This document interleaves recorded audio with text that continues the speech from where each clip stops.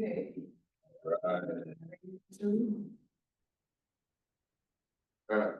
We have a shared vision in the Fern Ridge School District. Provide excellence for every student so that each will reach their greatest potential. We are always happy to have parents and other community members at our meeting. Thank you to the members of the public who have joined us. As a reminder, school board meeting work sessions are meetings of the board held in public, providing an opportunity to observe the board's discussion and action. In an effort to conduct official business, we ask that the audience be respectful and refrain comments and unnecessary noise while the board conducts the meeting.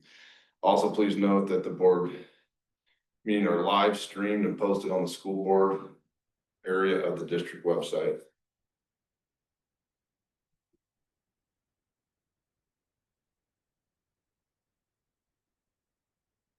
The rest of it's all public note stuff.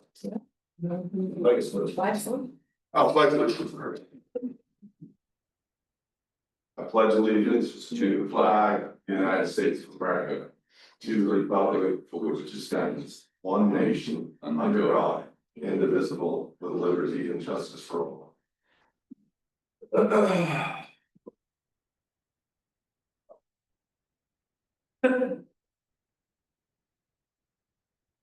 right.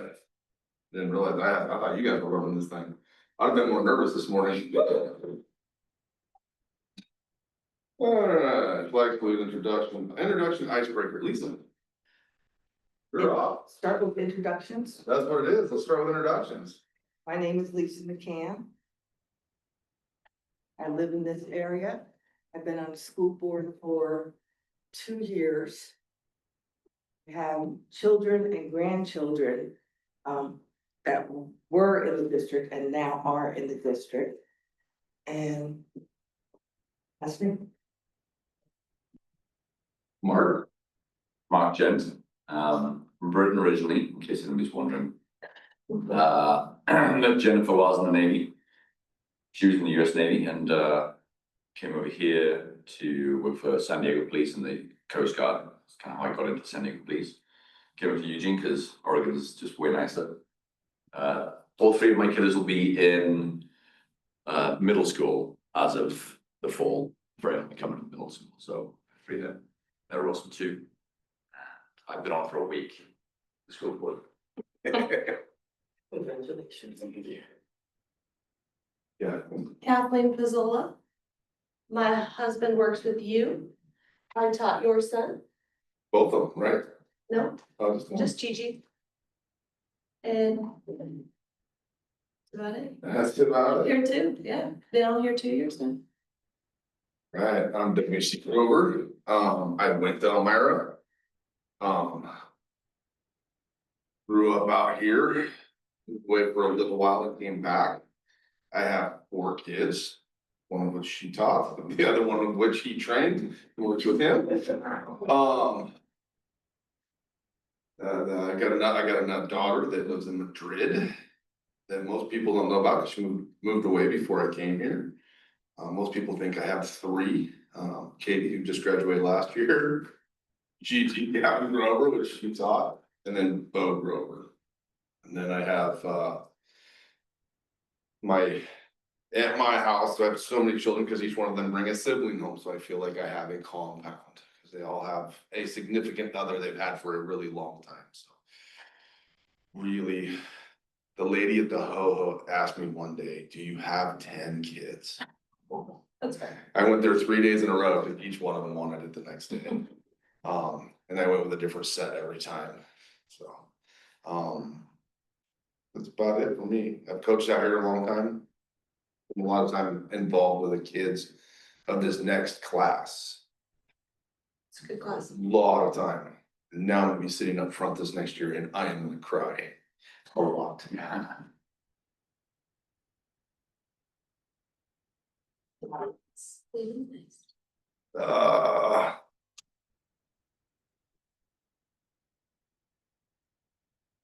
I honestly would like, I don't know, read.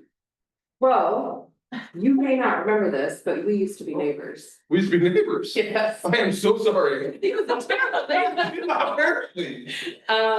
We our backyards butted up against each other over in the off Perkins. That's pretty cool. And the other side, And Placid, yeah, were you the first person who built the house back there? yep. Okay. Let's see, Carrie and Chris Yes, across the of street, course, Chris, yeah. really good friends of ours.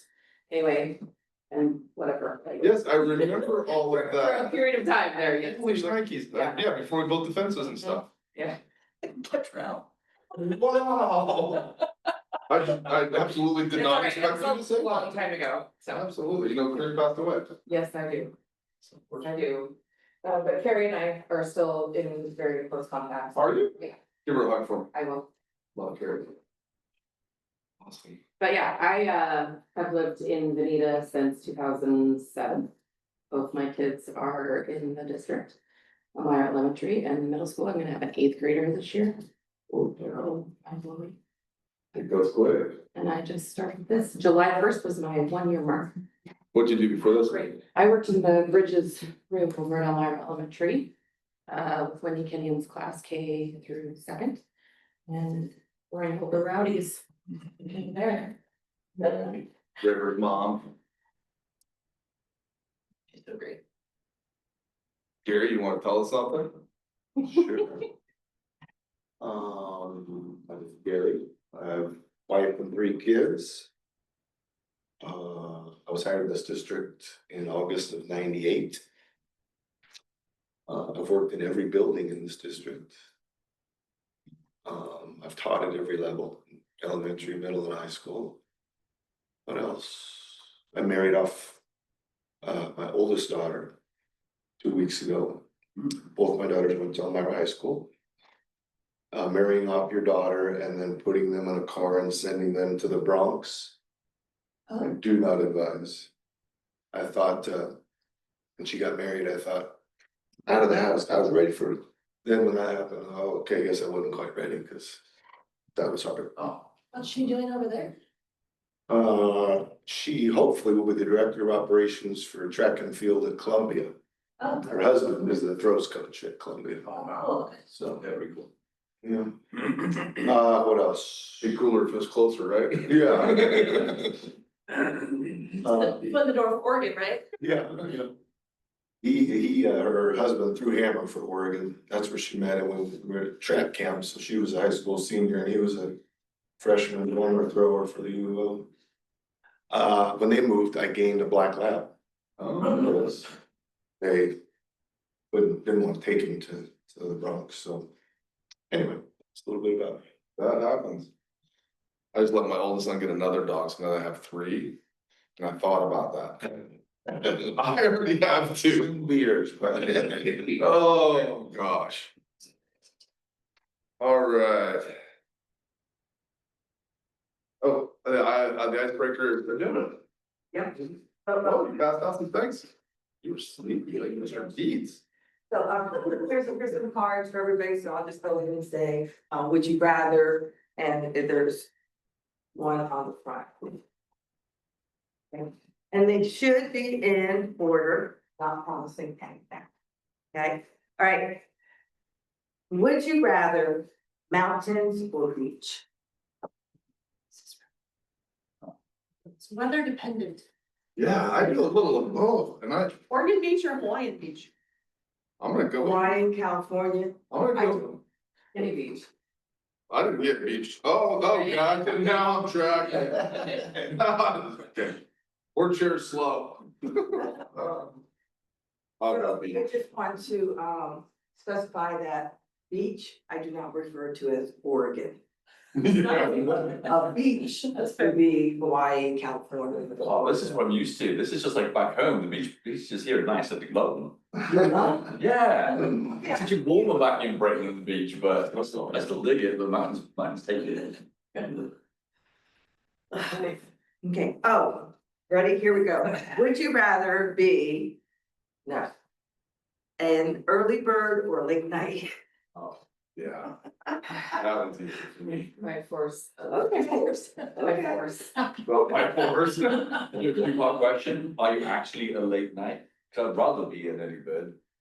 No, would you rather, oh, would you rather Okay. Okay, I Because get the that, fruits because and I then- would like. Yeah, like by four, that's reality. Let's be realistic. Okay. Yeah. That's why it's would you rather. Yeah. Yeah, I was kind of there. I'm not a morning person. The wife's like, you're gonna be up early tomorrow for this, and I'm like, it's only 8, but yeah. It's early in summer. Yeah, I know. Oh, yeah. Okay, would you rather be famous or not? I'm joking. I can say it. I mean, yeah, I mean, honestly, you know, I looked at it and I was like, that's a little arrogant, and I was like, you know what? It's you. Yeah. Yeah, embrace Yeah. it, bring it through. Might depend on what you're famous for. Well, yeah, exactly. Famous, not infamous. Yeah, I guess that's the truth. Speaking of, I have to show you something. Would you rather, do truth or dare? Oh. Okay. I need to do something. Oh, great. Oh. So in my younger days, definitely. Definitely, but now just telling the truth is very easy. There's another one. Would you rather go to college or trade school? And again, this is, would you rather? So Trade school doesn't have basketball. I would like to do this, but yeah, I would do this. I did that, so I'd like to give that one a shot. Oh, okay. Would you rather have Mexican or Italian? Oh. Yeah, Have you seen my name? well, Yeah. let's clarify, if I'm in Italy and Rome again? Yeah. If we are at Olive Garden?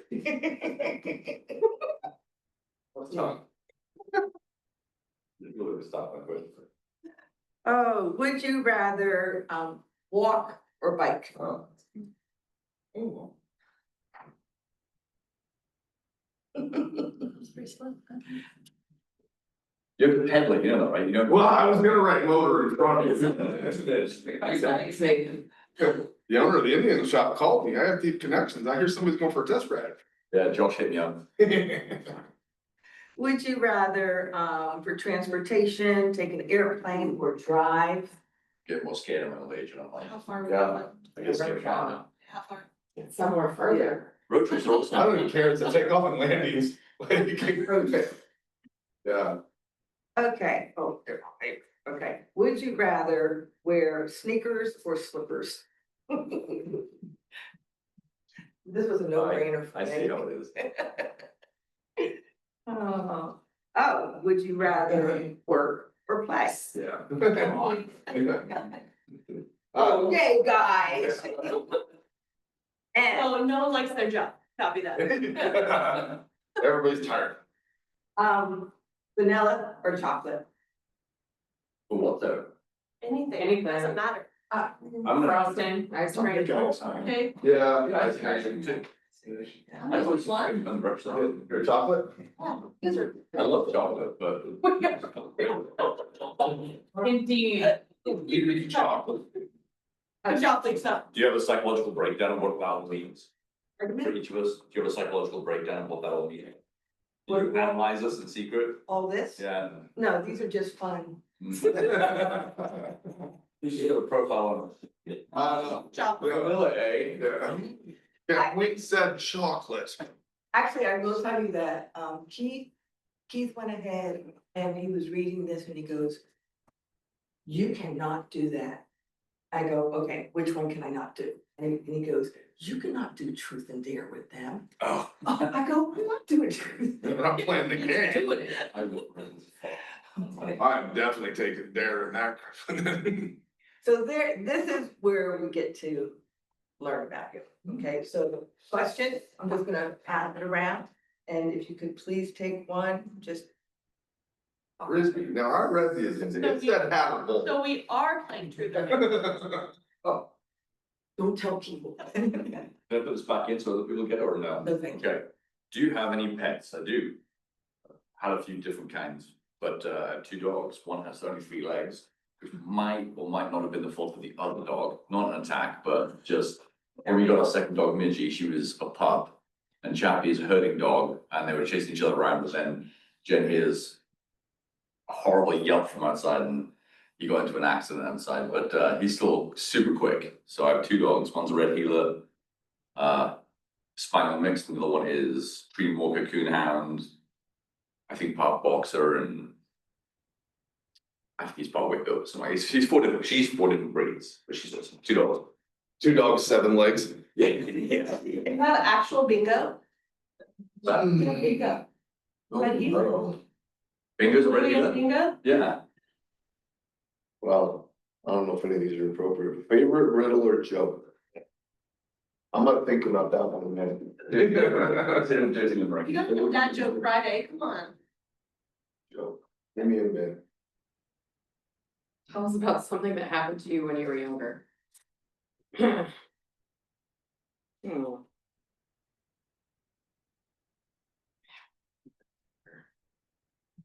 Wasn't that long ago, come on. At least it's calling you. I don't know why I'm thinking of this, but I almost got kidnapped. Oh my god. Oh. My parents had a Mexican food restaurant that was right on US 101 in Gold Beach, Oregon. And I'm an only child, so I entertained myself a lot when I was young. And I was out front before the restaurant opened, and a car pulled up and the driver got into the passenger seat. And the only reason I know this story is because one of my mom's friends was watching this happen before she came out. Was in the driver's seat, got into the passenger seat and was coaxing me into the car. I think I was probably 5. And she came flying out of the restaurant and grabbed me by the arm, pulled me inside. The guy didn't even close the door and sped off on the highway. I don't know why that's right. That's crazy. Wow. We're glad you're here. Yeah. Did they ever catch him or anything? No, Like- I think it was just Too quick. just too quick. Yeah. All right, I'll go back to mine. I don't even, probably none of my jokes. Pretty lighthearted there. It's a riddle, but I don't even remember how it goes. Maybe you guys have heard it. It's the riddle where the guy goes into a hotel and pays with like $20. Have you heard this? I'll email it to you. I'll find it. He goes and pays with $20. Let me see if I can remember. Oh, it was $30. The room was $27. And he gets $3 change. I'm gonna blow it, so I'll email you the riddle, because no matter how many times I read it, I remember you could dive in and get it all solved out. My brain still just can't comprehend it. So I will email you the hotel room riddle joke. You're smarter than me if you can figure out how it works. I'm hoping I don't get a joke one, cause I'm with you, I don't know about the appropriateness. We'll put it that job. Post anesthesia story? Mhm. I got one for all these guys. I honestly have never been under anesthesia. Wow. Hmm. Yeah, I think that's passed. yeah, I've never broken. I'll take another one. I needed that one. I got some good ones. I'm not trading with you because I wouldn't do it with yours either. What was your first car? My first car was an '87 Oldsmobile Cutlass Supreme. It was tan and I thought I was cool. Word. I love that car. Big old boat, held a lot of friends, back when you could haul friends. No, give her. Oh. No one wants You to. didn't have anesthesia, so I'm thinking anesthesia, I think. Tell us about a travel adventure. A college graduation present was to take my 90-year-old grandma back to Scotland, where she grew up. We flew into London, spent a day in Paris, and then drove all of Scotland. Popped into a pub in Edinburgh. And a couple of the old men there knew her and her dad's bakery, so that was super cool, yeah. York, my favorite place ever. It was cool. York's cool. Edinburgh's awesome. It's busy and dirty, so is You're Paris. around March there in the woods. Yeah. Oh. Okay, what is the most bizarre food that you've ever eaten? Okay, what that would be is dolphin. Oh, Sounds like an dolphin. Did it taste like what again? Did it come out of a tuna can or on purpose? No, it was at a seafood restaurant in Florida. Oh. But, so whenever I go places, I always like to try food, you know, either from that area or just something I'd never had before. And so I saw dolphin on the menu and I was like, oh, that's it. I said, I'll have dolphin, please. And I was so excited. She goes, it's not the dolphin that you think. And I went ahead, I go, it's not? And she goes, no, it's a fish or something like that. I said, that's okay. I've got the story. I'll still take it. Was it good? I don't even remember. I just got the story. I have the story. Mahi is also cool. Oh. Oh, big What fan. was blood pudding made out of? Is it made out of blood? Yeah, we call it black pudding. Blood pudding? Yeah, it feels like it's some different kind of grain into, and I love it. Some more, it's breakfast food. And it's actually made with blood? Yep, pig's blood usually fried up. I think there's some maybe oats in there, kind of like haggis almost, but not quite. When I see food shows, that's when I'm really thankful I was born here.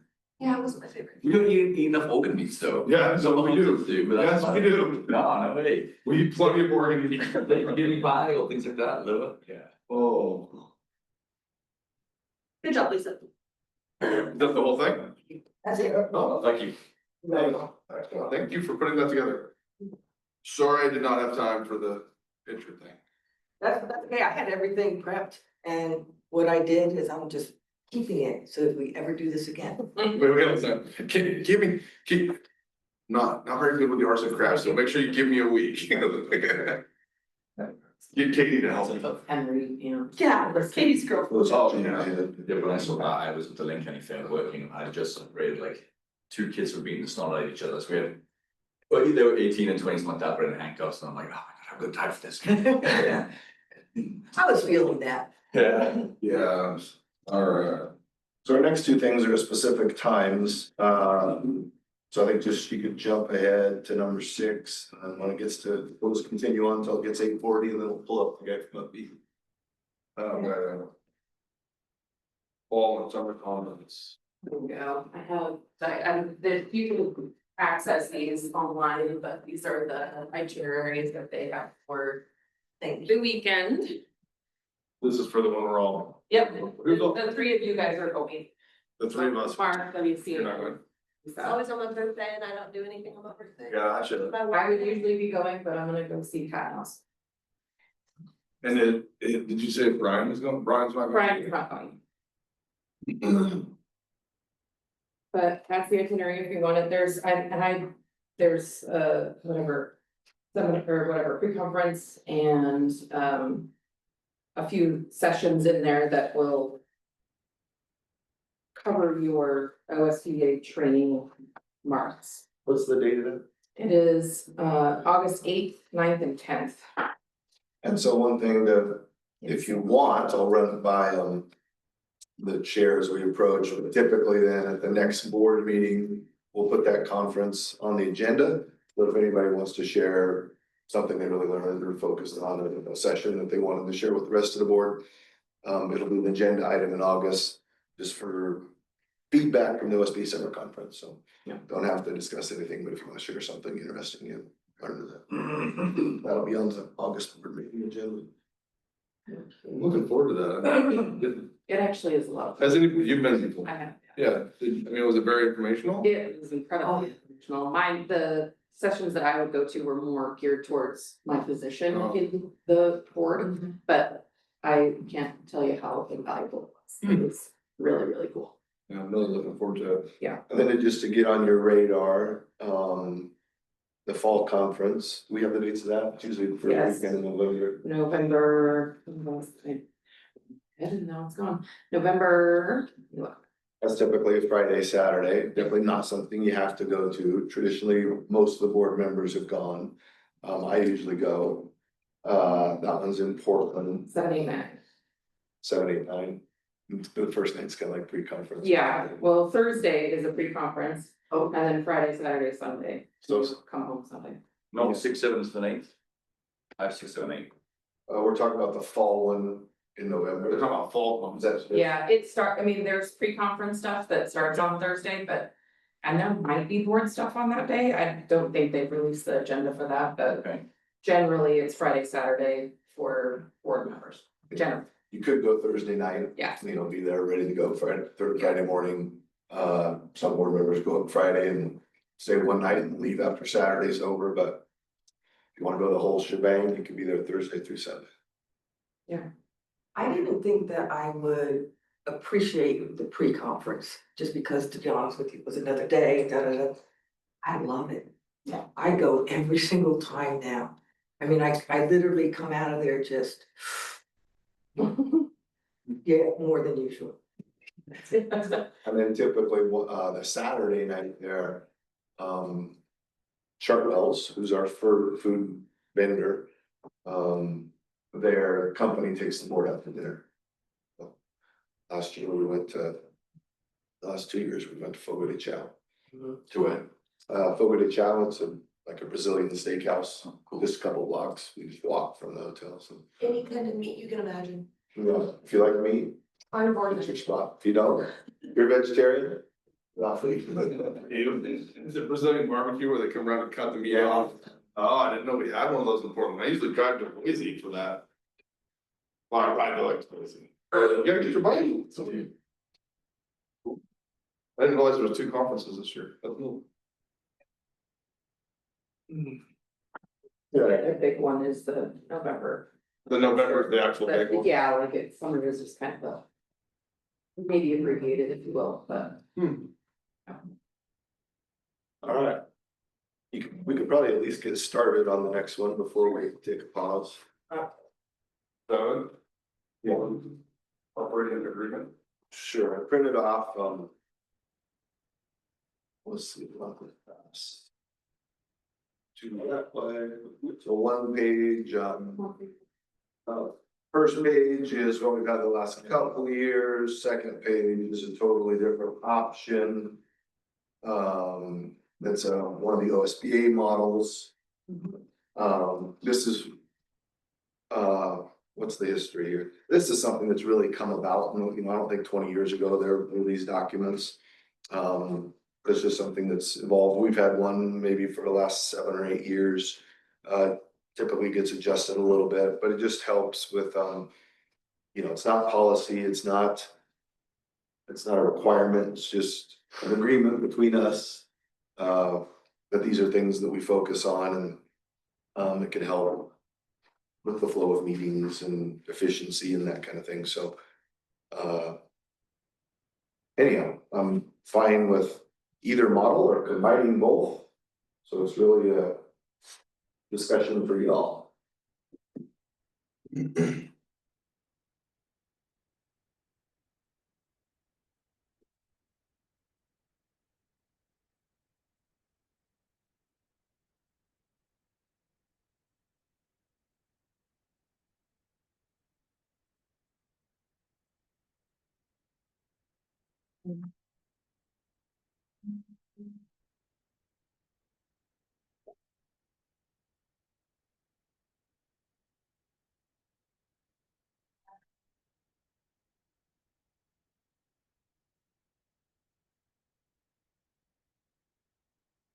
You decided right now, or June's meeting?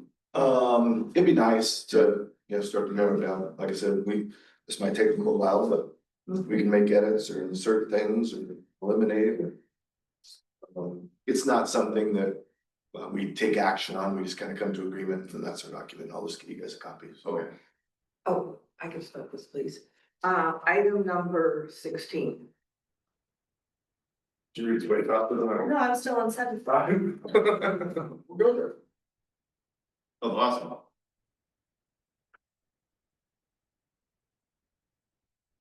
So this one we had to look at, right? We've already had this.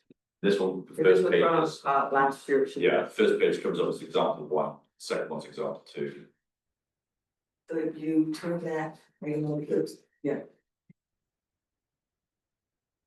All right, so, I would like. Are we just talking or are we making motions now? Just talking. Just talking. And we won't make, typically, we haven't made a Oh, motion on that's it. this, we won't even do it in August, we'll just come to agreement, and then that's it. Okay, okay, in the past, a member had abstained and it was frowned upon. We, as school board members, can vote yay, nay, or we can abstain. We can abstain if we feel, one of the reasons is if we don't feel like we have enough information, the right information, we have that right to do that. And there was wording put in here, I think it was last year, and I'd like to just talk about changing it. And 16, what's the wording? So what it was is, oh, I took out that last sentence. Let's see, board members will commit to voting for or against all actions proposed to the board. In rare situations, and you can abstain if acceptable. Okay, I just want to just be able to say, actually, I don't even think you need this. I don't even think we need this. Well, it tells new board members what we can do, because I wouldn't even have thought about abstaining, so, I mean. Well, you wanna get rid of it all, or do you wanna change it? Well, we've never had that, especially if you don't know it, keep it in, but just the language. Board members will commit to voting yay, nay, or abstain. Yeah, you can just, yeah.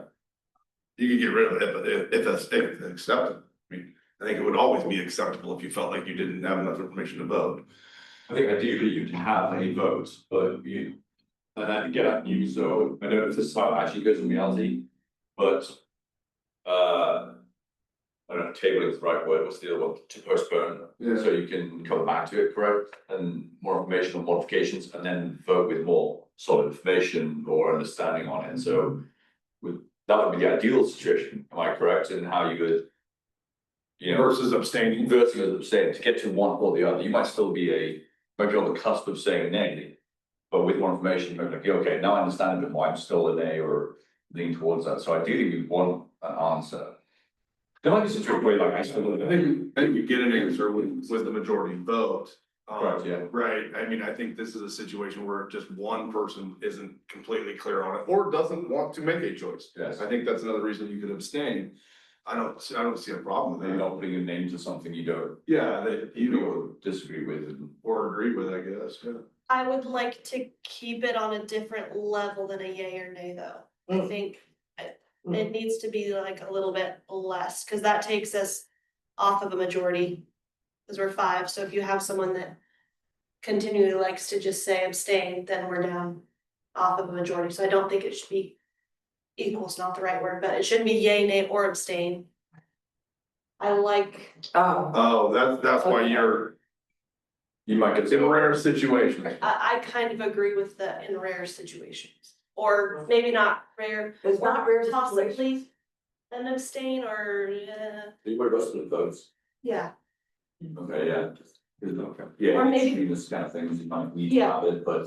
but I don't want it to be like Splitting, yeah, Mark's yay and I'm abstaining. Abstaining, yeah. abstaining.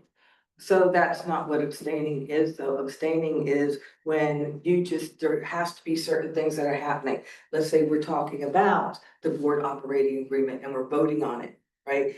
And anybody feels like they haven't had enough time or enough information to make a proper decision, then you can abstain. Mhm.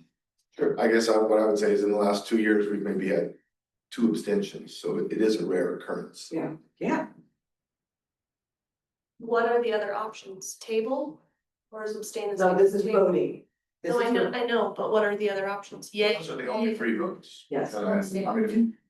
Good. Multiple, if one, you guys were all voting one way and I just didn't really have enough information. I could make a motion, we could pause to table it. Then we vote on that, no, we're not tabling it, okay, then I'm saying I'm abstaining, or you kind of, oh, I see what Gary's saying. Yeah. We're gonna abstain, or we're gonna vote, to table it to the next meeting, I'm gonna get that information. I think with the intent of this, certainly could address the piece of, know, I don't have enough information, but I would say that, right? I'm gonna abstain here. I'd say that in my description, I'm gonna abstain. I just don't have enough information. I wanna get some more, I wanna talk to some more people, read some more, whatever. I think what the intent was voting on, there's some issue, and I just don't wanna take a position. Yeah, I think that's what really abstain is for, because if you don't have enough information and you want to be part of the vote, then you would make a motion to table. Which, I mean, cause, and I read through that, I know what you're thinking, but cause yeah, the rule that I read, correct me if I'm wrong, at any time a member can make a motion to table, then the original motion goes on pause for a second. The members do the table vote, first, second, aye, nay, yay. If it wins, it gets tabled till the next meeting. If it loses, right, you move on and you finish the vote. So if you don't have enough information, I would think you'd wanna table it anyways, cause don't you wanna be part of the vote? Abstain would just be for, hey, I ain't touching this. Well, it could also be, I mean, again, that example of you four are kind of ready to vote, and I'm just not sure. I could make a motion to table, you voted, no, we're ready, we're okay. Oh, yeah. Now I'm gonna. Now I'm gonna abstain. Yeah, I'm gonna abstain. The other example would be, it's a conflict of interest, so. Mhm. Mark, for example, he's him, his wife is employed by the district, there'd be few things where it's approving maybe a classified contract or something that has relevance to his wife, that he would just abstain from the vote. That makes sense too. So, yeah, I think we all understand it, but you wanted to strike language, did you want, I mean, the language, you wanted to strike if acceptable, cause it's always acceptable. Is that what you're saying? Yes. I'd be on board with that. Or in rare situations, an abstention Or possible. something, only when.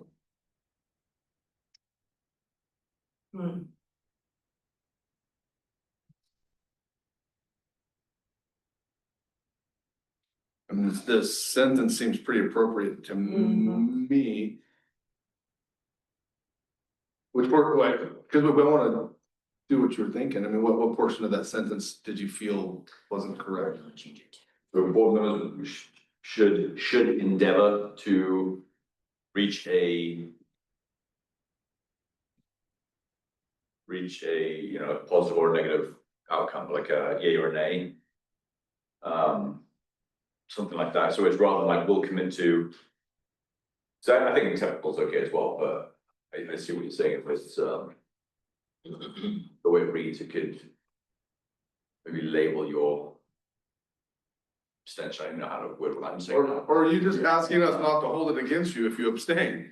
Good, I mean, honestly, it's what you're asking, I mean, this is just an agreement between all of us, right? This isn't a law, this is an agreement between all of us about how we operate.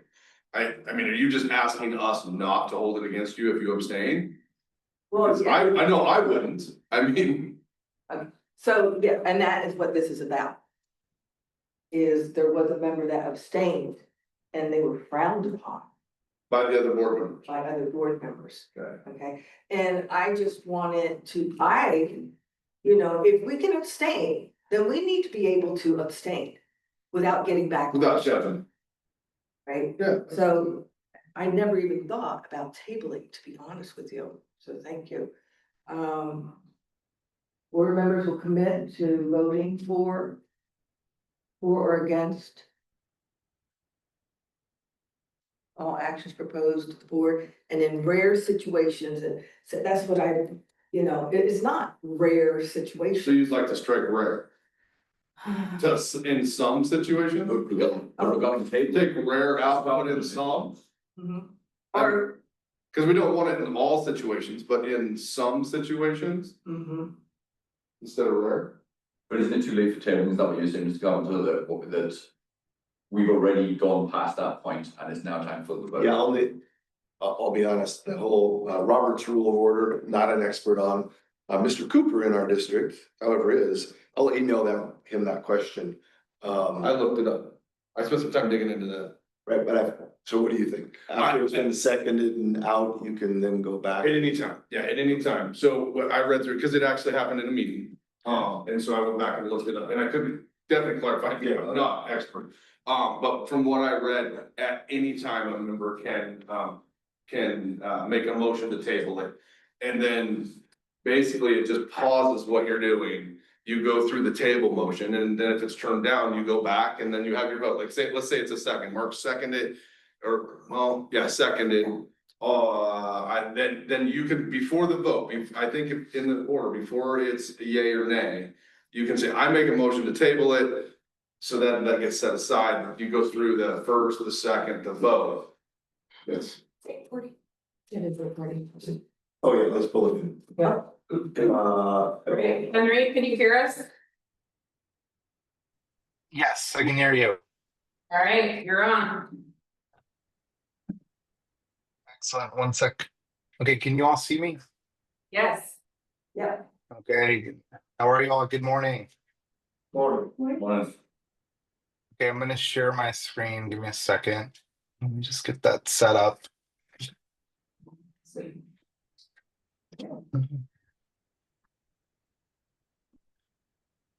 And can you all see my screen? Yes.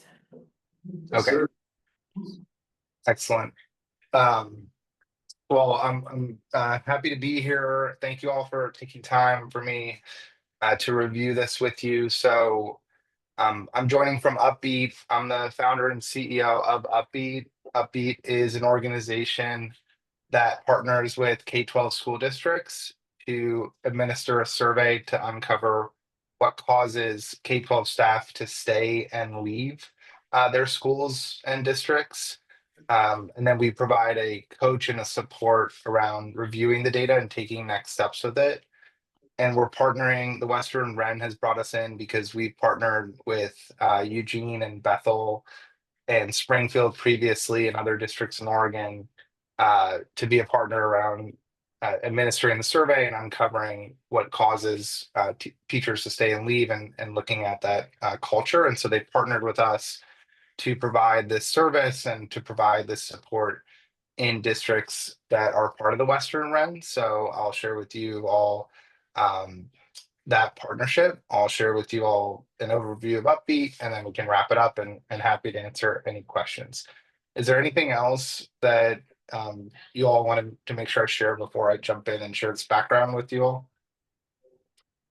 I don't think so, Henry. That was kind of the summary. Okay, thank you. All right, so again, partnered with the Western Ren. Their commitment, of course, is supporting teachers, throughout the career, recruitment to retention, and then they have a goal around strengthening educator morale across the districts in the Ren.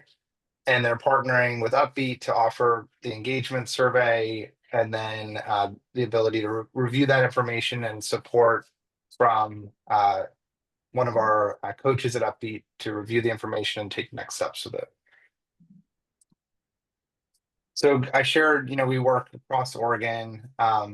We get really strong feedback from our partners with 100% sharing that the reports are high quality, 97% saying that we're giving them insights to help them accomplish their goals. And I always say that, if we're not helping our partners accomplish their goals, there's no reason for us to be a partner with them. So I'm glad to get that feedback. And then we're responsive as well to any questions or anything that comes up in the process to partner together. Our process, everything starts with the research around K-12 staff. So I was a middle school special education teacher, and I taught in schools where there was a lot of turnover. And so our goal is giving research-based information around what impacts K-12 teachers, K-12 staff to stay or leave. So every question in our survey is research-based. Every category is research-based, and we published research in September of 2024, where we analyzed 53,000 teacher survey responses, and we knew whether or not those teachers stayed or they left. And we updated our survey. So we removed questions that had no correlation to retention, and we kept and maintained the categories and questions that do clearly have a relationship to whether or not people stay. So that's really important for the employees that take the survey. They understand the goal of the survey when they take it. It's important for principals when they're reviewing the data. It's important for you all in terms of the clear goal around the survey. So that's where we focus, is making sure it's research based. And then we just recognize that principals have a number of competing priorities throughout the day, and any given challenge that might happen that day. And so anything new requires time to be able to sit down and review that information. And principals really appreciate being able to do that with somebody who's been a principal and been a leader and has kind of walked a mile in their shoes. And so we have 25 coaches who have been principals, superintendents, district leaders, and they partner again, really just to review the information and to help the principal take one or two next steps with that data. And we consistently stay in contact with district leadership, updating them on those conversations. And 92% of principals and district leaders have said that that meeting is either very helpful or extremely helpful for them to accomplish their goals. Again, the starting point is taking the time to review the information and being able to do that with somebody who can be a thought partner on taking next steps. In Eugene, they had 95% retention this past year. They had 94.9 the year before. We've partnered with them now for over 3 years, and we work in 30 states, and we consistently see again having this information that we know is related to staff retention, and then having a support to review it so that there can be steps taken at the school level and the district level has led to this kind of growth in a number of different partners. So this is the research that I was sharing that we published from the fall of 2024. So what you're looking at on the right-hand side, that 5.5, so that's the increase in teacher retention when this category improves by 10 percentage points on how teachers feel positively in those areas. So if teachers feel positive in belonging, well-being, and that increases by 10 percentage points, there's a 5.5 percentage point increase in teacher retention. That's from analyzing 53,000 teacher survey responses in a 2-year period and seeing if they stayed or they left based on how they responded to the questions in our survey. So there's tangible outcomes associated with improving in a category. And again, just recognizing that everybody is limited on time, we want to make sure that when leaders are focusing on areas, they will make an impact. And this is really important for buy-in. It's also obviously really important for having real outcomes come from the work. So you can see belonging, well-being, self-efficacy, satisfaction and purpose, parent-teacher communication, autonomy. So these are some of the areas that we're looking at, and we know are working conditions that do impact teachers' decisions to stay or leave. We also know, so we have an engagement score. So it's basically if people respond really positively, they're going to have a higher score. It's out of 100. That's their engagement. And if they respond negatively, they're going to have a lower engagement score to the survey. And so when it is higher, there's higher teacher retention in terms of the engagement average. And when it's lower, there's more turnover. We also know this impacts student performance. So, when teachers are excited to come to school, when they're energized or motivated that day, they're going to perform better in general. And we know that when the engagement score increases, student performance increases. We also recently completed and published a study analyzing 700 additional schools. And we saw this relationship between more engaged staff and higher student performance. We also looked at 3 years of our data, and we did see that increase in retention that I mentioned in individual categories. We've seen the student achievement impact. We also know there's cost savings around the recruitment costs for replacing staff that come from having stronger retention. And then, this is something that's being funded by the REN, again, with their goal to strengthen and support educator morale and retention. This aligns with the reimagined accountability framework. So we're providing timely and actionable feedback. We're supporting data-driven planning, collaborative decision-making, and then ensuring that it's goal-oriented. So that's another piece of this. And then these are the districts we work with in Oregon. So, Columbia Gorge, ESD, North Wasco, Hood River, Bethel. We also just partnered with the Northwestern Regional ESB as well. And then what's part of this is 2 engagement surveys, fall and spring, providing this report back, supporting district level action steps, also providing exit surveys and analyzing those results, and then meetings to action plan at the school level as well.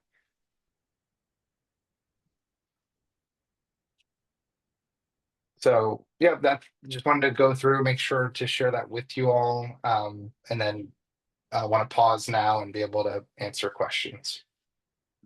I have a couple questions, Henry. Could you just kind of, you summarized it right there at the end, but in general, this survey on staff satisfaction, that kind of thing, it's a fall and spring. And you consistently said teachers, but is it just teachers, or do secretaries, custodians, aides?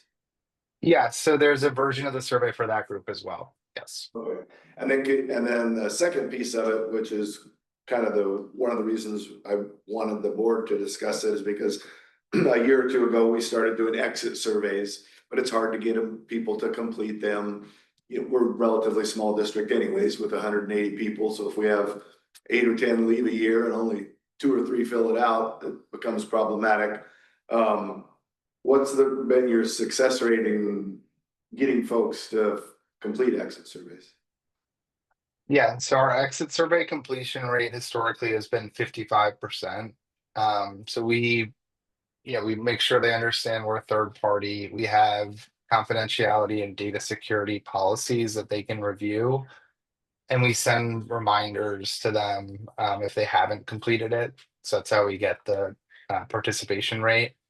So if you have 10 to 12 people leave, we would need to get that above 4, because we don't display data in a grouping below 4 to protect anonymity for the people that respond. So, we would hopefully hit that 55% mark, and you'd have some data up for why people left. Thanks. Anybody else have any questions for Henry? We'll talk about this more later today, but I at least wanted to. Maybe not for Henry, but is this something we're currently doing or something we're talking about starting? We're not using this group. We do exit surveys. That's right. We do staff surveys in different ways, building level, principals. At the end of the year, every principal did a building survey this year, just kind of on climate. But the difference, I think, what Henry, a lot of times as building principal, I put out a climate survey. They're questions I created that probably don't have as much validity to them. Secondly, I review them and that's it. What's the action? But with Step Up, like you said, we'd have someone meet with our principal, analyze their data. How does it compare to all these other thousands of schools? Here's the things my data tells me that at Fern Ridge Middle School is going well. Here's some things that I might focus on based on the climate survey. So it's a little more coaching for the principal to give them something actionable to make progress on. Is that a decent summary? Yeah.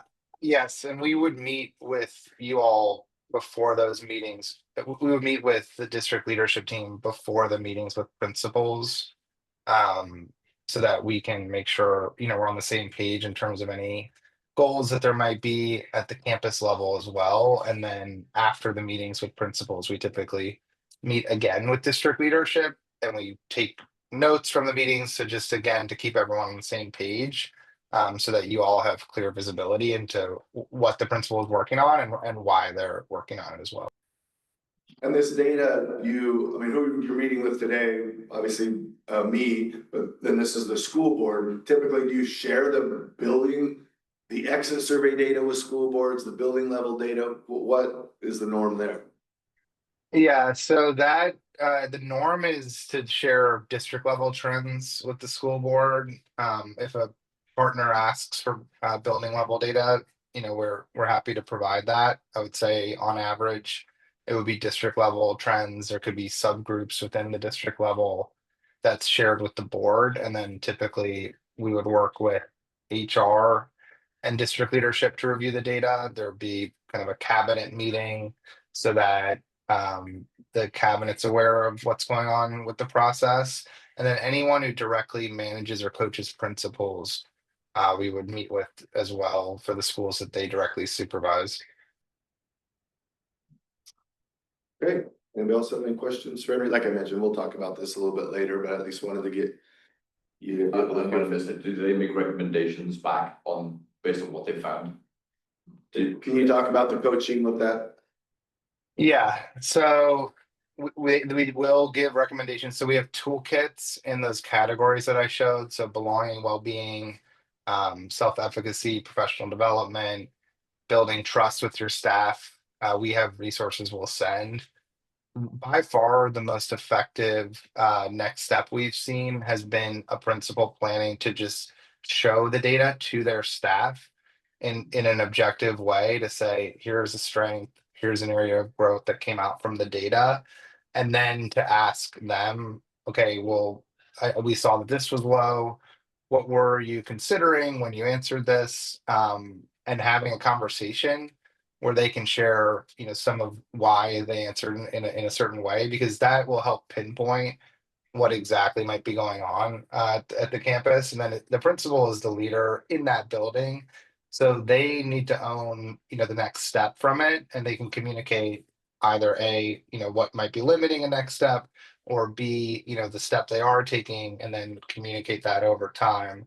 But just getting input, again, it's in our research, but getting input from staff around some of those school-wide conditions can really help in terms of taking the next step. And then they have buy-in in terms of the process there. So that our coach will work with the principal on a step there.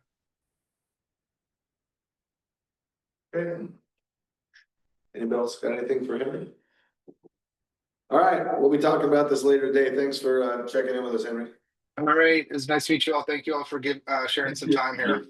All right. Thank you. When it comes up, I just like to know the history of how we got here. Yep. Yeah. Okay, we got Kristen in 3 minutes. Everybody need a break or? I need coffee. Okay. Is there coffee in the building? There is a curator right in this one. I don't use that thing. It would be another. It's functioning. I don't know if I should probably keep it needs water. There'd be another break coming up, like a natural break. Or now. Well, she's coming on in like 2 minutes. Chasing the ghost. Oh no. Clark.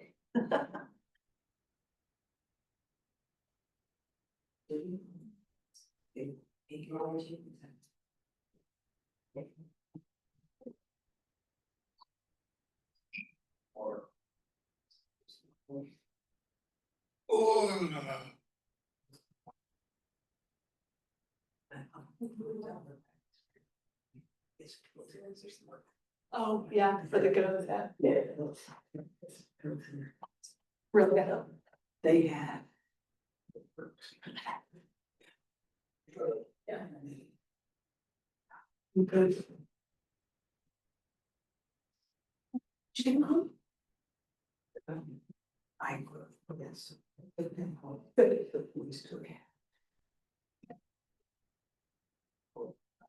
No.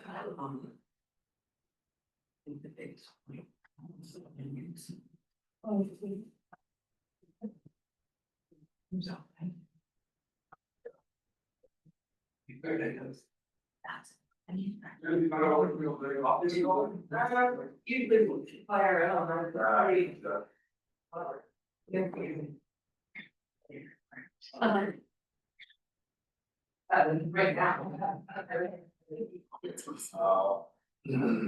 Still a lot of good work in Mr. Collins. That's great. Uh-huh. Just about. Yeah, just to make sure.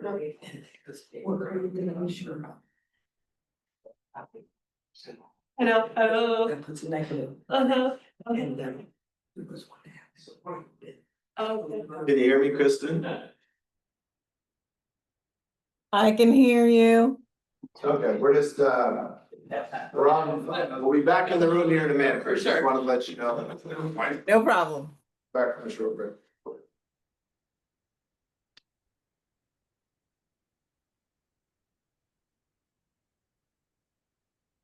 working now. Okay. Gonna take, oh. Oh. Oh, good. Oh, wait, not me, Mark's gone.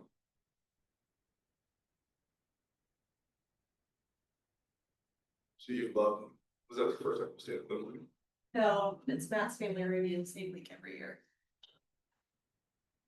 Wow. I love these things in each area. Yeah, we always give the group spot across from the lodge in the hill there. So dusty though. Yes, It's I got it, for 2 years with a boat, before I learned that it was a directional link. But for 2 years, there was that kind. There were so many of them. A directional link? Yeah, so you can only, like, if you ski or wakeboard or whatever, you can only do it one direction counterclockwise. Yeah, and if you should, there's no signs, it's just people here to know, you should know. Yeah, so then you're this guy that's doing it. You don't understand why everybody's so mad at you all the time. Stop flipping What me. lady is that? Blue light. Oh, okay. How smart of them. That seems like that would, I mean, either eliminate problems or maybe cause more, but. Seems like. What you do is, I mean, you have people even flying all different Yeah. directions at you. That's, no, I think for sure.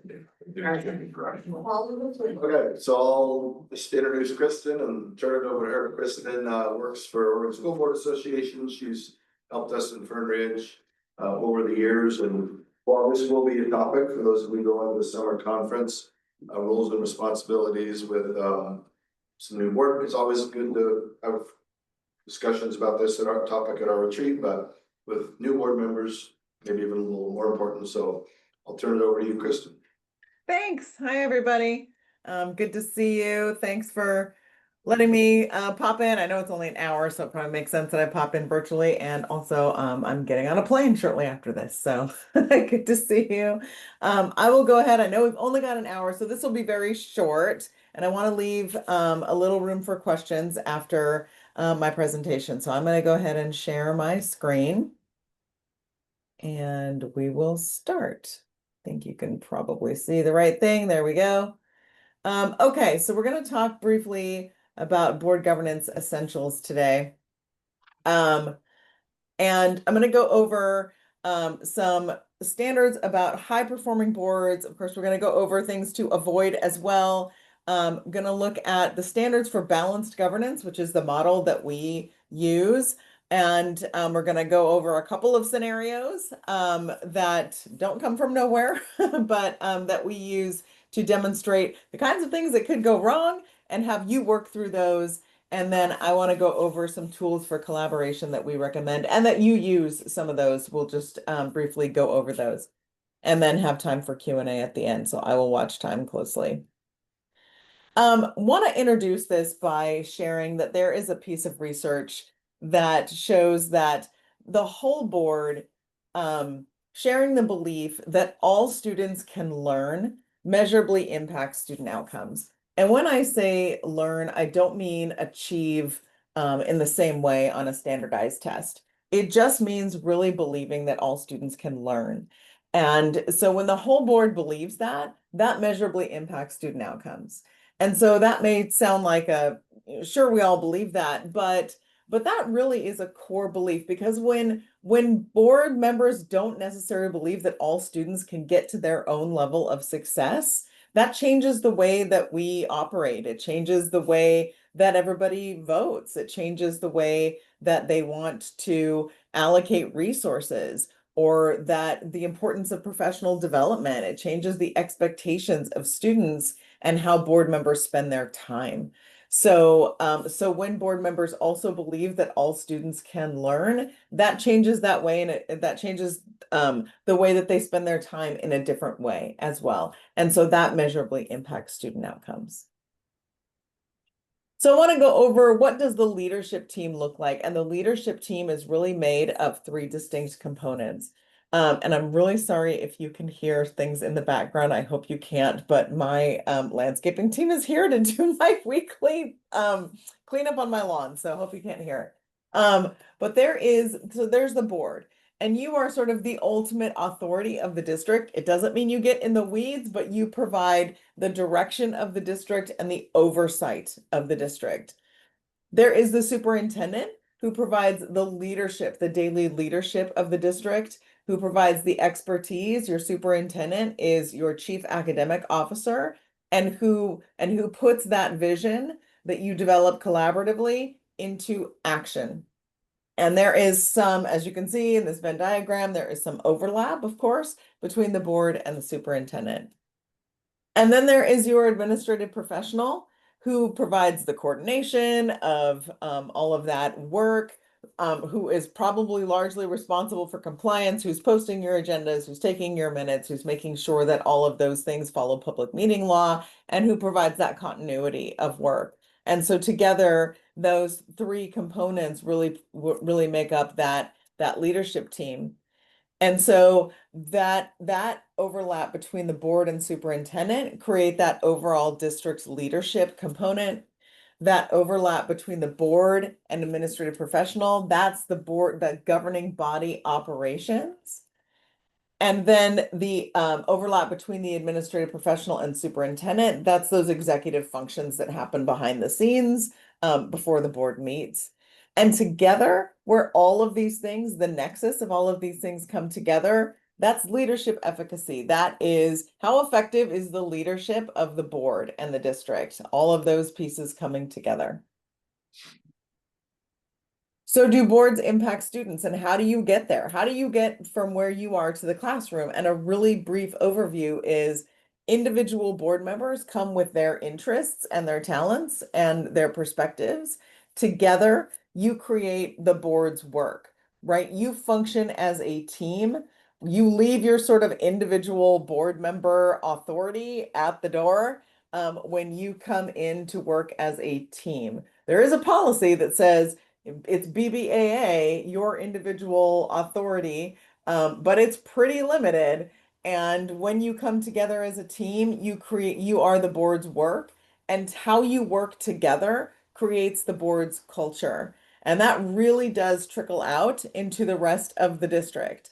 And so your culture on the board, how you interact with each other, how you work together, how you demonstrate leadership, trickles out into the rest of the district and creates that culture. The culture of the district really influences classrooms.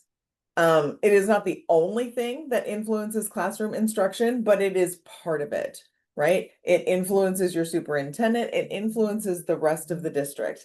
And we know that classroom instruction is the thing that impacts students the most, right? I mean, that how they interact with their teachers, what they're learning on a daily basis, that impacts students.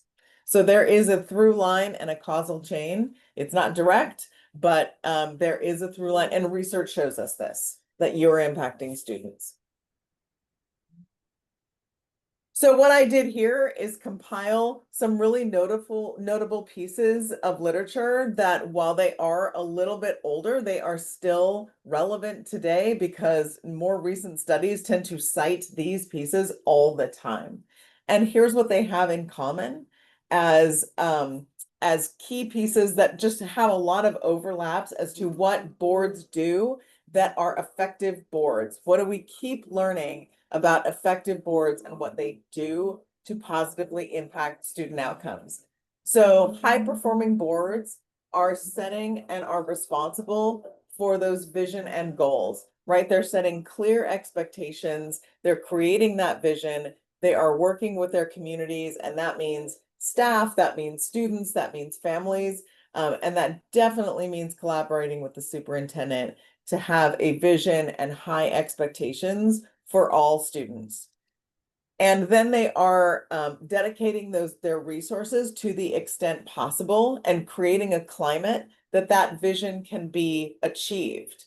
They are aligning their resources toward those strategic priorities that are part of that vision. So when you set, here's what's important to us, here's what we want to achieve in order for our students to meet their own goals, how can we allocate resources to those strategic priorities? And Providing for staff development is part of that. Creating a sense of urgency is part of that. And that does not mean driving panic. It just means that like this is important to us and we're going to keep expecting that the work move forward in that way. Data and monitoring means holding the system accountable. So what does that mean?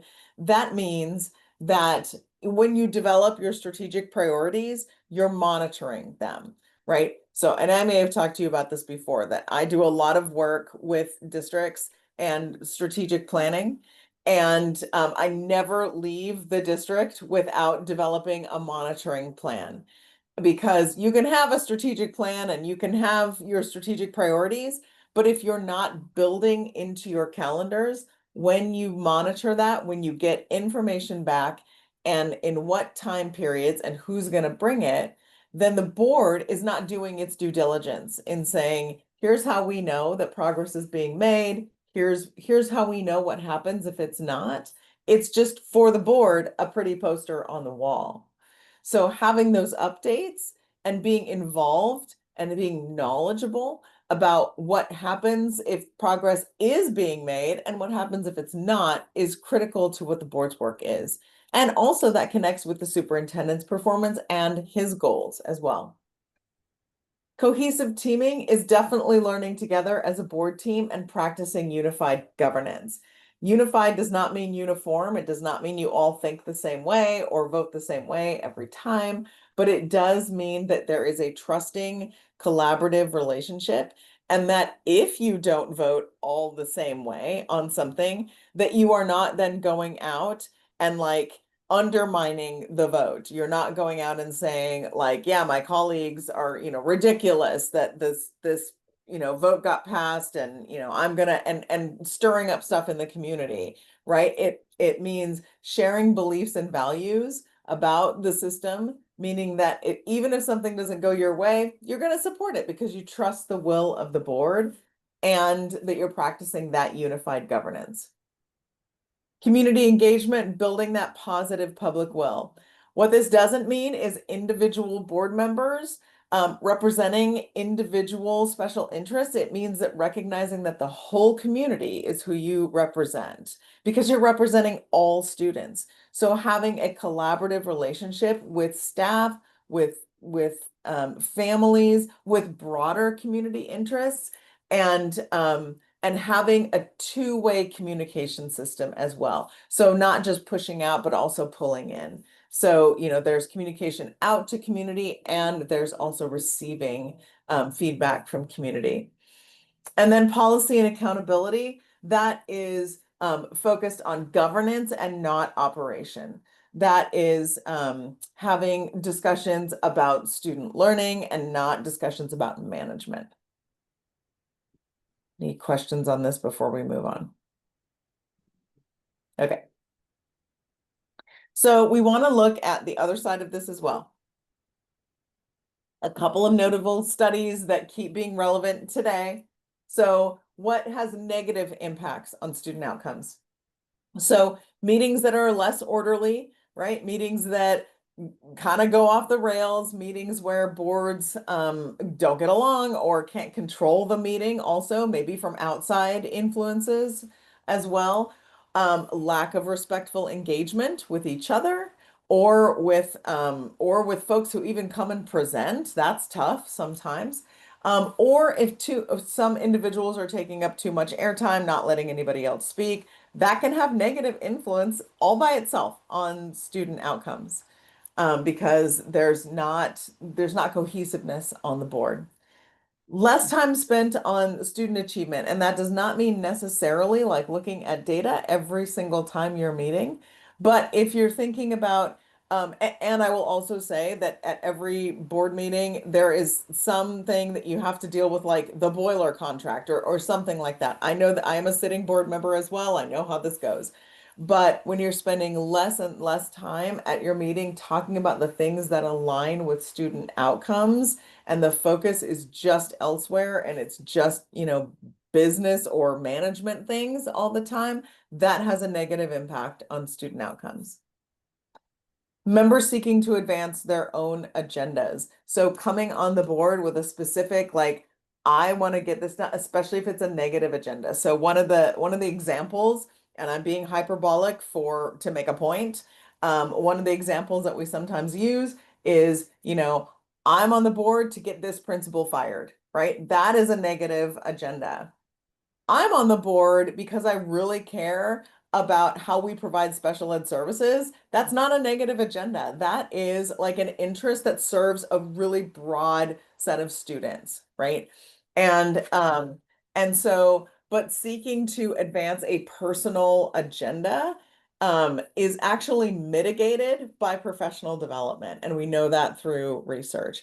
But members seeking to advance those personal agendas can have negative impacts on student outcomes. Less effective working relationships with each other, that is not a positive thing. Less reliance on your superintendent for advice and input. So if you're not treating the superintendent like your chief academic officer, that has negative impacts, and less focus on governance and more focus on management. Being only vaguely aware of what's going on in the district. So if you don't know what's happening, and you're not reading your board packets, or you're not really knowledgeable about district initiatives, obviously you're not really fully doing your job. Making excuses, externalizing things, having very little communication, or blaming students as the cause for lower performance, right? If only those kids, that kind of thing, obviously can have a negative impact. That one is probably pretty self-explanatory. Micromanagement, we talk about that one a lot, getting into the weeds. When staff don't know what the board does. So it's important that not only does the community understand what the board role is, but the staff understands that as well.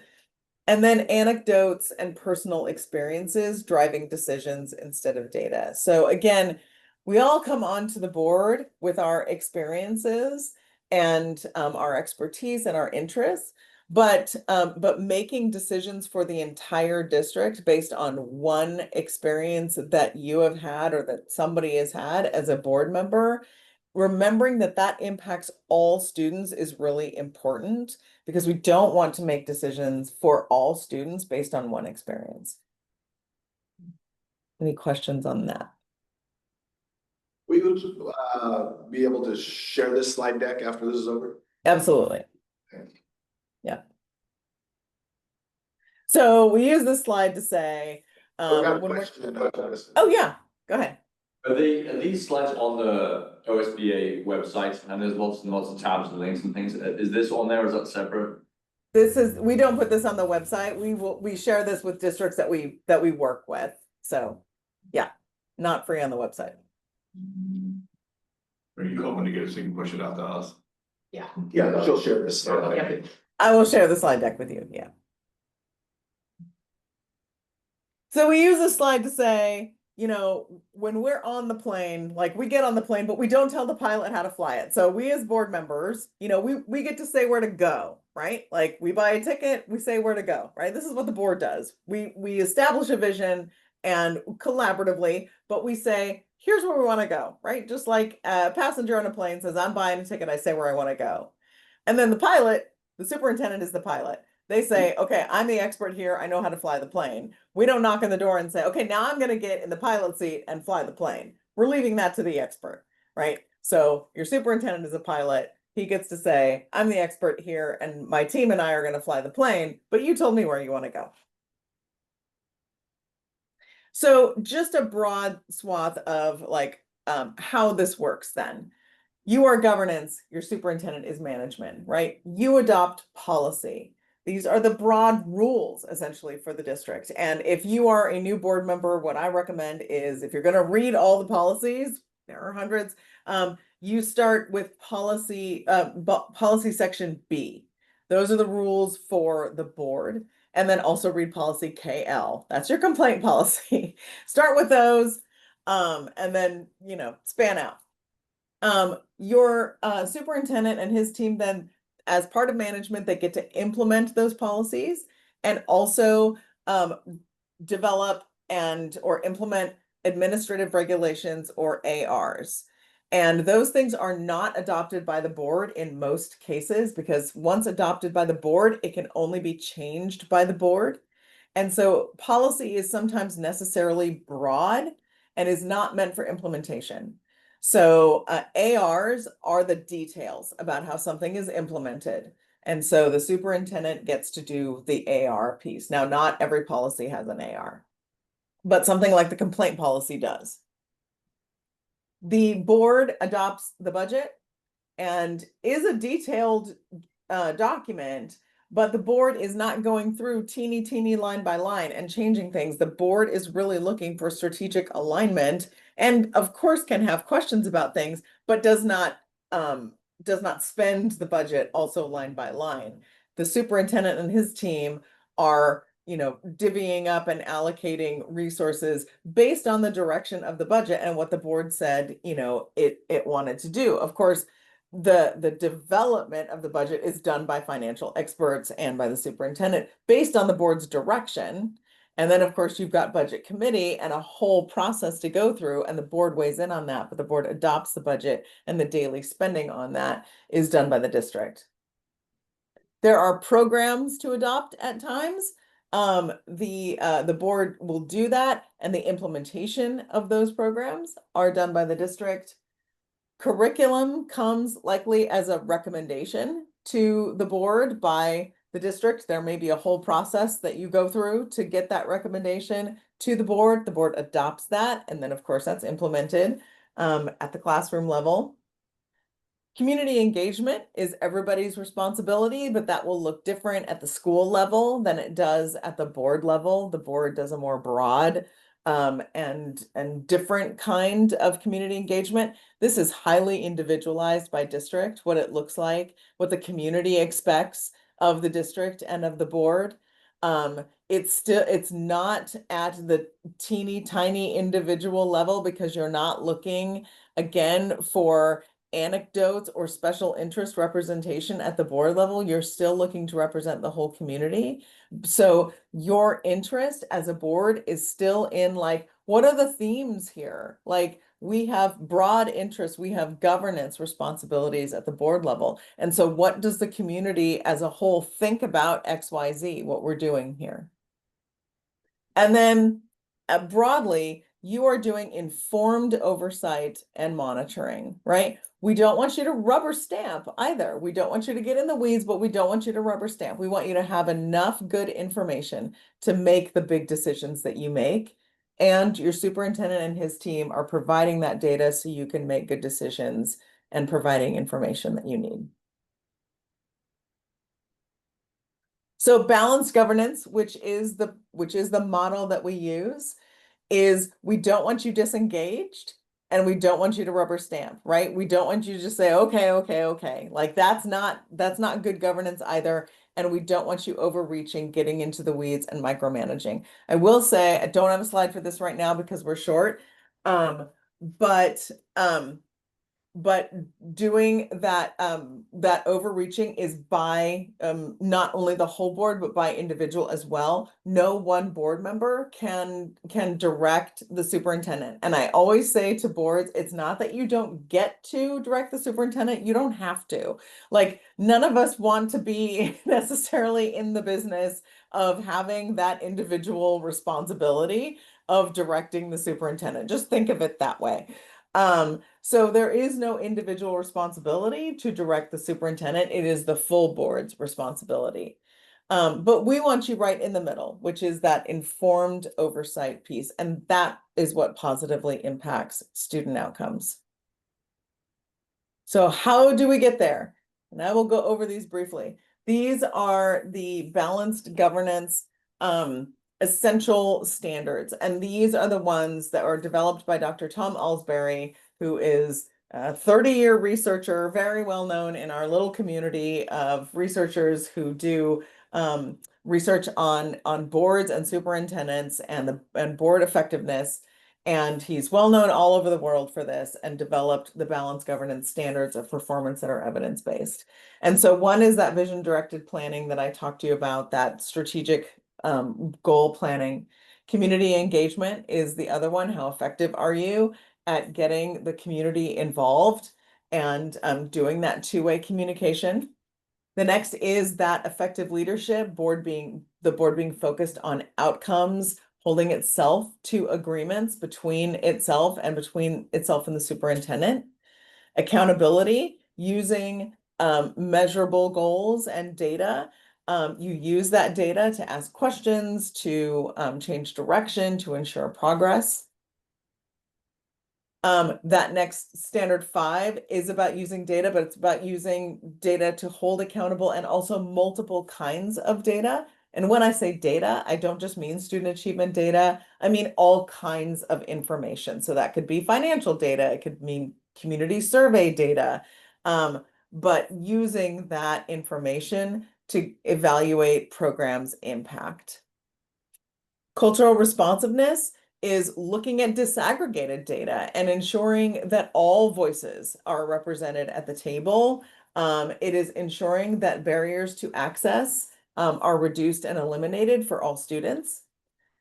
Culture and climate is recognizing success, modeling respect, ensuring a safe, inclusive model for all, and that's staff and students and families and community. Being a learning organization, supporting staff and yourself in learning and reflecting and using that reflection to guide continuous improvement and supporting that cycle of continuous improvement and reflection and professional development. And then systems thinking, leveraging strengths over here for the rest of the district and also not taking problems here and moving them over here. So looking at long-term impacts and cross-departmental effects of decisions. Innovation and creativity, knowing that you can solve seemingly intractable problems or new problems in different ways, and looking at impacts before expanding anything or before reducing anything. Board member conduct, ethics, and relationship with the superintendent. This is sort of our traditional roles and responsibilities. So roles are clear, communication is respectful, you follow your agreed protocols. That's that, here's where the board ends and the superintendent begins. And then budgeting and financial accountability. The board is good stewards of the money and expects the superintendent and their team to be as well. The budget aligns with the board's priority and is student focused. If we had a longer time together, I would stop between all of these. I would ask you what you were doing well and what you wanted to work on. We would spend a bunch of time going through all of these, but again, I will provide you these slides, and at another time we can dive into any of these that you want to work on. So I have a few scenarios for you that we can go through. I picked the most fun ones.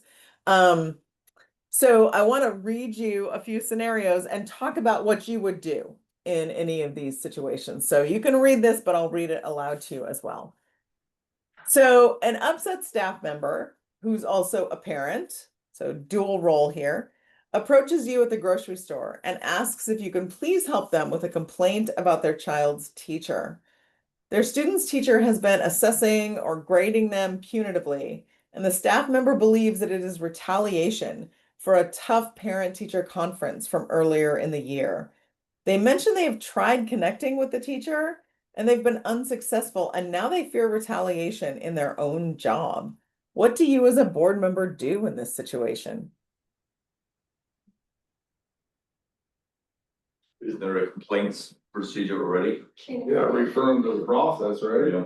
I mean, there's gotta be a process for where that starts, and I would assume that would be superintendent. Building principal. Building principal, yeah, then superintendent.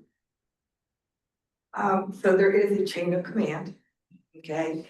And with this scenario, it would go to the teacher first, principal, superintendent, and then the board. And the thing about chain of command is that it should never get to the board, because through the teacher, the principal, the superintendent, it should get dealt with. But you direct them to that, because they know you're a board member, they're trying to either probably innocently not subvert that, but innocently go to you guys because they think it can happen that way. Or maybe it is you know, kind of a selfish, like, hey, I know this person, I can get some action, you just redirect them back to the process. So chain of command, the other thing is we can talk to anybody, well, I'm not gonna say that, but we can talk to people. For sure. We can talk to people, but when it comes to the school board position, it's a matter of, if you're somebody that's coming forward to me, you know, I will tell you, Mark, I said, you can talk to me about anything. Here's the thing, if this is school board related, this is something that needs to go to the whole school board. Yeah. So we can discuss it as a whole. And then I always explain about chain of command. Have you, blah, blah, blah, blah. Yeah.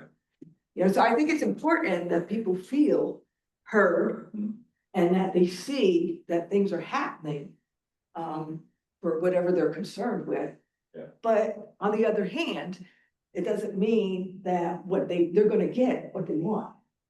But we will listen. You obviously listen to them and not just fob them off, send them straight to the process. But I haven't read it fully, I know there is a process, but if they do fear, if you try to direct them back to that teacher, that's the problem, they've already tried that, or they may not feel free to do so. I don't know if there's like an ombudsman or another point of contact or another teacher. I don't know what the practice actually lays out, if there's a different teacher they can speak with, or if there's department heads that they can go to instead of going straight to that teacher. Because that would make sense when people have an issue at work. I speak with that supervisor. If the supervisor is the problem you've tried and tried, usually we go to somebody else, but then still go through the chain. So is there something like that where the teacher in question can be sidestepped? Is that the principal? Would it be the principal? Or I would it think be? we have, like I said, policy is, we want to solve problems at the lowest level. Yep. So it depends on what the parent told me. If the parent, said, I met with the teacher 3 times, it hasn't gone well, oh, sure, we're going to the principal. If they haven't met with them, which sometimes we get, well, I'm just uncomfortable meeting with them. Okay, the principal will join you, or, you know, can that work? So we definitely want to have the conversation at the lowest level. Sometimes when I first hear about it, or principal first hears about it, those have already taken place. Okay, let's get with the principal, see what the issue is. Yeah. And try and solve it there. Nope, that didn't go well. Principal tell them, okay, you know, I looked into it. Here's what I think, ABC. Parent says, I don't like ABC. I don't think that's the right solution. Okay, well, you know, that's the principal's opinion. We'll send you over to talk to Mr. Carter. Yeah, okay. There is one last piece to that is ODE. So if it gets to the school board, they are still not happy, they can go to Oregon Department of Education. Yeah, it depends on the topic. There's some things ODI is not, but if it's around, Kristen probably knows, but there's a couple topics, student safety or a few issues that Division 22 standards is one. So if it's some issue that falls in that, then ODE can act on it. Again, above the school board, but I've never experienced that. I've experienced very few complaints that have gone even to the school board level. You know, 9 times out of 10, they're solved. I would also say there's an informal and formal, right? Informal is you have that conversation and they, okay, I'll go talk to the principal. And then I'm gonna go talk, that's the informal. Formal would be, I'm filling out, I'm going through our district complaint policy. Here's a complaint, I'm submitting it. Now we've got timelines to be, you know, I need to respond within 10 days. Sometimes I might elect to hire an outside investigator to come in. This is gonna take a lot of time. I don't have the time right now. We're gonna hire somebody to interview the family, interview the teacher, the principal, make some recommendations to Mr. Carpenter based on kind of this situation. Here's where I think the parent's off base. Here's where I think the school could do better, or vice versa. And then they get some response to that complaint. They don't like the response, then they would go to the school board. So there's definitely, I mean, there's the informal concerns, complaints, conversations happening weekly, if not daily, in all our buildings. But then there's also this formal processing. Yeah, there are some Division 22 complaint or issues that they can go through ODE for, and like Gary said, that's rare. It's not everything. There are just a few things, and I'm looking at your AR right now. at some point, it does become, or it can become immediately a formal, there are timelines associated with this where the complainant has some timelines, the district has some timelines to follow, and then the board has some timelines. Some of these things can happen in executive session if it requires it. So yeah, and then depending on what the complaint is, it falls at different levels, right? Like if the complaint is about the superintendent, it goes straight to the board chair, right? Like, but it is and I think it was Lisa that just said this, or Gary, but I don't know. But the goal is that every complaint be solved at the most local level. The goal is that hopefully complaints never come to the board, right? And so when you are talking to somebody, it is okay to have empathy, yes. But what you don't want to do is also sort of agree with their complaint while you're listening, because then it sounds like you've solved it for them. And they do need to go through that process. And I say this to every single board. Nobody knows what a board member does, and neither did you before you got on the board, right? Like most people think about board members like they think about legislators, right? Like you come with a platform, you get to advance that platform as an individual, you get to talk about your fellow legislators like negatively, like that is just not how we operate as board members. And so whereas, legislators get to hear from constituents and get to go like solve their problems individually, that's not how board members operate. And so, and nobody thinks about that in a malicious way. That's just kind of, maybe that's an intuitive way to think about board members. And so a lot of what sometimes we end up doing is, and I know that I as a board member have done this, is explain to folks like, this is actually how the board operates. And I can't get involved at this level, but here's the process. And a lot of it is guiding folks to the process, which sometimes feels a little bureaucratic, but that is the process. Because if we end up helping folks that we know or who ask us for help, but not other folks who don't, then we're creating inequities in the system. And nobody got on the board to create inequities in the system. So everybody has access to the exact same process, which they all need to go through. And likely there are, the vast majority of things just get solved. And so, so it's fine to be like, I hear your frustration. Let me, what have you tried? And let me tell you where to find the process for next. Here's who you would talk to. And if you want more information on that, like, here's KL or whatever. And here's how you access it. Your policies are super easy to find.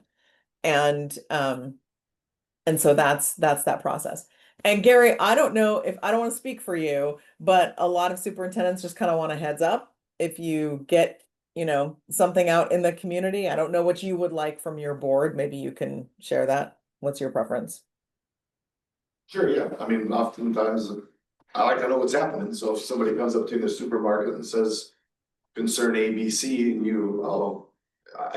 I agree. As a board member, you don't want to go, or don't talk to me about that, you want to hear them, you want to give them a guide, a process to go through. But then definitely, shooting me an email the next day, hey, just so you know, I talked to Susie last night, she's really grumpy at the baseball coach, thinks her kid should be in the pros and he's on the JV team. So giving me a heads up about that would be good. Great. Okay. Good conversation. This happens a lot. Just FYI. Not uncommon. Okay, next scenario. This is fun. There's a lot of layers here. So you as a board member may have a complaint as well, because you're not just a board member, you may be a parent, you may be a family member, and you are always a community member. So here's one. A board member posts a question on Facebook asking for input on a math teacher's behavior. She states that her daughter is upset because of the way the teacher runs the classroom and wants to know if others are having the same concerns. She makes herself available for questions by text, email, and social media. She goes to the superintendent and shows them the concerns, wanting something to change immediately. She also emails other board members for their input. She tells the superintendent that if they do not deal with it, she will bring it up at the next board meeting. So this one has quite a few layers. And so what can you identify? Well, as board members and individual, don't we have to follow the same process? Yeah. That's one. Yep. You all get to follow the same process as everybody else. So yep, that's one. What else can you find in this one? Not be posting on social media is that would be an inappropriate avenue. So it's really the same point as to handle it in the same manner, but your code of conduct isn't probably accurate there. You're holding an office, so your speech is not necessarily free. You're abusing a situation there. Social media is a super slippery slope, right? Like you can have two accounts, right? Like you can have like, here's my board account and here's my personal account, but does anybody ever really see it differently? No. Not usually, right? And so it's worthy of being super careful. I know for me, and this is not, I'm not recommending this, I'm not advocating for this, just personal experience. As soon as I became a board member, I just kind of stopped posting except to be like, here's my kid on the first day of school. Like that's it. But or like, here's me at a waterfall. But it's a slippery slope. And as far as when people choose to engage with you and how you might be engaged with, and all of a sudden you may start getting complaints on social media depending on what you post. And so it's something to be really aware of. So there's a social media component here, especially if you've got a problem somewhere. So there's that. What else? Reaching out to each board member individually to talk about it, like that should be done at the board meeting and should be put on as an agenda. It's appropriate, but that wouldn't be appropriate because you should be going through the teacher, the principal, then the superintendent. And the superintendent would put it on the agenda and the board would talk about it, I would assume. Yeah, again, that's not the avenue, right? So. Yeah. And it would be, as a reminder, it'd be, if we ever were talking about any staff member concern, it would be an executive session. So it wouldn't be a public meeting where we talk about some complaint against. Say that again about the executive session. It'd just be an executive session. It can be, it's just the board and the media, but it's not open to public. Okay. So if we're talking about a complaint against a staff member, we're doing that in private. Yes. Or student. Or student. Right. Like you would never just put a complaint about a staff member on a board meeting agenda, right? Because if you also, which you've already identified, are following the complaint process, it's still just moving up through the process, right? Like you can't use your board position for any sort of, favorable outcome or any sort of privilege in any way. So you're still moving through the process. Only if it gets to the board level are you then, is it part of a board meeting and then it is part of an executive session, right? To hear, unless the staff member wants it to be public, and then you're having it in public, but only if it gets to that point. So question, I have a complaint about a teacher, I follow the process, I go through everything. Once it gets to executive session, do I need to excuse myself? Because I kind of have a conflict of interest there. How would I represent a true board seat if I'm the one making the complaint? You'd have to be a better person than I to not let your personal feelings. Yeah, recuse yourself, whatever it is. Yeah, you'd have to recuse yourself, because there's just, I'd like to think I'm a pretty good guy, but if I'm ticked off, I'm definitely gonna have feelings one way or another. That is a great question. So, and a conflict of interest in Oregon is defined as a financial interest, so that wouldn't technically apply here. But I will tell you, there's nothing that prohibits you from representing both roles.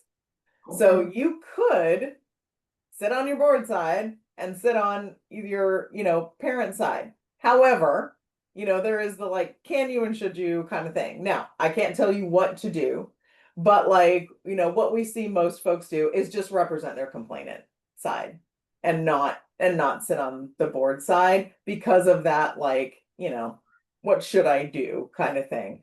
And so, I mean, we don't see a lot of these, but and we're certainly not part of the executive session piece, so like I can't speak to that. But I think when we talk to board members, I think most board members just choose to represent themselves as a complainant. But again, there's nothing prohibiting you from being part of both. That seems like the right way to do it. Yeah, it was pretty clean and shows trust Yeah. in the staff The here. rest of the board, Yeah. Lisa? So can, the complainant be in there for discussion, but then not have a voting right? Or do they still have a voting right? So yeah, and so nothing prohibits you from being part of both the board and the complainant side. Yeah. That's a Yeah. can. Yes, you can, should you? Situation. And that's an individual question, right? Like, Yeah, It's situationally dependent, kind of thing. and then coming back to the abstaining. it probably won't come up, right? But it's that's a personal decision if it did. Yeah.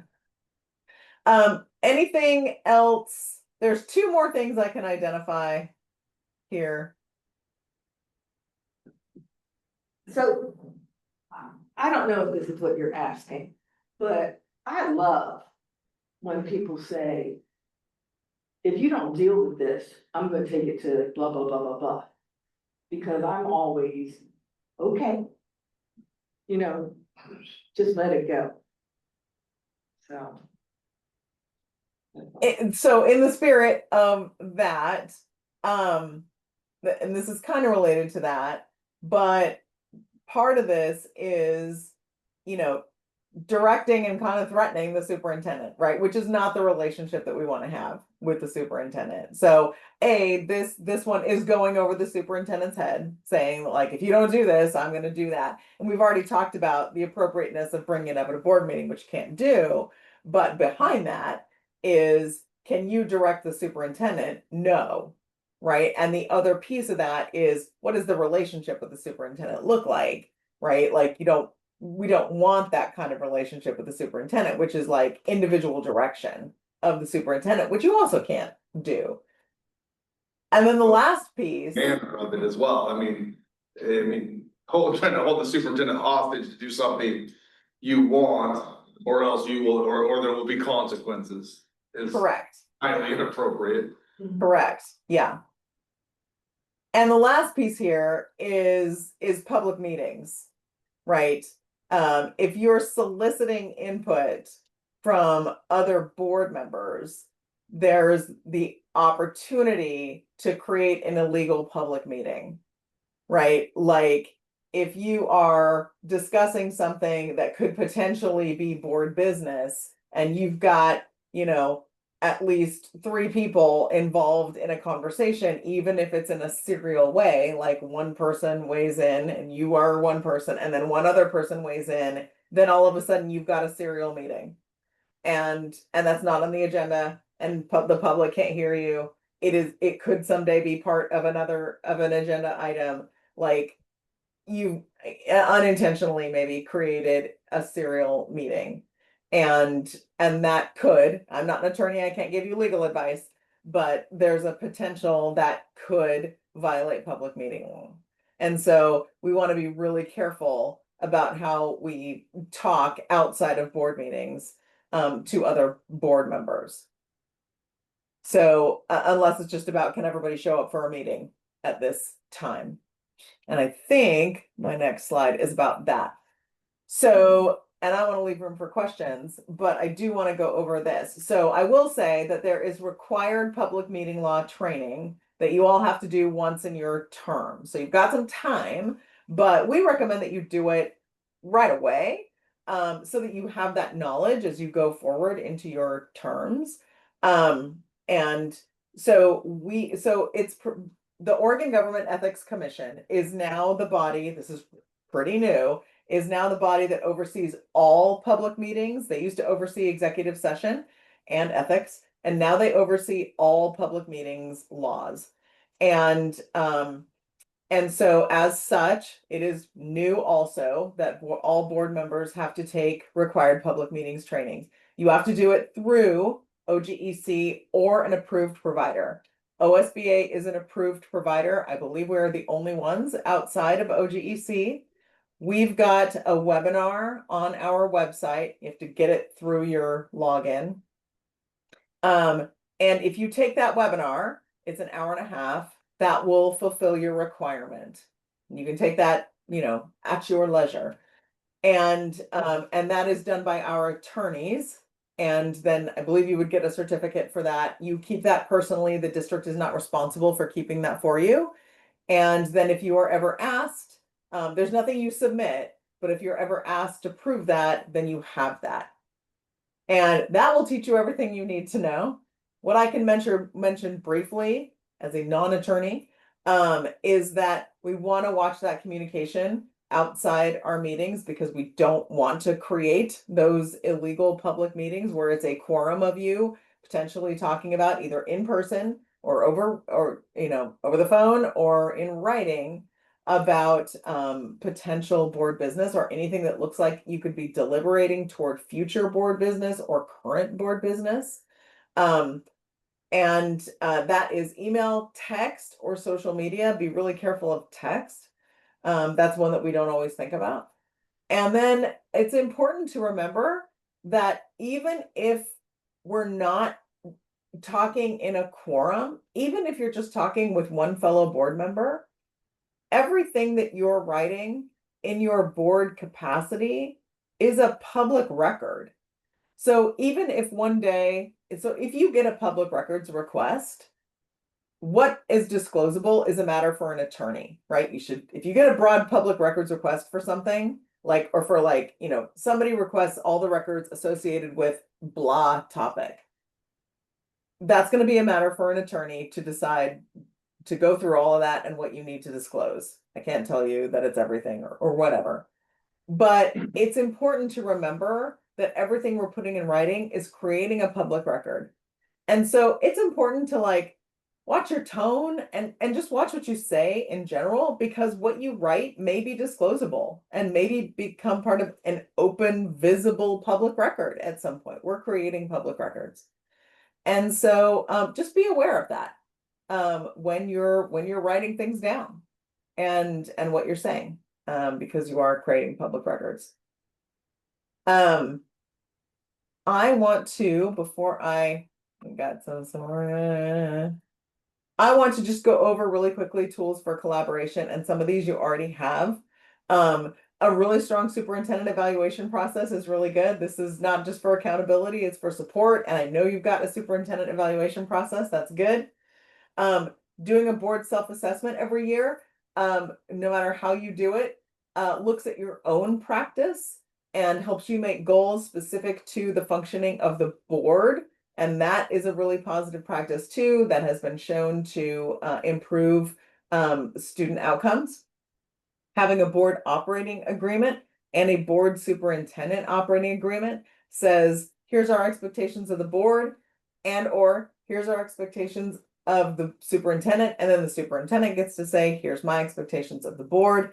And then having communication protocols, which is, an example of here's what I expect of the superintendent. Here's what we as a collective expect of the superintendent when there's a crisis, so that there's not 5 different ways of, our expectation of communicating.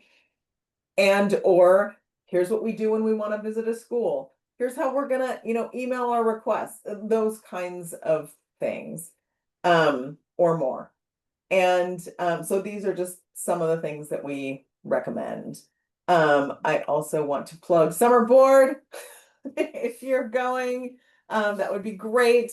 I'm doing a 75-minute one of these at summer board, with a little more in-depth stuff. And then we're doing lots of stuff for newbies and also for folks that have been on the board for a while. Do you have any questions in our 6 minutes that we've got? I would be happy to talk about. Can we get certified in the public meeting law at the summer conference? Yes, we are also having that at summer board, so you will get that there too. Cross out. Okay. No webinar for me. Okay, anybody else? A couple times you referred to AR. Yeah. I'll talk to him about that. Okay, so in my world, that's accounts receivable, so I was confused. Administrative rule, but it's a got good question and we'll go over that here in a second. All of the acronyms. Yeah. There are so many. Yeah, All right, thanks, Kristen. thank you. Good to see you. Take care. Bye. Bye. We'll go on a quick break, but I want to follow up on a couple things there. We go to the Sorry. district page and go to, board and then board policies, and maybe we'll show them an AR example. Yeah. So as she mentioned, the board develops board policy, and board policy is typically broad. It's not specific down to every step. So lots, not all, of board policies have administrative rules. That's basically just an internal description of the way the superintendent, the principal, the teacher enacts that policy, the way it's put into place, so.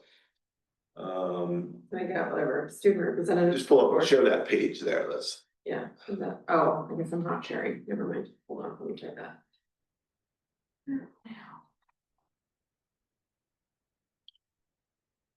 we go, Okay. so that's the policy. And Go back to the main list, go back one Yeah. page just so we can see. So right, here's all our policies, you'll see some of them are just numbers. But then that one that's highlighted, student representatives to the board, BCBA. So let's open BCBA. That was the board when they developed the policy of, we want student reps on the board. Looks like it summarizes, that they're a non-voting member. They do that oath of office. And then it even says the superintendent will develop administrative regulation, AR, to include application, selection process, etc. District will ensure the process and management of student representative application materials. Student representatives shall not be liable for any acts of the board. So that's just a general policy. We're gonna have the student representatives of the board, but then the AR tells us, well, how do we do that? Well, it gets into specifics. We want them to be a senior. They need to be, they need to have good grades. So it looks like they're selected in the 11th grade. They're not, just outlines how we enact that policy. So 2 years ago, when the board adopted that policy, then I sat down with high school principal. We used some examples from other districts and put together how we get these kids. So that's what's that? kind of like, it's just the details. of Yeah, the details Yeah. of how we implement that policy. So as I mentioned, not all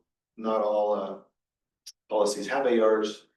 Some of the most common ones would be the complaint policy. So the complaint policy tells you what you do, but then the AR says, okay, within, here's exactly the number of days we have to respond. The procedure versus the policy, like how it's done. Yep. Okay. On the detail. The other thing, Mark mentioned, what's Division 22? If you go back to the main page, district and state reports under about. Still kind of learning our new, Alright, hold on, it's got a little delay going on here.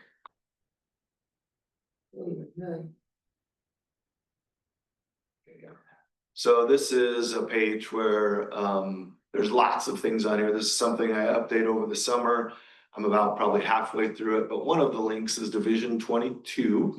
So you can see last year's, let's click that, 23-24. It's right here. The 24-25, yeah, click that one. The 24-25 one is due by November. This is something that'll be on the agenda in October or November. But if you scroll down, essentially there's about, I want to say 70 of these different things that I have to submit to the state that we're in compliance with. So let's just stop right there. Okay. What's one? Human sexuality education. I have to verify with the state that we're following the regulations around the requirements in that AR or that OAR 581-022-2050. So you can see there in that column in that year, I marked in compliance, that gets submitted. If we're not in compliance with some specific issue, then I need to submit, not in compliance, and here's my get in compliance plan. And then I have a year to get in compliance. And occasionally there'll be something that is either new and we didn't catch, or we've been doing something wrong, and we figured out that I'll submit, out of compliance right now. Here's my plan. I'm gonna train administrators, gonna train staff in January, gonna implement a new policy in February. We're gonna be good to go by next year. If a district continues to report out of compliance, then that's when OD could get punitive. So if we could say, career education, in Fern Ridge, we're just saying, we're not doing any career education. I need to submit a plan, how we're gonna get that implemented. And if we didn't, then there will be consequences. So Division 22, a report done each year, it's done in the fall on the previous year. Were we in compliance with all of these things? And that will be something that comes to the board to approve, and we post our report online. This page. So And it's done post. I mean, so you're telling me, yes, we're in compliance last year. Yep, it'll be for Gotcha. 24, 25. I remember talking about that in a board meeting once. Yeah. And then I just really, last thing, maybe we can go on a quick break and then we'll come back and touch on both these. She mentioned those tools for communication, or excuse me, tools for collaboration, the 5 things. Superintendent evaluation, we'll be talking about that today, what you want to do, how you want to do it. We'll share what's been done the last several years. Board self-assessment, we did one last year. I don't know that now's a good time to do one, maybe at the end of the year. Hard to self-assess what you're doing when we've been together once, so that's probably what I'd recommend, is we have the same conversation next year in our retreat and see if you want to do one at that time. Board operating agreement, we haven't had one of those. We've had a board superintendent operating agreement. And then communication protocols, that really hasn't been an issue. I guess the main one I'd remind you is oftentimes, let's say WC emails me 3 questions, really detailed. Oftentimes when I respond, I'll respond to everybody, just so you all know what WC was asking and you heard my responses. She touched about it on emails, you know, at the bottom of my updates that I send you, there's always that little blurb that basically says, you know, don't respond to the whole thread. If there was some issue there you want to talk about, you know, respond to me or respond to an individual board member. But we don't want Kathleen giving input and then Lisa jumping in and giving input, then we're having a public meeting, so we can't do that. So those would be 2 of the main areas that. Yeah, we couldn't have a group tax, we can't have a group, Right. anything that's a group, you know. the She meeting. mentioned it there, it's not something that's come up, but all the notes you're taking in a meeting, somebody makes a request and says, saw Kathleen taking a bunch of notes in the board meeting, I'd like to do a public records request for those notes, they can get that. Yeah. So if Gary's talking and you write, Gary's sure a moron on this issue, just know somebody might ask for your notes. So anyways, it's always a good reminder to keep your notes professional. Yeah, that's it, no notes from me today. No more notes. Okay, quick break and then we'll come back and I think we kind of wrap that up. You guys will hear some more information. This will be something that comes up often, this topic, but we'll, after a break, come back and we'll talk about Upbeat. I'll give you a little background there. And I do want, again, not something we need to vote on, but I do want either to support going with them or not. Give me some guidance. Maybe take 5 minutes. Yeah, but that will be discussion only, and we would vote. Do we have to vote? You don't need to vote, no. Okay, okay. All right. If for some reason we had kind of a split opinion, then we put it on the agenda and vote, but. We don't.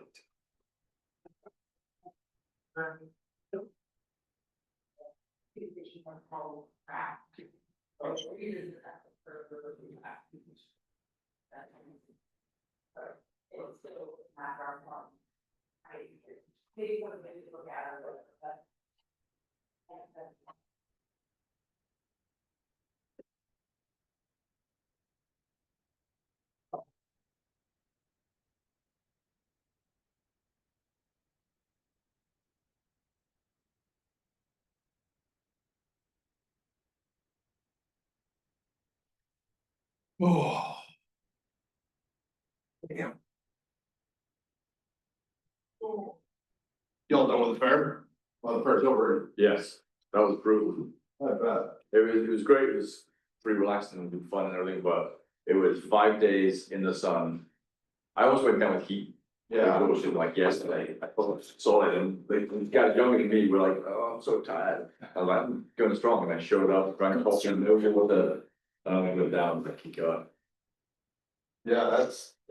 I got to meet, I didn't see Chase Rice. But, Greg Morgan, Yeah, you remember the veterans of the cops? yeah, crazy. The other cops who went involved, when veterans were like, oh, what do we get to meet them? It's like, yeah, nice veterans, dude. He was a super nice guy. He was in a bar in Nashville one time when I was in Nashville. And he literally just sent his guy out he asked the bar first. He says, is it okay if I buy all the veterans and first responders beer? Yeah. And the guy in the bar goes, sure. And they must have been orchestrated. But he like literally come out with bottles of Coors Light, just start passing them out from the stage. That's cool. Everybody, it was really cool. It was like stage manager called Adam, little skinny dude, dog head. Okay. It was it Andy Tix? He's like, Yes, I think it was, yes. he's a cop, or he was a cop. Oh, okay. He teaches A-Ride and DRE drug recognition stuff that he can still in Tennessee, I want to say. That's pretty neat. He was really cool. He hung out with everybody at the bar that day. Brought up Kane Brown that night. Nobody had ever heard from Kane Brown. Had never heard from Kane Brown before. Smash Mouth were there. Chingy going, oh, I bet you better take a push. You know, he's there, like, oh yeah, I remember that song. Right there. Lupe Fiasco, who I didn't read her, right? I read her since school. Can't look at a picture. So I was gonna shoot. Oh, yeah. Sure.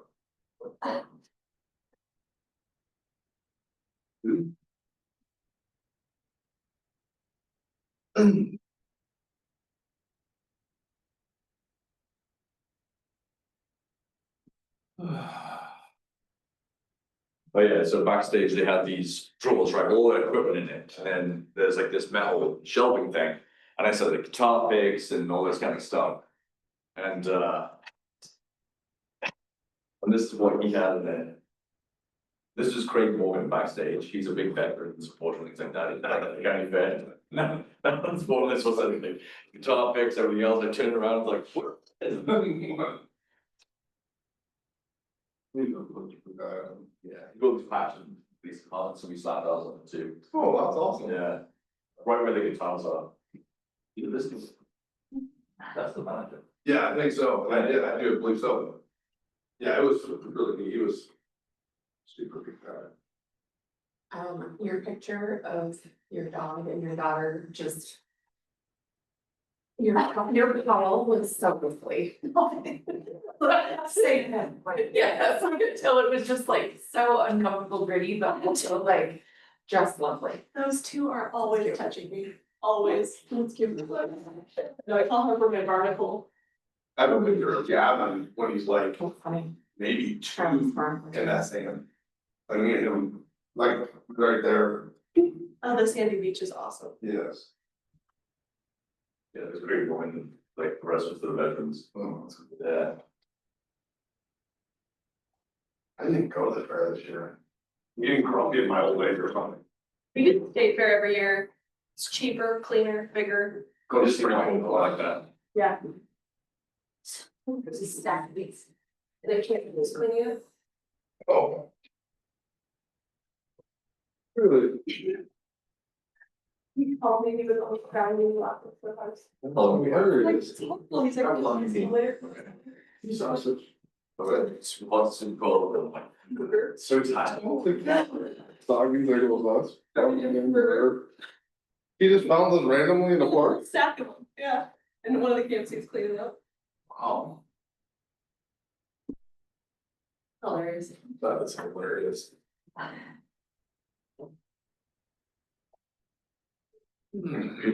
Public say. But took a lady in Lane County a couple weeks ago, and when she got in, he was just leaving, and the guy came by, he's like, you gotta come back in, she said you raped her.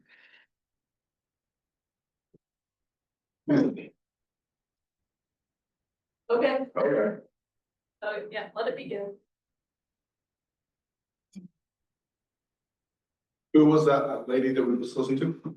Her name is Kristen, so she works for OSBA as one of their people that goes out and trains boards, or probably does a lot more than that. She's also happens to be a school board member, just like you guys in Tigard. Tigard 12. She's lovely. She She is seemed very nice. Lovely.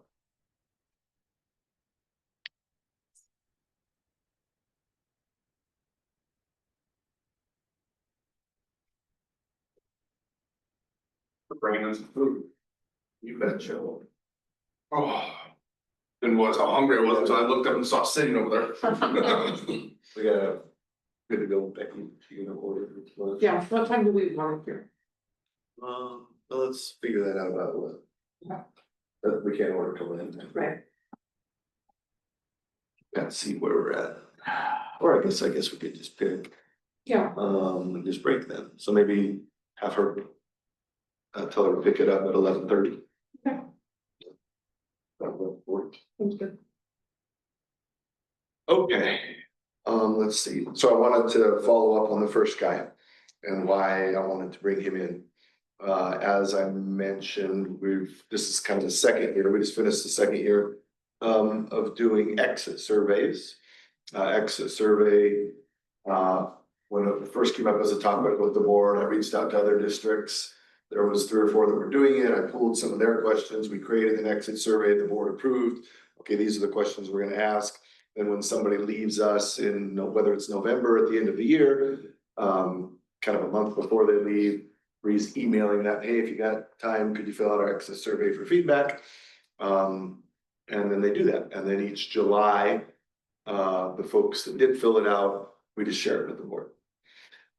Then about 3 months ago at an ESD meeting with all the Lane County superintendents, we heard that Ren is purchasing that service for Lane County. Like he mentioned, they've already Bethel and Fort J, maybe Springfield, had already been engaged with them and using. So they were paying them whatever, $30,000 a year to run all these surveys. Smaller districts really haven't gotten into that game. And now it's for the next 2 years, it's funded. So my recommendation, again, not something we need to vote on unless there's conflict, is to engage with these folks for the next 2 years. I think it helps us in 2 ways. One, hopefully we get a higher percentage of folks doing the exit survey. They'll be in charge of reminding them, when they haven't responded, they probably have auto emails that go out. So I think it will help us in that regard with our exit surveys. 2, I think the survey is probably a little more informative than just the one I've created questions from. And then the second piece is buildings are often doing, or Miss Marshall through our integrated plan and data we need to submit to the state doing surveys. But having them do a fall and spring survey of our staff that again is more data-based, research-based, and then able to have, I'm the principal at Elmira High School, be able to get some coaching where they can identify, okay, here's your scores on all these items. Here's the things that this tells me that you're doing well, and here's the areas for improvement. Being able to sit down with principals, give them that feedback, let that guide maybe their goals or thinking on the short term, be able to have conversations with staff like he shared, I think would be beneficial, because as we do it now, basically all the principals do this, but they create their own survey. It's written by them. And they don't really, while they can share that with me and we can talk about it, there isn't, they're not research-based questions. There's not actionable things. And I think these folks would then be able to give the toolkits, like you mentioned, to the principal. Okay, here's this standard is kind of identified as something that you need to improve on. Here's our suggestions for the types of things you can do to that. So if the board doesn't want to engage with them, that's fine. Well, it's paid for Lane County. We don't have to use them. And we just continue with our exit surveys the way we've been doing them.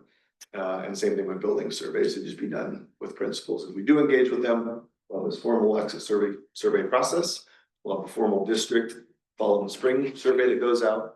And like he said, the board would see kind of summative data around the trends in Fern Ridge each summer on this. So my recommendation would be to engage with them and see how it goes. I don't think we're really losing anything by doing it, and we're only getting more information. I think it's good. I think it's an outside organization, it's impartial, and they have recommendations, they operate with the district, so they've been doing this for a bit. I don't know how long they've been around. Not with us, but with the Right, yeah. Western. Are they separate than Western So, Regional Education Network? Ren is. I probably won't describe this well, but that's the state allocated money for this pool.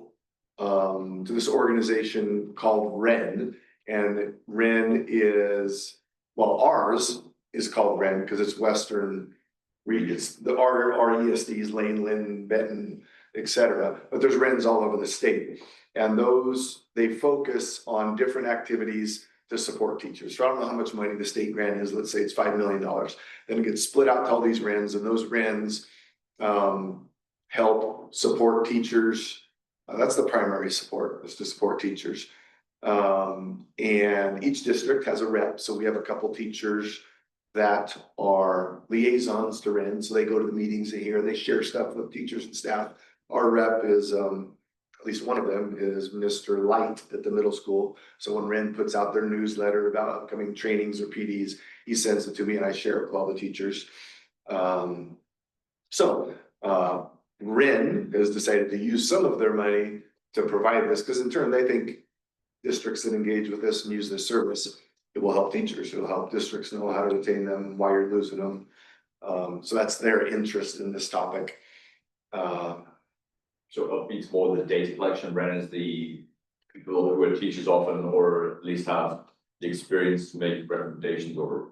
Yeah, Ren, maybe I'll try to get you a little more background. I haven't engaged with them that much other than just sharing information, but it's just a group of teachers that are funded through the state to support other teachers in a wide range of ways, whether it's creating free professional development for them or advocating at the state level on a particular topic. There's a dozen or so of them around the state. Ours is Western Lane Regional. Western Regional ESDs, I guess that's what it is. So it's only been maybe 3 years that we've had Ren. But Upbeat's only been, we did it last year, we used Upbeat for the exit surveys. No, But we just had our next. we just, when the board wanted to go with exit surveys, I reached out to every school district in Lane County. There was 4 or 5 of them that did them. I had them all send me their surveys. I picked the questions I liked. Ran it by the board, they said, good, and we've been getting that one. So we just did it ourselves. And that was one we received here Yeah. recently, and Oh, yeah, I think it's discussed on the boards. formatting wise, I had a hard time reading that. Yeah. Yeah, it's not, Make any changes for the last exit survey, was much of it's actionable. no. Okay. I do share the, so if they're anonymous, but, they can put in what building they're from. So if there's someone that left Veneta Elementary and they did the exit survey, I send that information to the principal. And it's not, they can make it identifiable, they can put in their name, but right at the top, I think it says, your name is optional, this can be totally anonymous. Or they might want to say, this, I'm Mr. So-and-so, here's what I thought. They'd likely spoken with their own union, right, the teachers, to maybe resolve this or. Well, most of them are positive. Yeah. If they have a concern, it could be something that I've heard about forever, or it could be something I've never heard about. So, I read through them. There hasn't been anything that's come up that's just been a shock. I share it with building principals. We discuss it briefly. It's not been, something we've spent a lot of time on. I don't know in this last year, do you know how many people left and how many people filled it out? That was good, my question. I mean, we have. Off the top of my head, I would say it's probably around 60-40 filled out. Oh, that's pretty good then. So if we lost, how many did we have? Like 5? Yeah, 5 or 6. Okay, so maybe we had, a dozen people leave and we had half of them fill out our surveys. It's mostly between you and the principals of the particular school, look at it. Well, we shared the summative data with the board. I mean, the reason we started this is the board wanted to.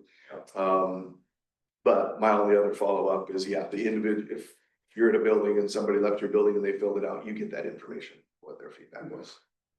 Makes sense. I like the idea of using that service, but I mean, especially if it's funded, I'm always willing to try something that's. I think just the systems being in place and might show us all what the we're follow doing. through that goes along with that is just such a huge service. Do we see them, are we planning on seeing each, so anonymous, whatever, just the kind of outcome of, or? Each July. That was the plan, okay. Yeah, you'll get that. So we won't, somebody fills one out in November, I'm not sending that to you December, but the compilation in July, you'll get that. Cool. Yeah. All right, so I'll let the ESD know, yep, we're on board. We'll see how it goes. Like I said, it'll be better. It's just gonna be more information, more data, what we're currently doing. It's not. I don't think it's gonna be anything negative. It's be more information, so I will pass that along. All right. Just a quick note in the itinerary for the summer conference. Looks like pre-conference session 4, which would be on Friday, from 2:45 to 4 is the required training for public meetings. Okay. Thank you for providing. Sounds good. Sweet. And so to go back, we left off with the board operating agreement. We can continue that item there, I guess, to help move this along, what I might suggest. Is we pick one of these models, and then let's say we pick the new example 2 model. Does everybody buy into all those? Yes. We don't want one or the other. And then do we want to go back to our old model? Oh, and hey, let's include number 3 or number 7, number 16 or whatever. There's 2 different options, gotcha. Yeah, 2 totally different options. Do they have other examples, not over all this to make it long and easy, but where did the 2 come from? Why did they narrow it down to 2 recommended, or? I think Well, you that's said- to not overwhelm us. Right. As to not overwhelm. the board with- I mean, this is just something our board came up with, so we probably took lots of examples, and then obviously you sent this one. There probably is, well, if this is example 2 from OSBA, there's at least an example There's 1. just the 1 and 2, Oh. that's it, that's all there is on the website. And I don't. But we don't have one in front of us. That, no. No. Yeah, Mark had supplied that when he was discussing this topic, so I attached it as something we could discuss. So someone, I guess, again, this is your guys' call. To make this a little more efficient, it might be wise, I don't know if you wanna go through each one, include it, not, combine it all in one document. Yeah, I'll tell you this, the reason why I looked at the second one is it's succinct. When I go to our full list of policies, and this, I get the agreement separate than the policies, but they shouldn't. It's succinct, it doesn't get too much in the weeds. We do have a lot of policy. I agree with policies, and I've always operated under policies in my life. Maybe Coast Guard and police and people with oversight like elected officials have policies. Police, obviously, I won't screen the end of the cops. I wouldn't want to live in a police state. I've always operated under them. So we have those, and those are good. You can look at them, but they're generally pretty robust, right? They've come from OSBA or other past best practices. I like it. The operating agreement. The first one we have has a lot in there. Some are good, but there's an awful lot. Keep them. They need to be reasonably comprehensive, but you can end up getting the weeds, or we can end up maybe even conflicting. Like some of our policies generally match up. There's wording differences, things like that, right? When an example of getting the weeds was when I brought up the wording on some of the stuff, or like the phone call thing. You acknowledge that's, I would say, possibly getting the weeds on that kind of thing. That's your email with the school, how they operate, the order data, things like that. So I do acknowledge that. Still trying to figure this out as to when somebody brings something up. I'm getting off topic. This thing though, the second agreement that we found was just these basic 14 points that are nice and succinct. That's why I like that second version rather than the first one, which seems pretty heavy on the reiterate. I feel like I reiterated several points about chain of command things. The second one is just way more succinct in its wording. So I guess, if that's. Either one of these is totally fine with me, so if we wanna go with the second model, I guess maybe the main thing to ask, is there anything that's on the, what, one we have used.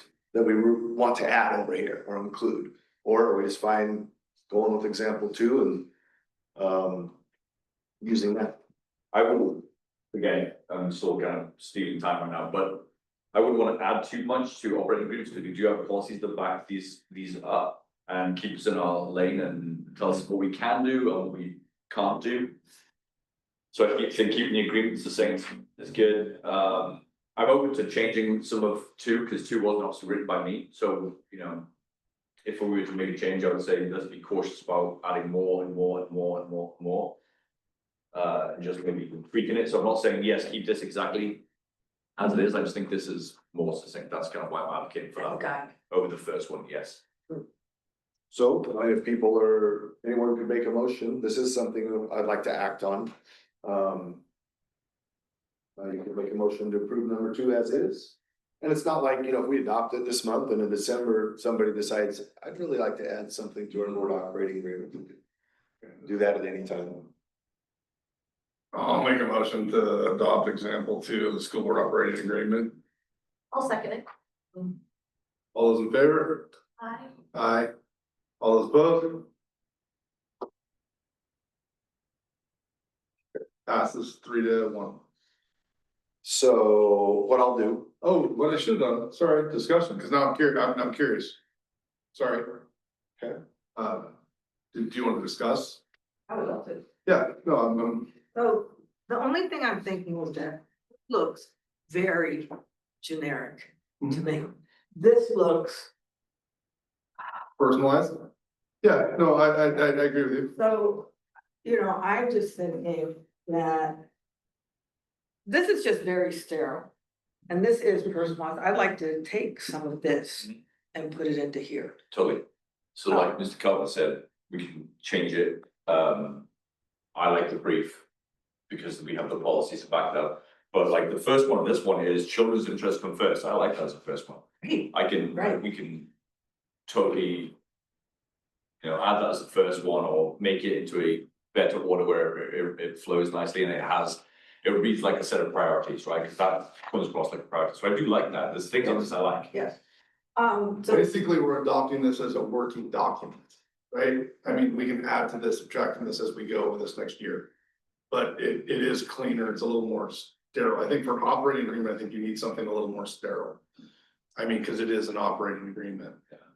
So this then. Could some of this go on to the BOA board operating agreement?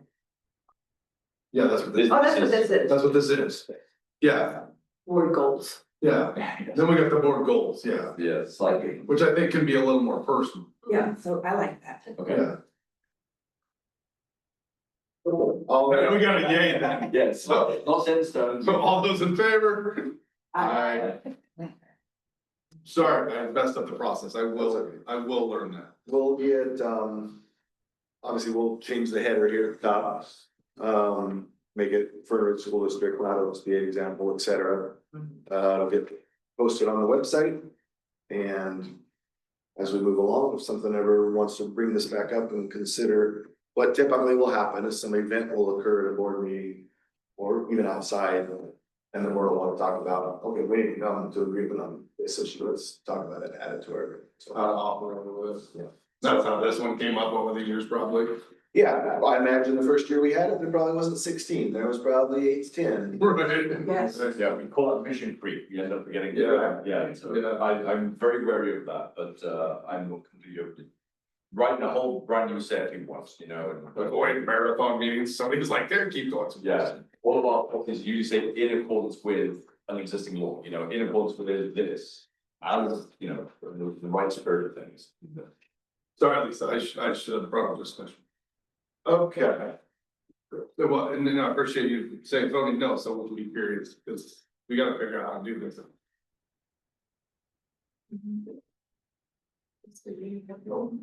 Sweet. So the next topic is, the board schedule and the pre-meeting. Let's talk about the pre-meeting first. For many years, we did this religiously. In the last year, not so much. Not very many folks attended. And we didn't do this. So that's the first question is, do we want to continue or not? To tell you what this looked like is we had a board meeting, a regular board meeting. I met with the board chair at 6 o'clock and one of you. So maybe in August, it's WC and Kathleen. In September, it's WC and Lisa. And in October, it's WC and Mark. And it was just chat, how's things going? Sometimes it's 5 minutes. Sometimes we talk all the way till 6:30 when the board starts. We might talk about something that's on the agenda, or been on recent agenda, or talk about something that could be on the agenda in the future. But it's just a chance for us to get together, chat. Again, chair's always there. The other 4 folks just rotate through. So 12 months, you get 2 or 3 of those. So the first thing I'd like to decide is we're not going to do that, or we are. And if we are, you gave me the sample. Okay, so I would like to continue doing anybody that doesn't want to. I'd like to just say something about it, is I was on side of not continuing them, okay? Because when we went in, again, I was under the assumption that we're just going over the agenda. But now that I'm hearing you, I mean, that is actually time that we can actually Oh, yeah. talk. We might. Yeah, talking about the agenda would just only be if somebody had a question. But really, it's just about talking issues, other topics, something we haven't discussed. How's things going? Maybe, if we had a pre-meeting in August, we might ask some questions about the bond work or even just how's life on the EPD, we might just chat. So yeah, it's not designed to specifically, let's dive into the agenda tonight. It's just general topic, just checking in, give board members a chance to meet periodically with the superintendent, 30 minutes, talk about stuff. it. I'm for it. I found them to be a little bit repetitive, only because we now have the Friday emails.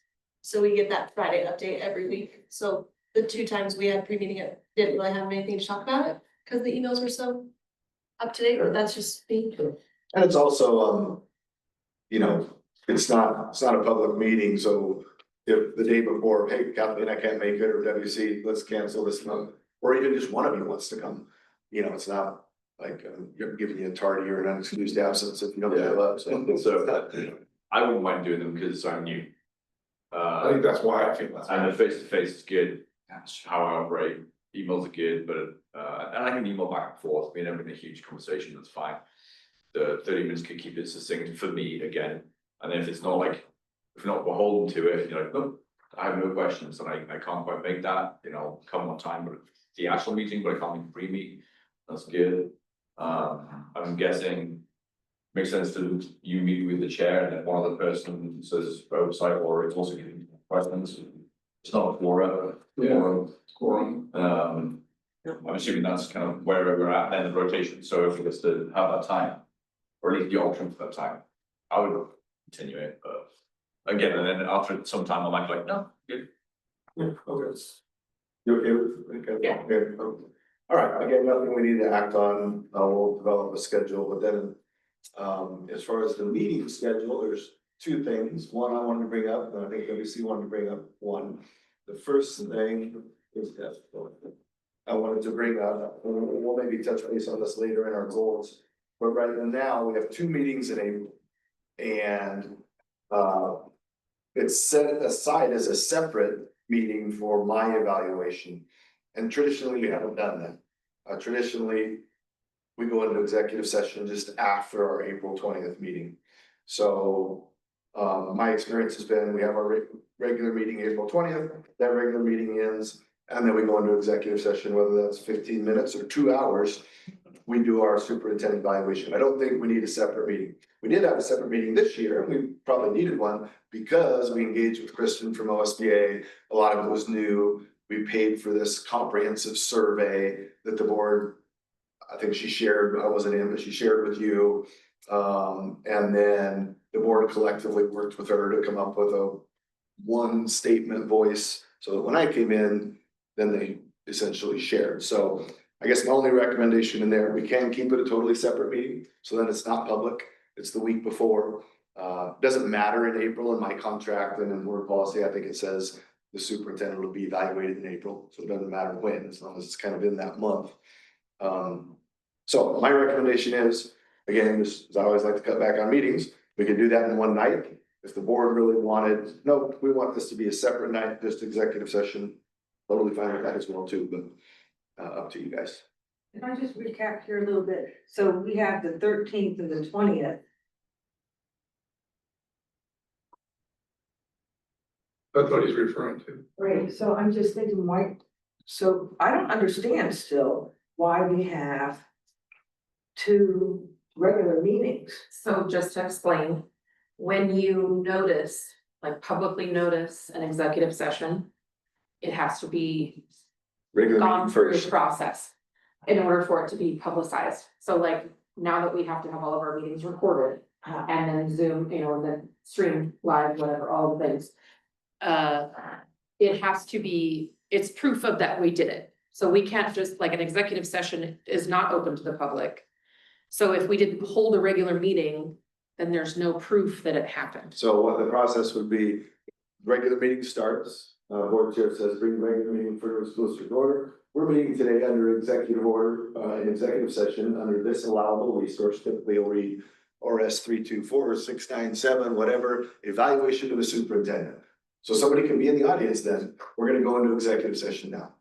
They have. Yeah, then everybody else leaves, now we're in executive session. Then at the end, because we don't make any decisions in executive session, let's say the board does their evaluation, then we come out of executive session, and if there's any action to take, then they would do it at the end. So again, the reason we had two separate this year is because of that bigger process that we engaged with Kristen. That was gonna take more time. We just did it on a separate night.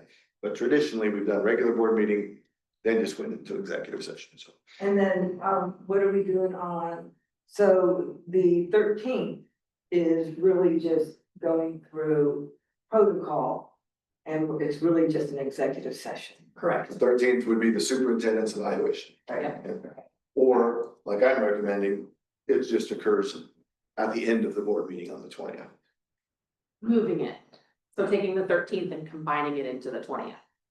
We'd have a regular meeting on the 20th, regular meeting's over, we're going in an executive session and doing the superintendent's evaluation. Okay. But you could also keep them separate, it's just another night you gotta meet. Well, How do you feel about it?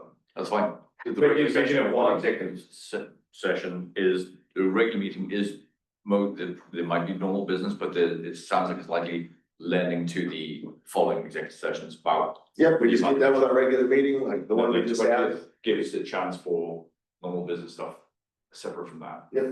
Maybe some leader, yeah, okay. So are you saying you'd like to keep the 13th, I'm okay with, combining the two? no, I mean, well, either way, it doesn't matter. It's not like the regular meeting is to do the executive session, then we go into the executive sessions. It's the nuts and bolts of it, but no recommendations, and then the 20th is normal business, correct? Yeah, if we keep this model, you're just on the 13th, all we're doing is my evaluation. And then 20th is the regular meeting, Yeah. or you could go 20th. Have a longer night, one less night. I think that's what he's asking, whether we wanna do two meetings, do we wanna do two meetings in April to accomplish this? Or do we just wanna have a long night on the 20th and accomplish it in one night?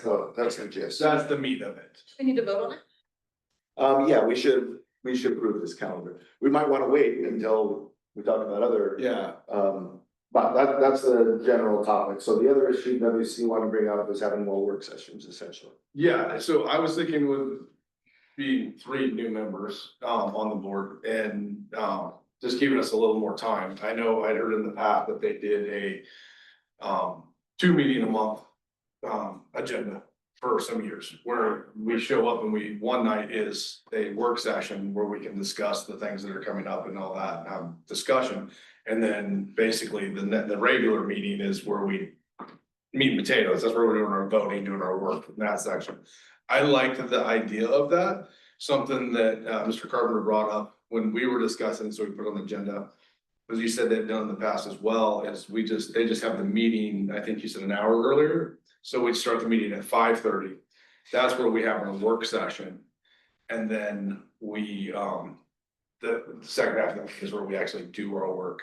The reason I'm thinking about this, one, is because I'm trying to get up to speed and I'm new and just trying to figure it out. Two, I also feel like three of us are brand new and you guys have been here 2 years. I think we all came in with ideas that we wanted to dig into, right? And I'm finding them, some of them, anyways, we all come in with our baggage, right? We all walk through the door with luggage. And as we try to navigate through that, I think it's gonna take a little more time, maybe in the first 6 months, maybe in the first year. I don't think it's something we need to do for years. Hopefully we can, because I'm an advocate for less meetings and quicker meetings and getting stuff done as well. But I think in order to do that, so we can all stay on the same page and communicate. One of the things I think I really want to accomplish with this board is communicate well and make decisions together. And I think for that, we're gonna need just a little bit more time.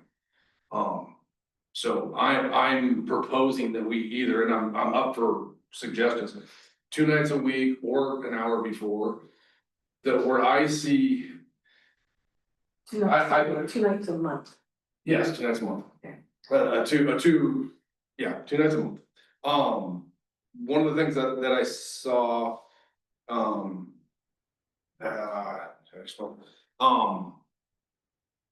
so even with this last one, so we get the agenda on the Thursday, that Monday, we're working on it together and we're discussing.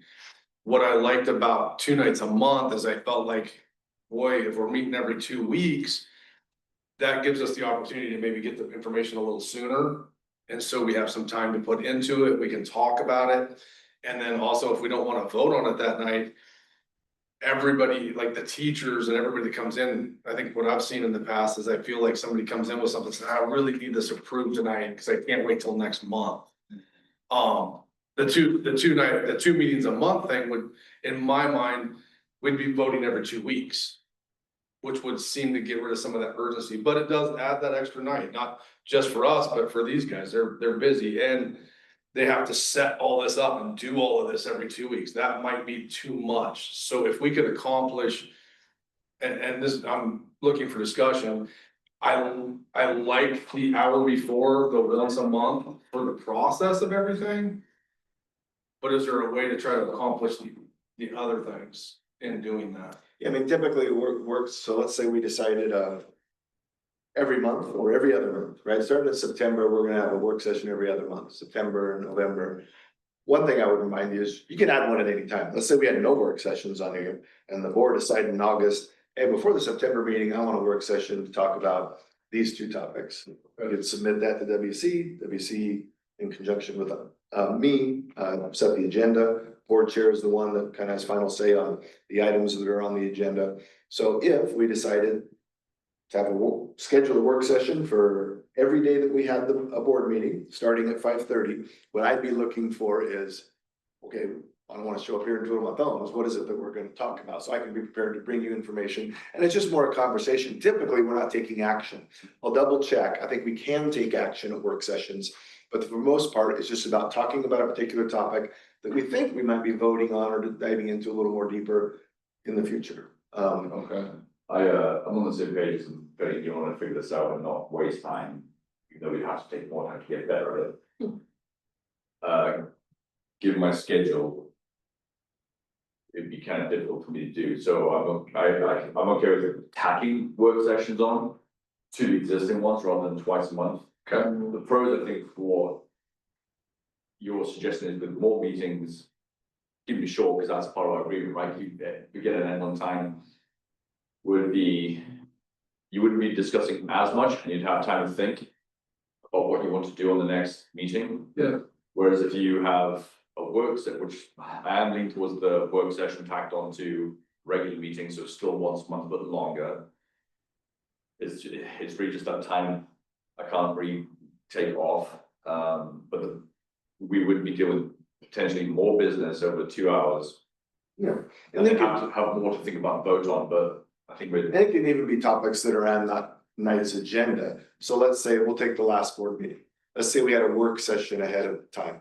maybe someone would have reached out and said, hey, I see this item's on the agenda, approving those 3 high school courses. I'd like a teacher there. I want more of them. So during our work session, we could just talk about, you know, the process, the classes, we'll dive more into it. So then when we get to our regular meeting, maybe that just happens a little quicker. We're ready to approve. Yeah. Yeah. There were a handful last year, it looks like, when I went through all of them, because I was couldn't attend them all, but Yeah. what's your experience on multiple versus just longer? You guys didn't talk already. Okay. Okay. Ah.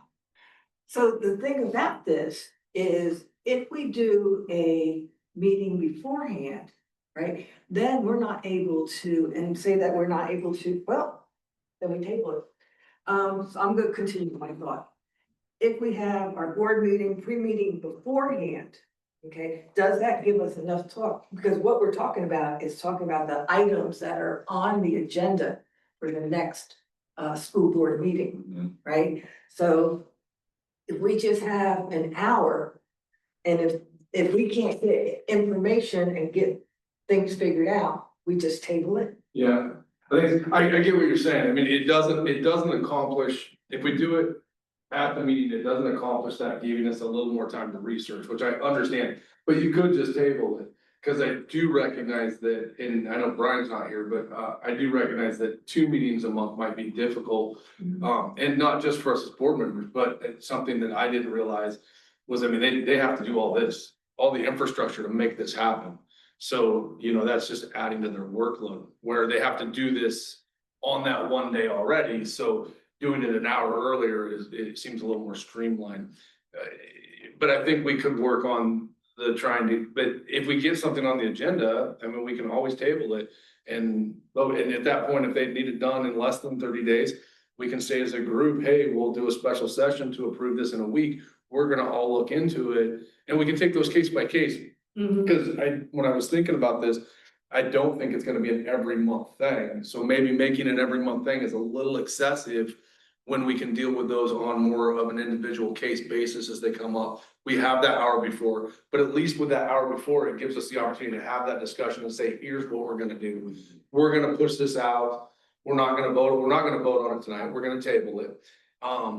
And that would give Mr. Carpenter and the teacher, if we ask them to come in, or whoever the representative is, say, well, I kind of need this done in less than 30 days. We can say, okay, well, we'll also table it for a week and have a special session 2 days after that, so that you can get the approval sooner. I would lean towards that, I think. Me too, the more I thought about it, Especially yeah. if it plays a little premature, like you said, Yeah. meeting time, we might not have anything to talk about. Right. It can also cancel. Yeah, and at least with this, we can talk about what's on the agenda that day, and if we look at it, there's not much on that agenda, because it's just a slow week, we could just say, hey, we're Okay, yeah, certainly it can be about that night's agenda. I think traditionally work sessions have been about things in the future. Right, it's not that if we're meeting, we wanted to have a work session in August, maybe there's some topics, state assessments, outdoor school, whatever these topics are you wanna talk about.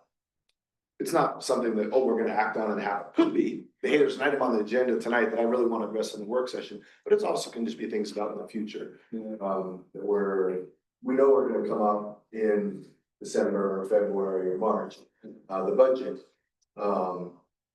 You know, we can share more information. So what I'm hearing to say is, you prefer, right now we're 3rd Monday. When we have done 2 a month, we went 1st Monday and 3rd Monday. So stay with 3rd Monday, but develop a schedule that has 5:30 week sessions. I guess then my next question is just how often? Do we want to start with every month and cancel when appropriate, or want to every other month and maybe try to stick to it? So that's up to you guys. my thoughts would be every month right now, we can tail back as needed with, you know, if we're showing up and do anything, we can be like, hey, let's tail it back. Does that work with your work schedule? It needs to be accessible. So you take every month for two a month, or? No, one a month, One night. just starting an hour earlier. Yeah, because if I do, I take the whole day off. I'm working on Yeah. getting a different schedule. That'll be January, or if I can get the different team where I have more flexibility. That's what I was thinking it'd be easier for you to do. I'm probably gonna give off all day, or maybe half days, but half days gets me off, like, right where the kind of work session starts, not pre-meeting. Like you mentioned pre-meeting, but that's different. That's just Yeah, pre-meeting. Gary and. There's only good apple comes from. Yeah, that would be different. Like, we would start, the meeting start at 5:30, the pre-meeting would then obviously start at 5. We should mention that. And we may find we don't Sure, need that. separate things, work session, so yeah, I'd probably be the whole day off. Okay, so what I hear you saying is, we will have a pre-meeting schedule. Now that we're gonna do this work session at 5, the pre-meetings will be at 5. Our work sessions at 5:30 and our regular meetings at 6:30. Will always be the third Monday. And I also think I heard you say it's fine. So on the Monday, April 30th, we know we're gonna have 5 o'clock pre-meeting, 5:30 work session, assuming we have a work session that month, 6:30 regular meeting ends, and then we're gonna go to our superintendent evaluation for the executive session. I think as far as agenda goes, I mean, just looking forward for the April meeting, let's not have the work session. Oh, we can do that as well. You know what I mean? Just that one. Let's skip the work session on April 20th. Add the superintendent to the end. That way we're not doing some Right. 3.5 hour thing. We'll just plan for that in the future. So that one meeting, we'll skip the pre Sounds good. and the, Got that? Yeah, and work session. And we're combining April, right? yeah, we're gonna combine the two, not extend that meeting. So we'll have the first work session at 5:30 on August 18th. I guess ahead of that, what I'd suggest is, obviously during the work session, we can talk about items that are on the agenda, but we're not gonna know really those agenda items until the week before, you know, Right. Tuesday, Wednesday, Thursday. So if folks had ideas for work session topics, whether it's in August or October or December or March, to get those to WC. Hey, at some point, I'd like to have a work session on dogs on campus. Okay, we're gonna talk about dogs on campus at some point throughout the year, so. That's how I see it. That's what I was hoping for at this point. I mean, especially in these beginning ones, I see it as if there's something that we want to talk about or feel about. I mean, when you were all running, everybody thought, I want to go make changes. Like, let's start talking about whether or not, what's on everybody's agenda. Okay, so we will approve this meeting. I think let us get it all typed up and we'll approve this actual schedule at our August meeting. But we'll promote, that when we publish that we're gonna have a work session, August 18th at 5:30.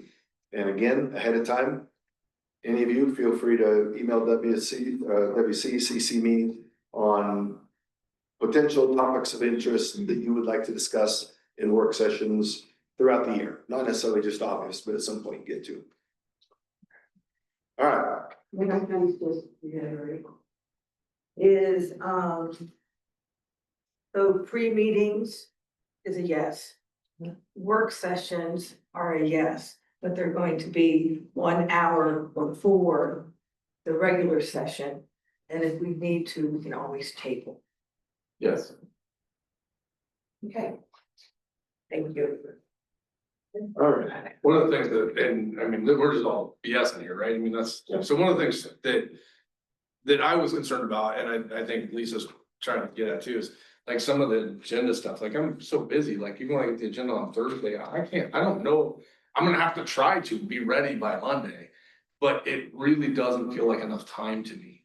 And I may prove to be wrong. I don't know. It's been working for many, many Yeah, years. hopefully what you'll find is that, that there isn't something you get on Thursday, although it does happen.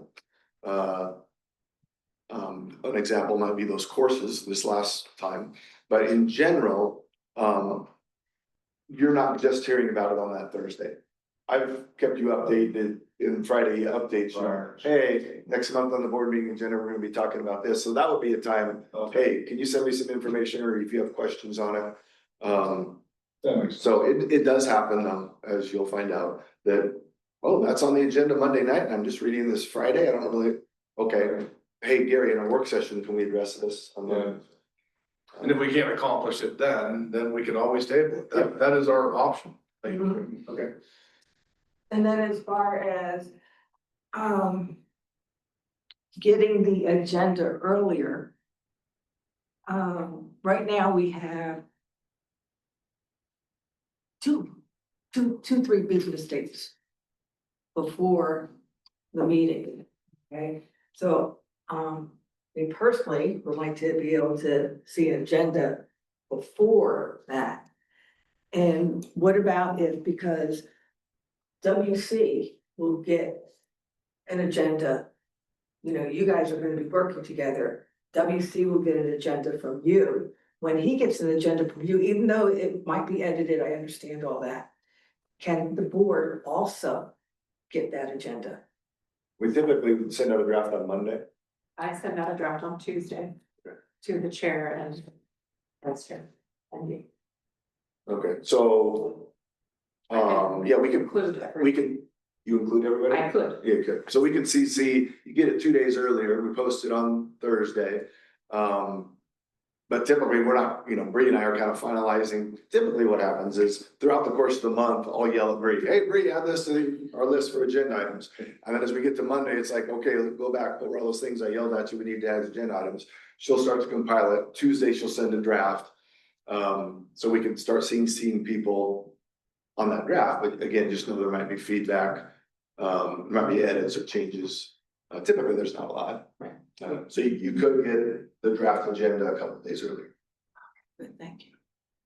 You don't start doing that. I would love that, yes. Okay. And then if people, again, what I wouldn't want to have happen is a lot of dialogue, right? Creating a public meeting on it. But if you saw something, just email WC, hey, I don't really want this on the agenda, or I don't see this on there, could we consider adding it? WC, talk to me, I did add it if that's what we wanted to do. Or if she has a question about something, should she email me and then I can? Probably email directly, I mean, if it's a question for me, email it directly to me, and when I respond, I'll send it to everybody. Okay. So what I do is if I send you something, I usually CC the superintendent. Yeah, it's probably the best bet. Okay, I think we got a plan there. Good. Well, I'm sorry, last thing, pre-meetings are what time? 5. No, 5. The premium is fine. Pre-meeting will be a half hour before our first meeting, so if there's no work session, it'll be at 6. There is a work session, it'll be at 5, yeah, 30 minutes before the start of our meeting. You look concerned. No, you good? Just my face. Okay. Just checking. Okay, all right. Just tired. Oh. all right, okay. Figure out where we're at now? Uh-huh. We're done with the number 7. We're at 9, huh? Oh, wow. Board stipends. Okay, Yeah. so starting off, before I pass this out, I'll kind of give you the history here. About, I think it was 2 years ago, legislature passed a bill that said school board members could receive stipends. The genesis of that, I think, from what I understand, is they felt like being a board member might exclude some folks. That would have the ability to participate for things like lack of daycare. I'm a single mom. I'd really like to be on the school board. There's no way I can do that. So they created this board member stipend piece, which would possibly help a single mom with daycare during board meetings or whatever. They authorized up to $500 per month. And the legislature immediately passed it, and then the Oregon Ethics Division came in and said, there's gonna be a problem. So the recommendation from OSBA when this first came up was, don't start this process yet, let it get a legislative fix. So in this last legislative session, they started that process. And there is a path now. So I'll share the email exchange. Again, nothing we need to decide right now. I emailed, his name is Spencer Lewis. He's the head policy guy for OSBA. You'll probably meet him or see him at the conference this summer. Very awesome guy. Very awesome guy, has a great haircut. So I will pass this to share with you. And then maybe I'll put it on, that could be a work session topic in August, if not a regular meeting. But what the board will need to decide first is, we want to make this possible or not. So the board will act, you'll take a vote, somebody will make a motion. I'd like to make the ability for a FRSD board member to have a stipend, a possibility. I'd like to approve board member stipend. So we vote on that and it fails 2-3. Okay, nobody on the FRSD board can get a stipend. It passes 3-2. Then I, as individual board member Gary, can go, okay, we have the ability, I'm not going to engage in it. I don't want to get a stipend. Or I say, yes, I could. And it could be any amount from 0 to that 500.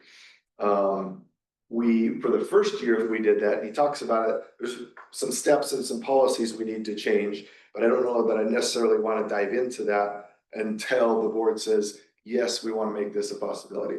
Once you do that, then I'll really go back to Spencer and say, okay, we're going down this path. What are the exact things and steps I need to take? Which again, this email kind of describes. So I think between now and August, you could just do your own research, you can read through this.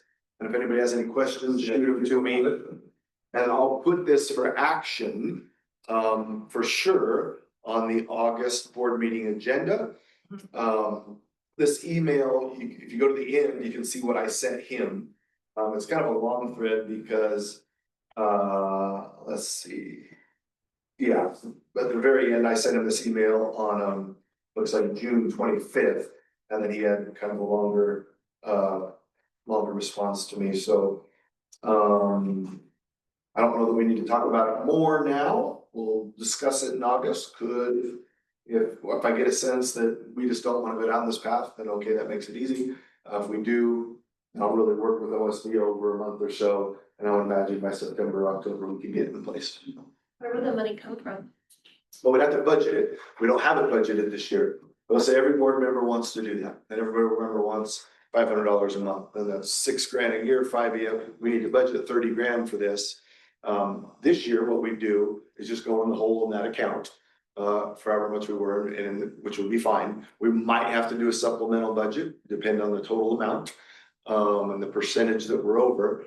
Or I suppose another option would be, we plan on doing this in the summer of 26, and we're gonna budget for it. You know, hey, Gary, every board member is going to do this. When you're planning December, January, February with Quanah, creating our 26, 27 budget, make sure you allocate dollars for this. So this year, if we wanted to do it this year, it'd be totally fine. There'd just be some work to do. In the future, we definitely put a line item in the budget for board member stipends. And probably my ignorance, but why are they referring to it as a stipend? I mean, Because it doesn't run through payroll, so I'm not paying PERS on it or payroll, it's just, it's like a reimbursement. Gotcha. So it's just a flat 500, it doesn't cost, if I'm paying Mark the employee $500, I'm really paying $693. And this is just $500. That makes sense. I can hear you. That's how we use stipend, and the stipend is for hotels and food. Right. Like it's not part of the pay, I got you, that makes sense. Okay, so for sure that'll be on the agenda in August. If someone wants that as a work session topic in August, let WC know and all the little more information, or if you, after you read through that email, you have questions, shoot too.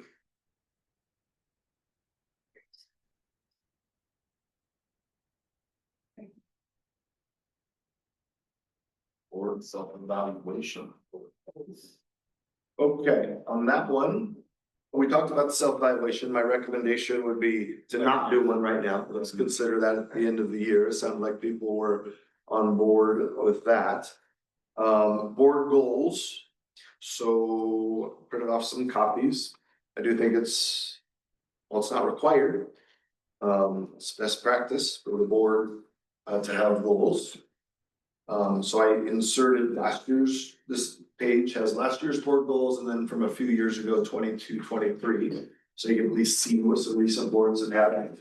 You could elect to keep the same 3 goals they had last year, change all of them.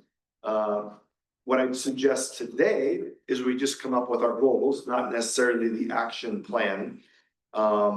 And this could be another work session topic in August. If we were to identify or agree on our 3 goals today, then in August, we could talk about, okay, what are the action plan or the things we're gonna do to help us achieve our goals? So again, these were the goals last year. I also put 22, 23's goals on the back. The goal right now is to identify the 1, 2, or 3 goals that the board wants for 24, 25. I would suggest maybe at least reading the first 3 from last year and see if there's any of those you want to keep or none of them, and we're starting from scratch.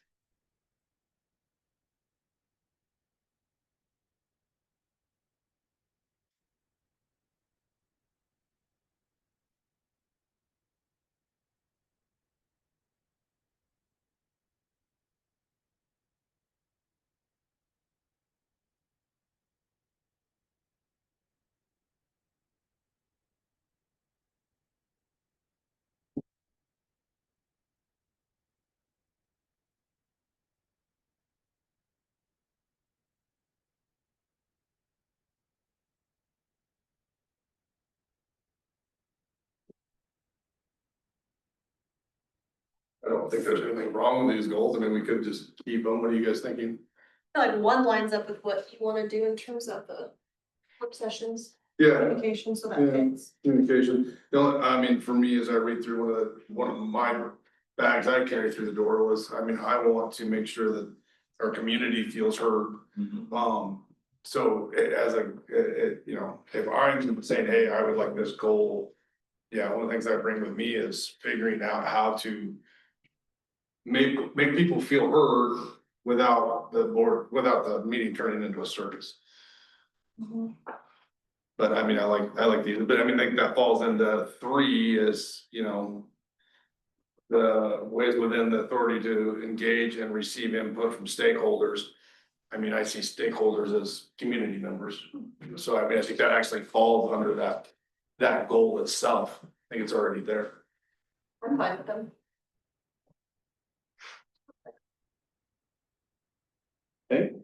You like the 24-25 goals?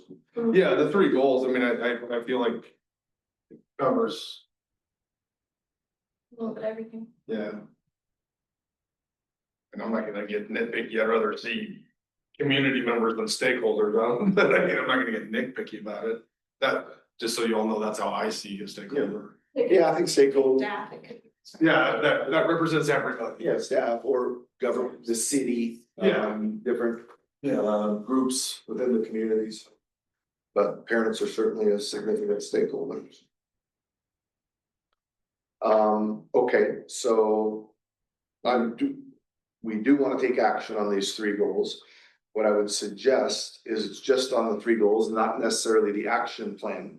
But I'll put this topic in the work session on August, and then we could dive into the action plan, or do we want to change any of those wordings, come up with some new things, eliminate some things? And this is just for this year, we're gonna set these goals next year, right? Yeah. What do you think, Mark? I don't know what to think about it. I did see them, but they look good. I don't know if we can come up with a different set.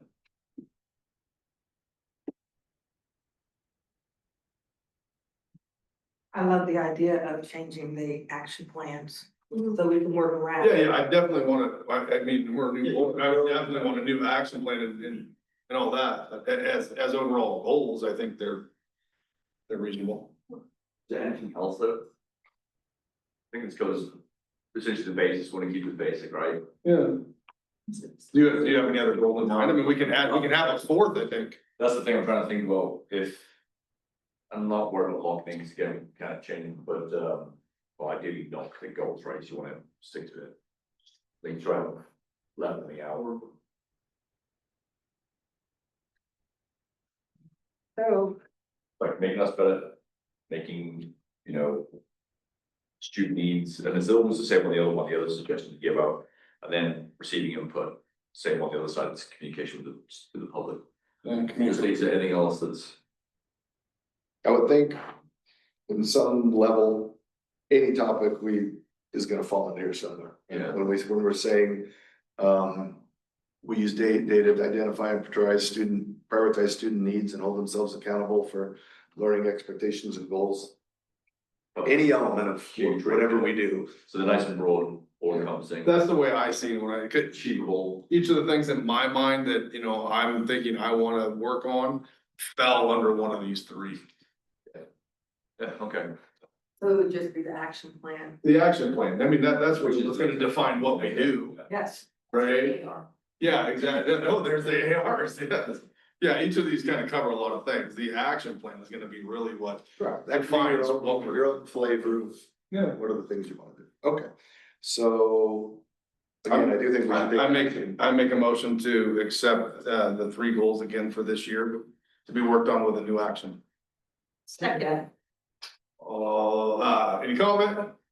All those in favor? Aye. All those opposed? Okay. Perfect. Next we have about, keep picking up our stuff. Yeah, cool. We got about a half hour still till lunchtime, so we can go on to next topic. She is superintendent, and I probably just put this on there just to, the superintendent emails, typically those occur every week. Sometimes not, and this will be one of the weeks, I won't get you one on Friday. For a couple of reasons, one, we've met a bunch recently, hopefully we're talking about things today. Also, I'm taking 2 vacation days, Thursday and Friday. Mark was asking me kind of about my schedule again, just so the board knows. You know, I work year round, work over Christmas, spring break, summer, et cetera. I have 20 vacation days a year, so I also take those periodically. I took one a couple weeks ago when my daughter got married. Taking 2 this Thursday and Friday and getting out of town. So you won't get a Friday update email from me this week, it'll be next Friday, so. Those, feel free to ask any questions of me on those. Again, I'll probably respond to everybody, so everyone gets the same information.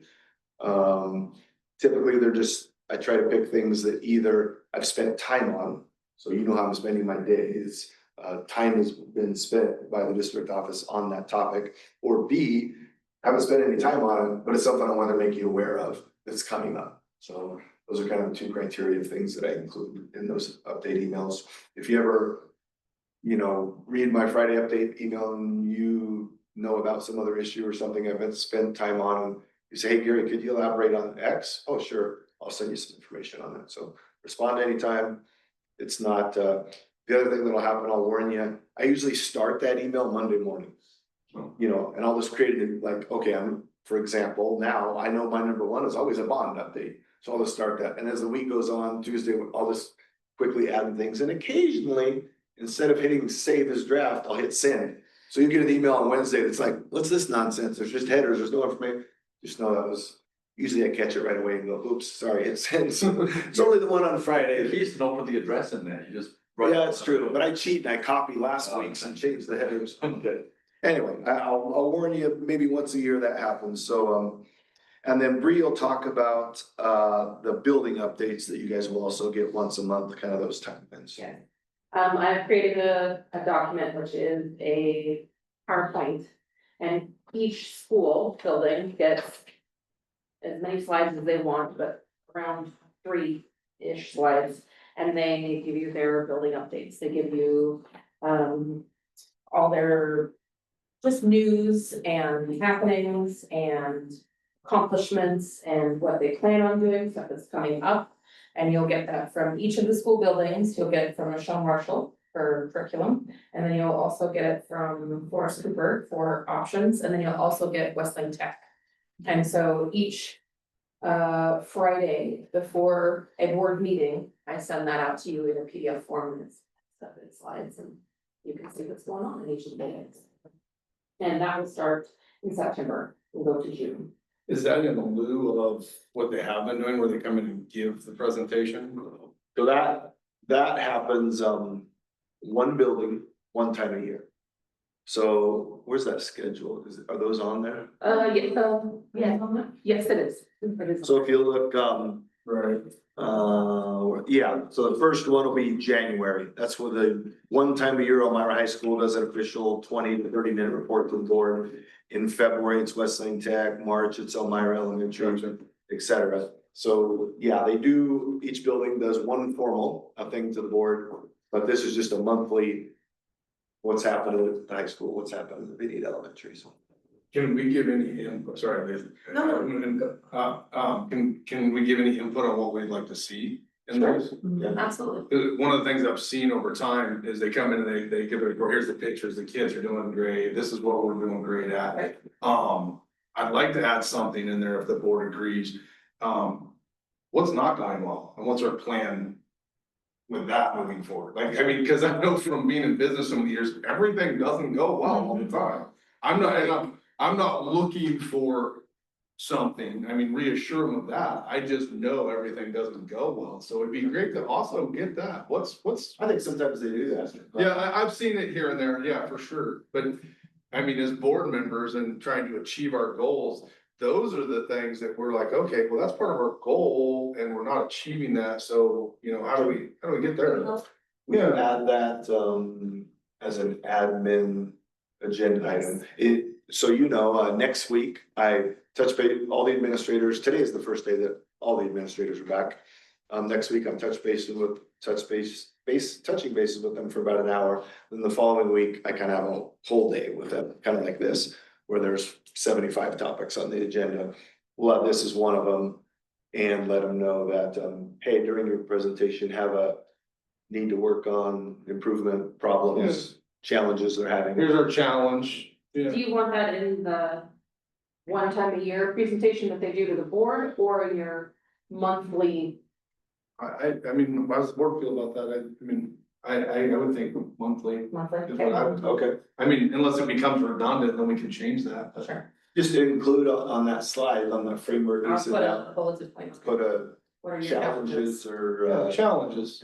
Yeah. So am I hearing that we're going to get the PDF sent to us, but they will not be giving the orientation each month? they give the presentation 1 month a year. That's still happening. Oh, Just it'll like be it just was like last this, year. yeah, same as it was last year. You'll get a once a month email update from all the schools, and one time a year, a school is on the board meeting agenda. No changes, other than WC's suggestion in the monthly update, let's add a little, what are some challenges they're working on. Like, Okay.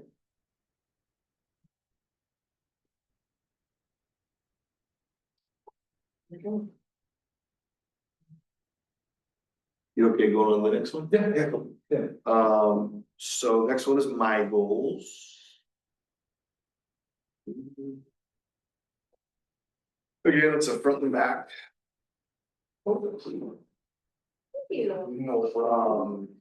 The side that's full of information is my goals from last year. So one on stakeholder engagement, one on academic achievement. And then a little blurb at the bottom, something new, we had 2 check-in dates. Those were executive sessions following a regular board meeting. We did them in November and February. So while these are my goals, I definitely want the board input. For example, if the board said, Gary, we want absolutely something that's not on here to be one of your goals, we can talk about that. And then much like you, once we establish on my 2 goals over the next few weeks, I'll include all these bullet points are kind of my action plan, the things I want to do to help me achieve those goals. So what I've got on the back page is the 2 that I'm recommending for this year. I'm spending so much time on the bond, that to me that makes sense to be one of my goals. That we want to get, a year and a half from now done. What are all the things I'm doing to ensure that the district meets the bond promises made to voters? And then academic achievement is always going to be a goal. So that's what I'm proposing. If the board wants something different to eliminate one and change it out or add a third, open to talking about that. Once we agree on them, again, not something we need to vote on, then I would work on the action plan thing and shoot you a copy of that in a couple of weeks. Are you proposing to change to these goals or add those goals? I'm proposing to change to the second one is the same, academic achievement. Okay, yeah, instead of stakeholder engagement. Yeah, stakeholder engagement is really, it's just a part of, all those things I do. We do exit surveys, I meet with the key communicators group, I use Parent Square, I use the website, I work with the city, and nothing really there is changing, Yeah. So those are my recommendations, but open to something else you would like to discuss it.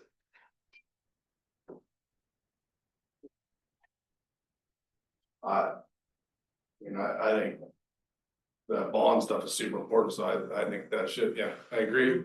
And the academic achievement stuff, and that's always gonna be a goal, right? That's actually the meat of your job. Yeah, so, and I would like to continue to get the updates until we find them not needed.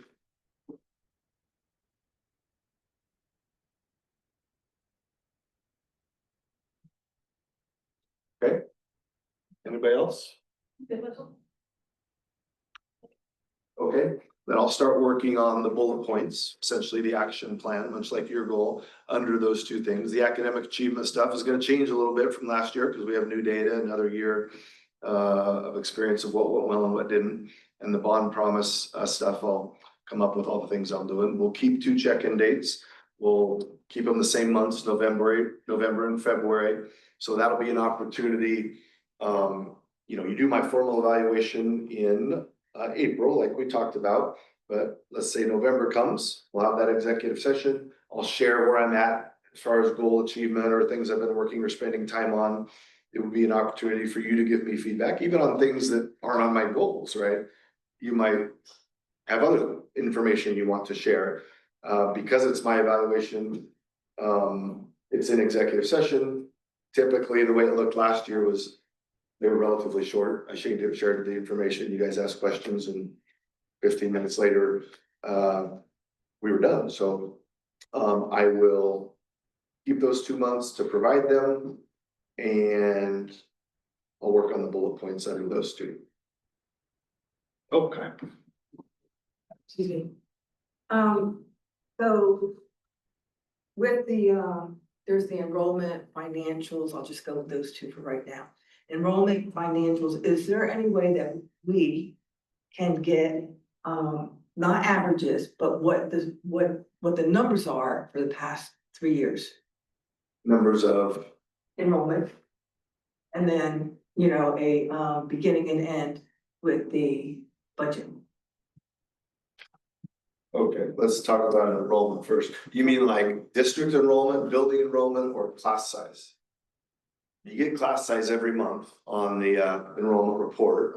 I could go back to every, you know, all the agendas are posted for the last 3 years, so you could. And we can print those off, or you could look at them. The budget, I try to keep you up to apprised in Friday updates. For example, last week I sent you the, you know, hey, we underspent quite a bit more than we anticipated, which was good. So I think we'll be really close in 24-25 to have spending what we brought in. What I initially thought we were gonna deficit spend to the tune of about $500,000. So in regards to that, what you're wanting is like the end fund balance the last 3 years? The beginning and the end. Beginning and the end. Okay, I'll see if what Kelowna can, beginning and end fund balance. So right now. What are you looking for? Profit, and the budget documents are posted, so it's all online. We post every year's budget document, it has the starting what we started at the beginning of the year, and if you look at the previous year, you know what we ended the previous year with. So we get it on a monthly basis, okay? What I'm talking about here, what I'd like to do is be able to see exactly how we have progressed or not in 3 years. So right now, we're getting things that are for that month. Well, it depends, I mean, the budget, go to the business office page, let me show you a couple of things that are out there. Every year you approve the budget, there's a page in the budget document that has enrollment for the last 20 years, so that's easy to see, it's not broken down. It's not broken down by building. Each year when you approve the budget, it has the beginning and end fund balance. Now we got I knew right where it was at in the old webpage, but so Right, this is. Department of Biz office, let's budget information, go to that link. All right, let's pull up past budget document. Oh, are those even up there? There you go, adopted budgets. Scroll down. Oh, there it is. Yes. Click on 25-26 adopted budget. And then just maybe control F enrollment.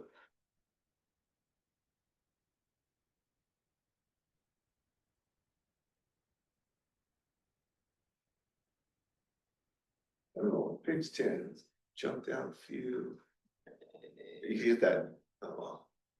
Oh, it's probably a next, huh?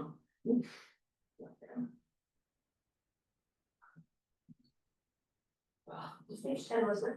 Yeah, I thought that's. Keep going down. Okay, Is it- click the caret up there and let's let it jump. Sorry, this is, oh, I see what you're saying, got that. There you go. There we go. Okay, keep going down. No, next one, next one. It'll eventually, there we go. So that shows a district graph since 15-16 of enrollment, district-wide and charter school. You can see in first year on there, 15-16, we were at 1303. Last year we were at 1284. You can see the highest year was, at least in the last 10, was 1920 at 2409. Definitely our enrollment is changing in regards to a lot of them. So many of the houses sold out here are not being sold to young families. Our two smallest grade levels are currently K and 1. In the budget document, if you recall, I talked a lot about birth rates and how not only the nation, but Oregon is one of the lowest in the nation. So long term, looking out 4, 6, 8 years, this is going to impact us greatly if there's fewer and fewer younger kids. You know, right now, the fact that our K and 1 are smallest, I won't say it's concerning, but it's a trend we're going to have to deal with if that continues on. And I would anticipate this year's kinders also being small. So there's a potential in 25-26, our 3 smallest grade levels are K1, 2. So that's telling us we better start planning. Where'd you get that data from about birth rates and you know, age of the population being in this area? Oh, I'm not accusing you of fudging numbers or anything like that, but you know, I don't know how it works. Curious how we get that and make sure it's reliable. Oh yeah, this is exactly what's going on. We just don't have the young population.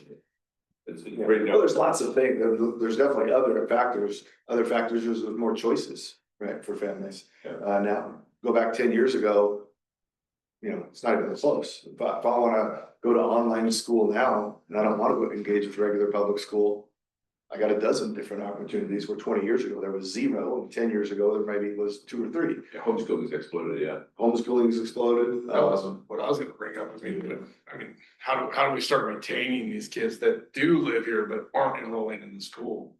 How do you reach out to those families and encourage them? Yeah.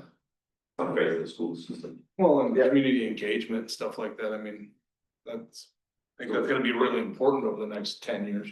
Where do you get the information, like the census kind of information? I'll send it to you. In my scroll back up to the page where I give the budget document. That message, did I put a link in there? So, yeah, that paragraph Oh, that one. that we were just in, scroll down. I just got, can you make that bigger? Yep. Enrollment K-12 was on a slight decline. We're down around 25 students over the course of the last 2 years. While that number may seem small, future enrollment drops are very likely as we expect in the 25-26. Our 3 lowest grade levels will be K1, 2, common experience among school districts across the state of Oregon. While Thorn Ridge enrollment has not seen the same level of decline that the state has, Lane County has experienced its realities have an impact. In 2025, Oregon ranks 47th out of 50th in both birth rates and fertility rates. So I can't remember what article I pulled that from, but I'll. You throw references in, it doesn't seem like it, so if you're already getting these statistics from both of you, but if you're getting these statistics, could you throw like a per this, per that? This is just something I read aloud, but. Sure, or in some, whatever documents applicable where, you know, we look it over and you can see it, shows visibility, you know, openness kind of thing. I'll try to. You shouldn't add too much if you're already in the article or, you know, you're getting in from them. I'm just curious. Like I said, I will send them to you. When you send them to him, I'll send them to everybody. Thank you. And then, no, I'm just gonna ask. The website, take it slow, okay? How do I get there to the enrollment? I have seen that, but. It's on the business page. I can go backwards for you. It's under departments. Oh, wait, let's see. Okay, gotcha. Okay, Business office. And then budget information. And then scroll down.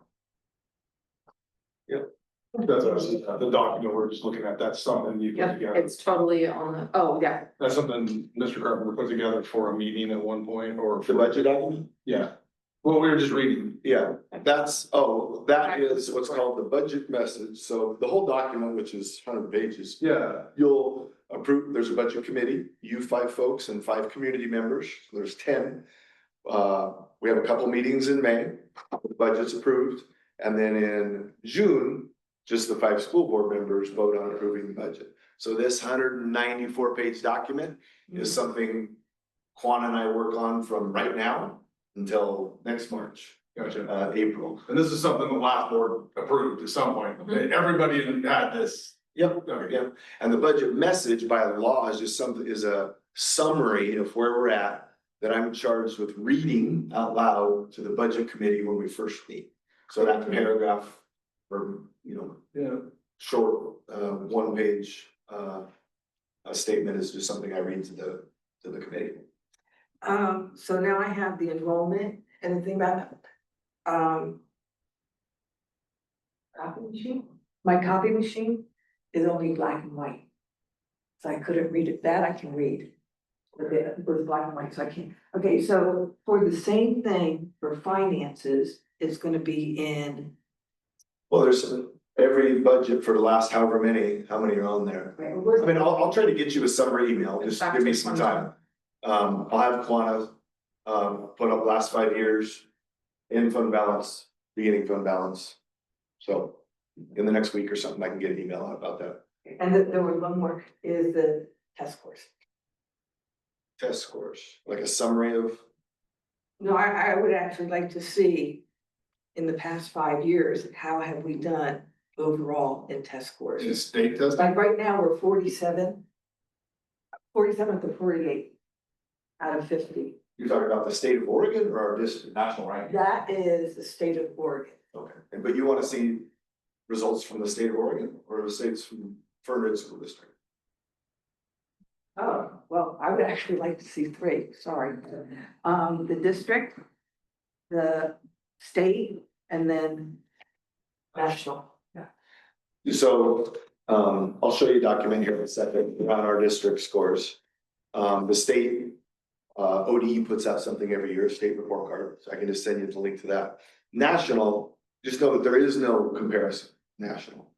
You might say we're 47th out of 50th, no state, no other 49 states take the same test that Oregon does, 0. So, there's about 13 states that use Smarter Balance, that consortium. But let's say Idaho uses Smarter Balanced. Their questions are not the same as our kids because their questions are geared towards the outcomes that the state legislature in Idaho says. So know that when you compare graduation rates, there is no comparison.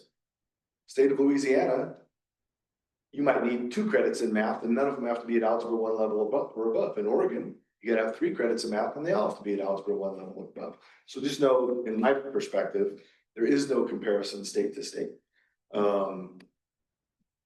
So I'll try to find some stuff nationally to send you, but it's a really slippery slope when you're saying, well, look how we compare to North Dakota. Well, guess what? It's not the same. Different tests, different questions, different graduation requirements. Different finish line. Different finish. I don't know, I think there's still an indication there. I think I get what you're saying, it's could be comparing apples to oranges. It's just much better comparison, comparing us against people in Oregon. They're not taking the same thing, right? If we rank last in the state of Oregon or first, you're doing something. Not that you need to willy-nilly say that there's definitely no correlation. I'm just trying to share with you. There is no apples to apples perfect comparison with another state. Our kids do not take the same test as any other state. And when you compare 20 years ago, I'll try to get some information on this if you're interested, but when I was first an administrator in the Fern Ridge School District, as the principal of Bonita Elementary, what was it called before Smarter Balance? Oaks testing is what the kids took. On the cognitive level of testing, they were tested at what's called, I can't remember the acronym, but essentially level 1. It's recall knowledge. When they went to Smarter Balanced, they went to what's called not only level 1, but level 2 and level 3 type questions where they have to infer and decipher and use deductive reasoning to come up with answers. And the level, 20 years ago, when folks say that, hey, how come in 2003, 80% of our third graders passed the test? And now it's 18%. Is not even close to the same test. It is tremendously more difficult today. So the better comparison, in my mind, is how we relate to other schools in Oregon, right? Other districts in Oregon. I can get you some more information on that. There's also about 3 or 4 months ago, I reached out to, because I want to add some questions on kind of our state data. There's a team at OPE, Michelle Marshall and I had a Zoom, and I was asking some of these questions about comparing to Oaks, comparing to other states. If the board ever wanted, for example, at a work session to have the ODE state testing gurus talk to them about the best way to look at that, we could certainly set it up. Is there a way for me to log in? No. No. I'll right after we come back for lunch, because lunch is about to be here. I'll print off during lunch a summary. I've kept it since I've been superintendent of state test data. It's something that'll be on the agenda when I meet with administrators in August. And it'll show you what it's looked like. I guess this is the 9th year now, in relation to how those last 9 years have looked in Fernridge in regards to state assessment, as we're compared to other districts in the state board. I'll print that off here when we break, and we can talk about it a little bit after.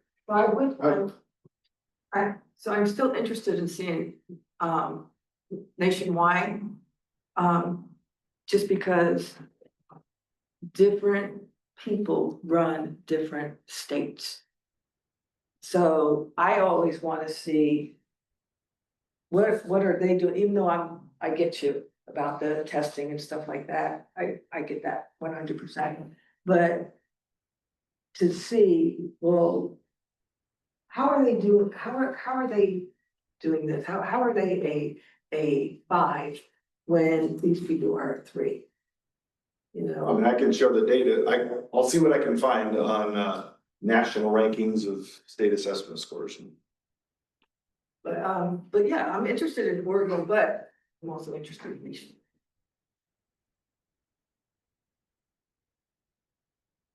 Okay, what did we kind of got, what topic were we on there? We were. Your goals, oh, my goals, okay. Where we're at, we're fine with the goals we have, I'll work on that. I'm gonna go off of that. Done. And this is what brought us on. It doesn't say this is one, so good luck. Thank you, back to the. This is board goals. I don't know if you had a copy or, but there you go. Yeah, so thank you. Here's the item.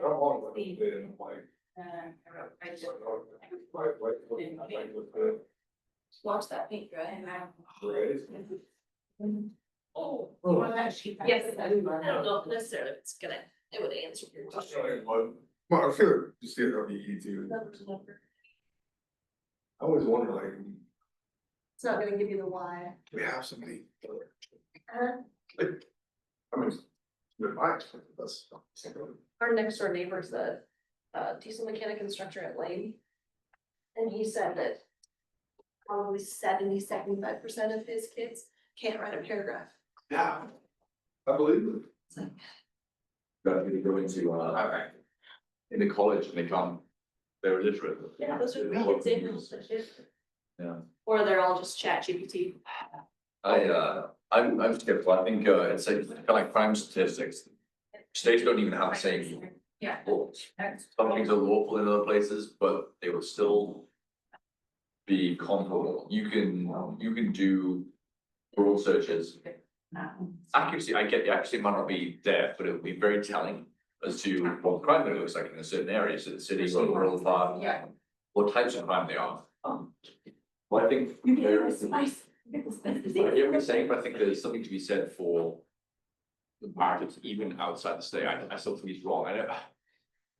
I get it, but I show that we're doing well. We are doing better than other parts of Oregon. I noticed we came up in the ranking. Well, it's interesting to see where you For fall. schools and grades, so.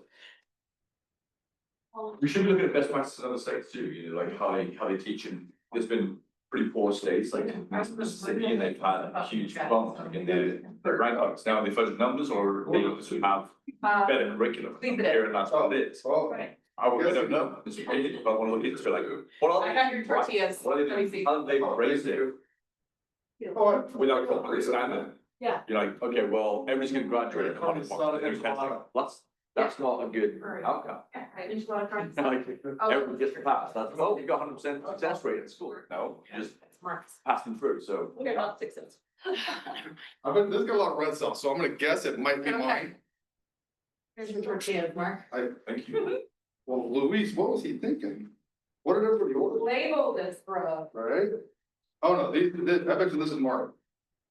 Did you get chicken? Yeah, I think about like that special. Oh, arroz con pollo. you got the Luis? Is that? Well, that's not, this is. That's arroz con pollo right there. Oh, that's arroz con pollo? Good call. That one, we were that. I did. Oh, that's you? That's me. Okay, I did not touch your food. No, That's you- why. We'll take this off. Yeah. That's okay. That, That is an enchilada. I think That's that's, you, I sir. think that's me. That is you. Yes. There we go. We need utensils, so we There- have there's some- actual real forks in here, if anybody wants a real fork. Oh, I like them. French fry. I think we're heading in the right direction. Now. Yeah, That is that's an enchilada grande. Long day. Grande. I think I was, soup for the enchilada. Okay, so there's- So, so this is your, soup. You ordered- What's that? Oh, you- this is you? Yeah. Okay, oh, okay. That's the, Here's some real forks. Well, Oh, that's that's after. Yeah. oh, this, okay, great. This is you. Oh, you ordered the second. Yeah, you guys. order it. Oh, is that arroz con Order pollo? the coffee. I was gonna get coil and cream, but I was like, oh, I need to be napped. Oh, this might be me. Yep, that's me. Some fun. Hey, oh. Hey, this is me. Hello. Oh, there you go. I think so. Oh, yeah, we were all that. I put the pictures. Okay, oh, the classified, cool. You guys. On the follow up. Sorry, next item is a handbook, but I wanted to follow up what we ended the last topic with. This is a document that I keep and update each year.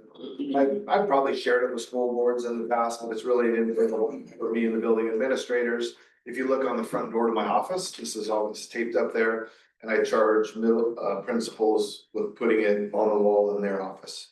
So what this shows, and again, it's just one metric or one way to look at this data. But if I go, let's look at the far right column, 16, 17. But I would say, in the way this is laid out, top half is math, bottom half is language arts. There is no 19, 20, or 21 column because in 20, state testing was shut down. And in 21, all the requirements changed and participation was like at 15% or something. So those 2 years are not in there. So if you look at that far right 16, 17 column, what it shows at the top is our third grade math students at Veneta Elementary achieved 13 points higher than the state average. So whether that state average was 10% or 80%, if it was 10%, then our kids were at 23%. If it was 80, then our kids were at 93% pass rate. So it goes down in that year, each grade level that took the test. You can see in 16, 17, we had 3 grade levels that were higher than the state average, and the majority significantly under. And then when you added those all together, it came up with a negative 71 number, just to put some kind of quantitative a number to it. Same thing on the bottom. If you look in ELA, the far right column, 16, 17, you can see we had 4 grade levels that achieved higher than the state average. Our third graders at both elementary schools, fourth graders in Veneta.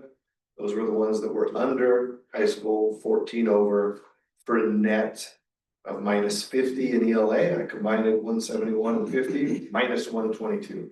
Then it progresses up, our best, significantly, we were showing improvement, right? Went from minus, if you look at the bottom right, from -122 to -73 to -22. Then we have -46, -14. In 23-24, in relation, again, we're just looking at Oregon here, right? In relation to the rest of the state, we were significantly above. And then this year, when we just finished, we were right at about the state average, essentially. So it's one way that we can, let's look at 24-25. Some takeaways from there that we'll be talking about this year. One is the first year, really, our high school has been at about the state average, right? They were 2 percentage points under in math and 4 percentage points under in ELA, whereas previously in either one of those, in ELA, high school had never been under the state average. In math, there was 1 year they were -3. So we'll dive into why that was. Was this just a lower group in general? Did they have a higher percentage of sped kids? What are some things we did differently? What's not going well? So that's one takeaway from this last year. Another one is the significant difference between Veneta and Elmira. So let's look at the top in math. At Veneta, their third graders who were 11 percentage points above the state average. And fourth graders, they were 16, and fifth graders, they were 15. While at Elmira, it was -7, -7, -7. Why is there that difference within a smaller community? So as far as our Fern Ridge School District's state test data, Lisa, this is one metric. You can, on Woody's website, you can search report cards for our district or our school relatively easily. But this is a document that I make each summer after state testing is over, that I talk about with administrators in the fall. It usually drives at least one of their goals that I set with them, just like, you know, in conjunction, you and I set my goals, principals meet with me and they set their 2 goals. And this is often a document that might drive one of those goals. Again, nothing to do there, just sharing it with you. If you ever want to dive into it more, we can. Do you know much about the whys? About why that middle band seems to be so low across the board? The middle band. Kind of like, but fifth through, fifth through Yeah, middle. 6, 7, 8. Yeah, I mean, if you go back to 16, 17, let's again look at math. You know, combined, they were -20, -55. Well, in 23-24, the middle school was almost at the state average, right? They're -4, -3, +4 in 6, 7, 8. That was pretty good. This year, they were +4, -6, -14. I think it's hard. We're always diving into the why and trying new things. If I knew exactly what it was, this in particular, the difference between Elmira and Veneta drives me crazy. Why is that? Right? Why are my third graders doing so much? You know, the systems are the same. Teachers have the same amount of longevity. Is it incoming kinders? Is it the demographics of the kid? I don't think so. So as far as do I have an answer? But you're attempting to find this though, right? Oh, sure. Yeah. We gotta try. Yeah, talking about it. There's Well- significant attendance difference between the schools. No, I don't think so. And I also don't think, although I'm gonna look into it a little bit more this year, we do kindergarten readiness testing. Meaning, we'll get a baseline for all our kindergartners when they come in. And one thing I haven't dove into is the history of that. Are the kindergartners that come into Elmira, have they not ever held a pencil? You know, are they lower readers? All those kinds of things. So each month I have an admin meeting. The first topic on the admin meeting is always academic achievement. So that's something we talk about. What's happening at your school? What's some new things we're trying? Every building goes around and shares as the first item on our monthly meeting around this topic of academic achievement. I do think it's hard. It became a lot easier. One thing that's definitely changed at the high school. When I first went to the high school as the principal, their test scores were not good. And we turned it around to being so there was a couple of years we were the highest scores in Lane County. But I didn't really focus on instruction. I felt, we had strong teachers, things were going well. What I focused on was motivation of taking the state test. If I have 100 kids, and if my smartest ones, they don't care. You know, I'm going to the U of O, I'm enrolled in business, I don't care how I do on the state test. That's what I focused on. I'm trying to encourage kids, meet with them one-on-one, about giving your best effort. Here, Lisa, is why your best effort really helps me. It lets me see what you know, so that then our teachers can look at the data and go, okay, my math kids did really well on algebraic relationships. They did poorly on calculations. I'm gonna spend more time on calculations next year. But if kids aren't taking the test serious, that data is no good. So when the state went to, you had to pass the state test to earn a high school diploma, instantly I got everybody's best effort. And 90% of our kids were passing, whereas the year before, it was only 40. The other thing that screws with this data is I can opt out. Any family, let's take our 11th graders.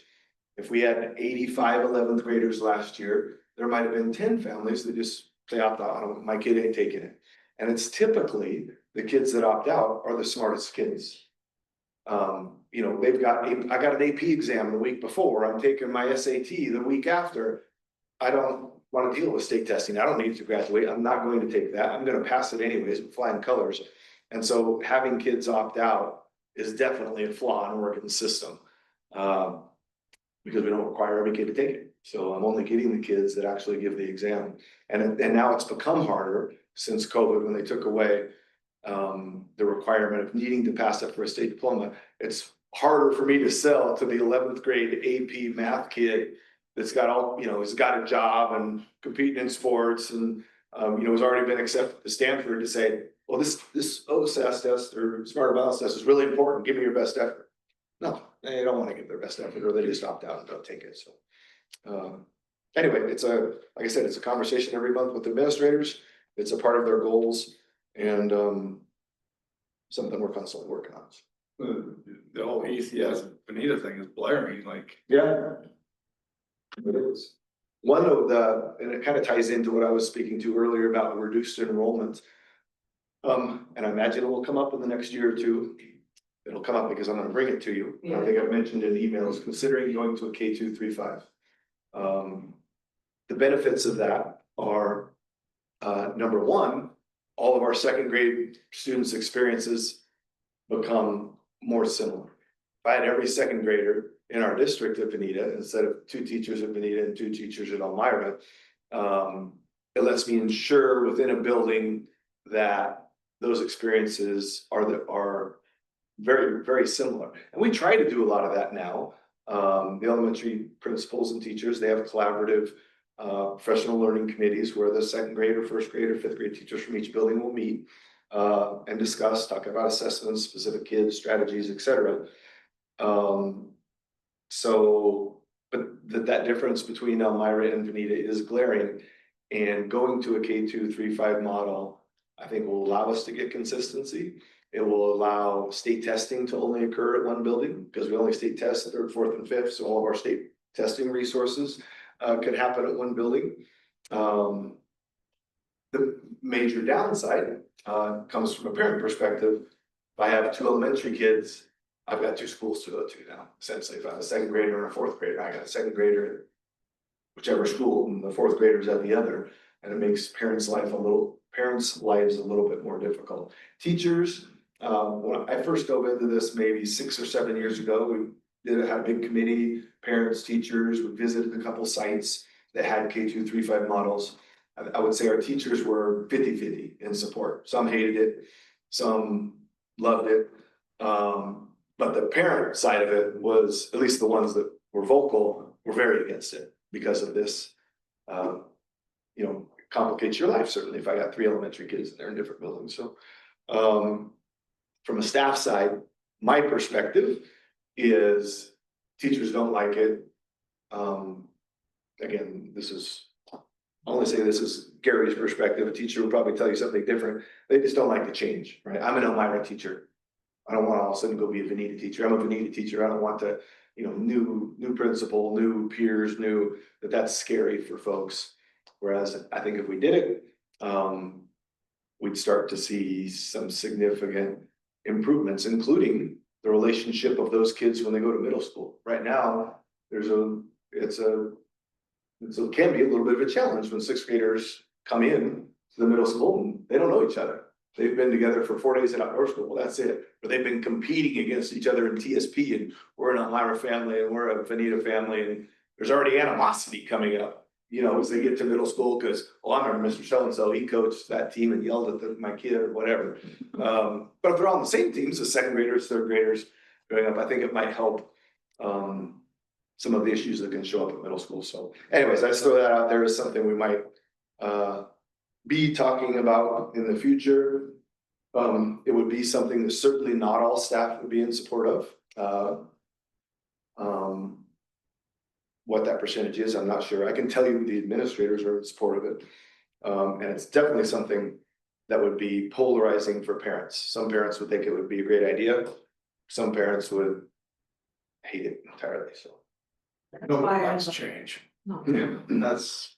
Oh, it's pros and cons. Yeah. And that's why I love about being, because our job is to do what's best for the whole district.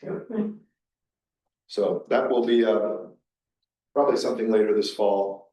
I at least throw out again, probably what I'll do initially is present some board with some information, some data, some why, and then get an opinion from the board. We don't want you to go down this path any further, Gary, where we don't want to look at it. Okay, and we'll drop it. Or, we want some more information. Let's invest. Then I'd probably get a committee together and say, okay, board's at least interested in hearing. Let's do some site visits. Let's talk to some other districts that are doing it. What's been challenges, what's went well. And then eventually get to a point where we're going to make that decision. I would think in a school year where we're making that decision, I'd probably want to make it by February, March-ish. They'll take some time to plan. Initially, when I dove into it before, I did everything out to transportation. What we looked at was keeping the routes exactly the same, but one school, whichever would be the 3-5, would maybe start, let's say 10 minutes earlier. So if I'm on this route in Elmira, nothing changes about the bus route, but I first stop at Elmira and drop off let's say that's the 3-5 kids, and then it goes to Veneta and drops off the K2 kids, and then it goes back to the bus farm essentially. So nothing much would need to change there, other than those elementary start times would probably be 10 minutes different. Anyway, lots involved in that whole topic.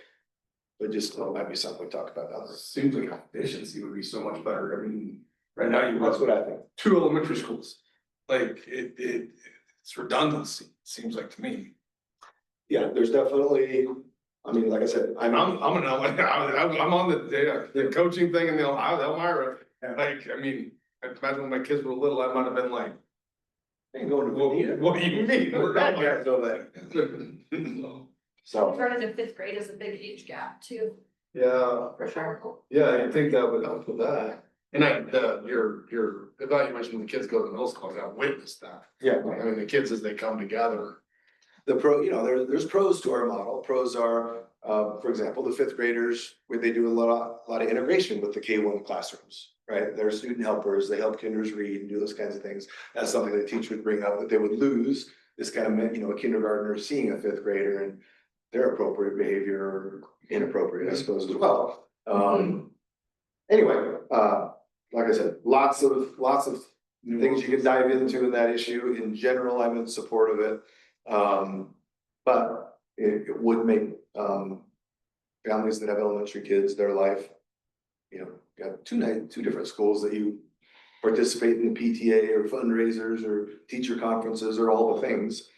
But it's no different than when at some point, they're gonna be in elementary and middle school, or middle and high school, or in different buildings. It can be harder when your kids are young, and I do understand that. So we want to do things that, if we ever went down that path, that would try to mitigate that. Anyway, so stay tuned for that in the months to come. Definitely bring it up, then I'll definitely look to the board to say, quit spending time on this, or no, spend some more time on this, Mr. Scriber. We want to hear more about it. Okay.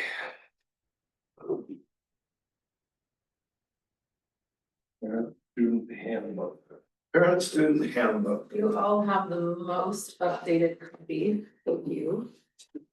Right now. So there is some editorial things in here. I still need to fix typos, that kind of thing. So no, I think so. okay. But the two things that Mark brought up, we wanted to talk about are the attendance and the background checks. I sent you kind of my thoughts on both of those. I learned a lot in the process, especially around attendance. I wasn't 100% sure exactly what was happening, but to summarize, see if I get this correctly. The elementary school, teachers have the first 30 minutes to take roll, get it all entered into the computer. If I'm a substitute, they do it on paper, it gets sent down to the office, they enter it.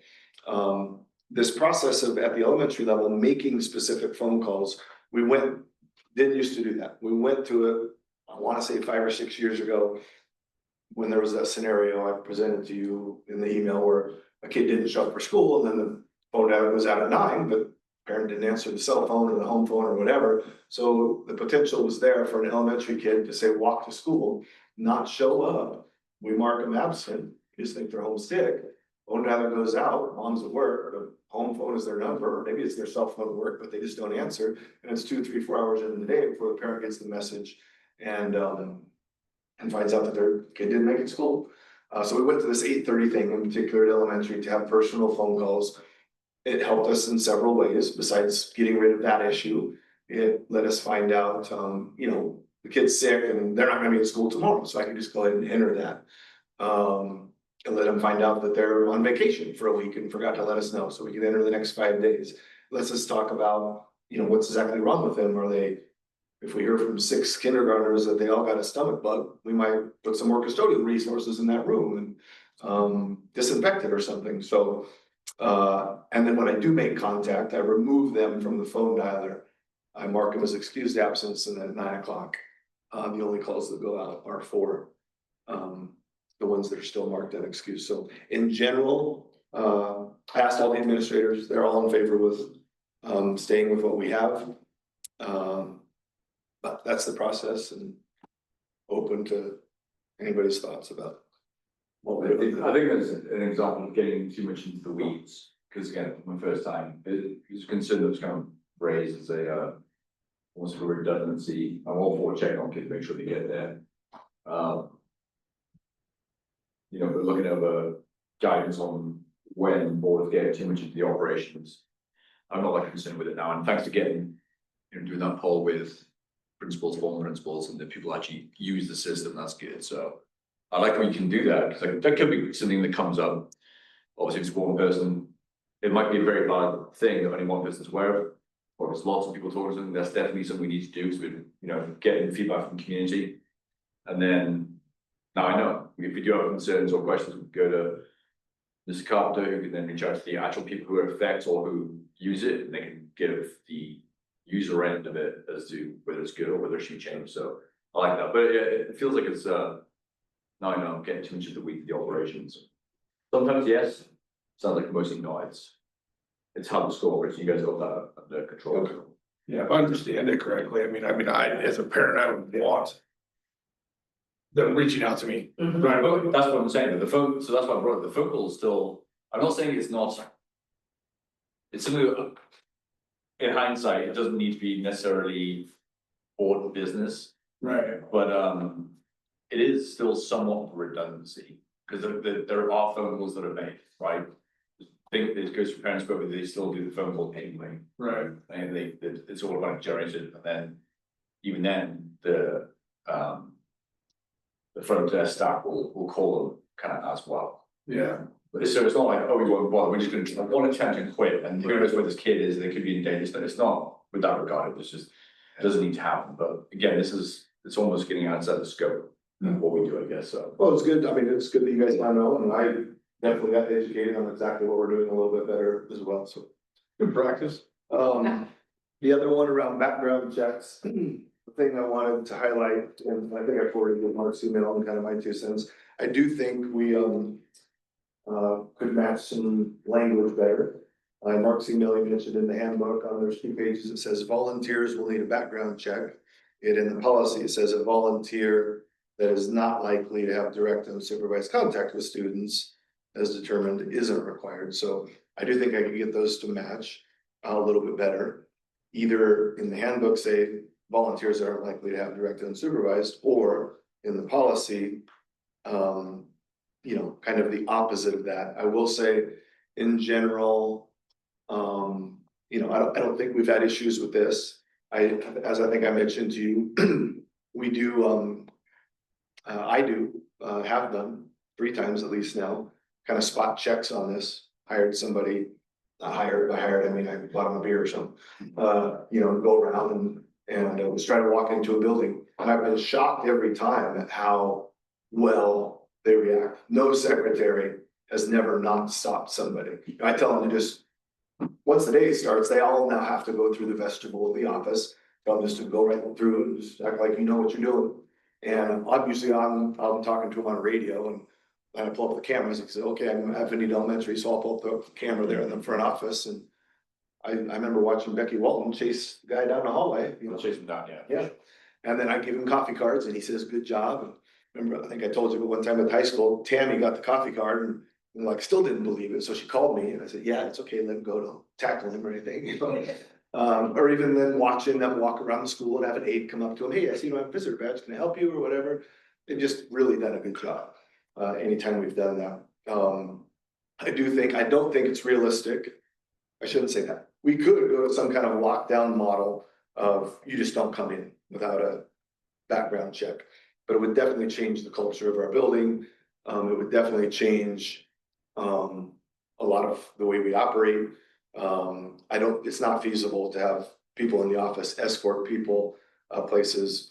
But our practice has been is if we're tasking them with something, they're volunteering on our behalf, or they are supervising kids and they have to have a background check. So if you're just coming to watch or have lunch or stand in the commons, and see what's happening in Fern Ridge Middle School lunchtime, then we don't require background checks. There is something that I first heard about, and you might be familiar with it in 4J, been in their schools, a program called Raptor. And currently Springfield's using it. He's the first one that I talked to, their superintendent, 5 or 6 months ago about it. And when he was talking about it, it sounded great. There's definitely a pretty significant cost. I haven't gotten a quote for us, but what that looks like, so in Springfield, they don't do any background checks, nothing. But when you come into the building, you take your driver's license and you scan it into this thing. And again, I haven't seen it in work. If we ever wanted to go down this path, I'd probably go to some of their schools and check it out. And then I think it focuses on specific crimes. And it'll green, good to go. Okay, now that person's logged in, you know, on this date, we know that they're in the building, and we know that they've passed this, whatever the Raptor system does for their background check. There's a cost to set it up. There's a cost each time somebody scans. He said asked him, you know, kind of the negatives of it. So the 2 downsides are 1, the money. And 2, it puts a lot of the onus on the building principal. So when it comes up, or the secretary, whoever comes up red, well, okay, they gotta stop what they're doing. You can't go in. What do you mean I can't go in? There's nothing, you know, never been in trouble. Then there has to be some investigation, meet with the principal, whatever. And that has taken some time. In our current model, everything just comes here. And so at the building level, if Lisa wants to go volunteer for NETA, secretary looks, so you're not on the list. Okay, we just deal with it all over here. And when our background checks come back, if they're all clear, we add this into the list. If a violation comes up, I review the violation, how long ago was it, what kind was it? And I either sign off that it's okay, or sometimes I'll call and say, we gotta meet and talk. There's a criteria athlete as well, like people, Yeah, for if sure. they have this certain crime, then. Right.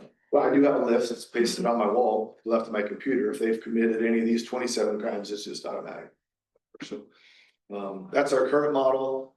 I do think I'll probably make, I'm gonna talk to you guys about it more. I'll make some changes so that those match up.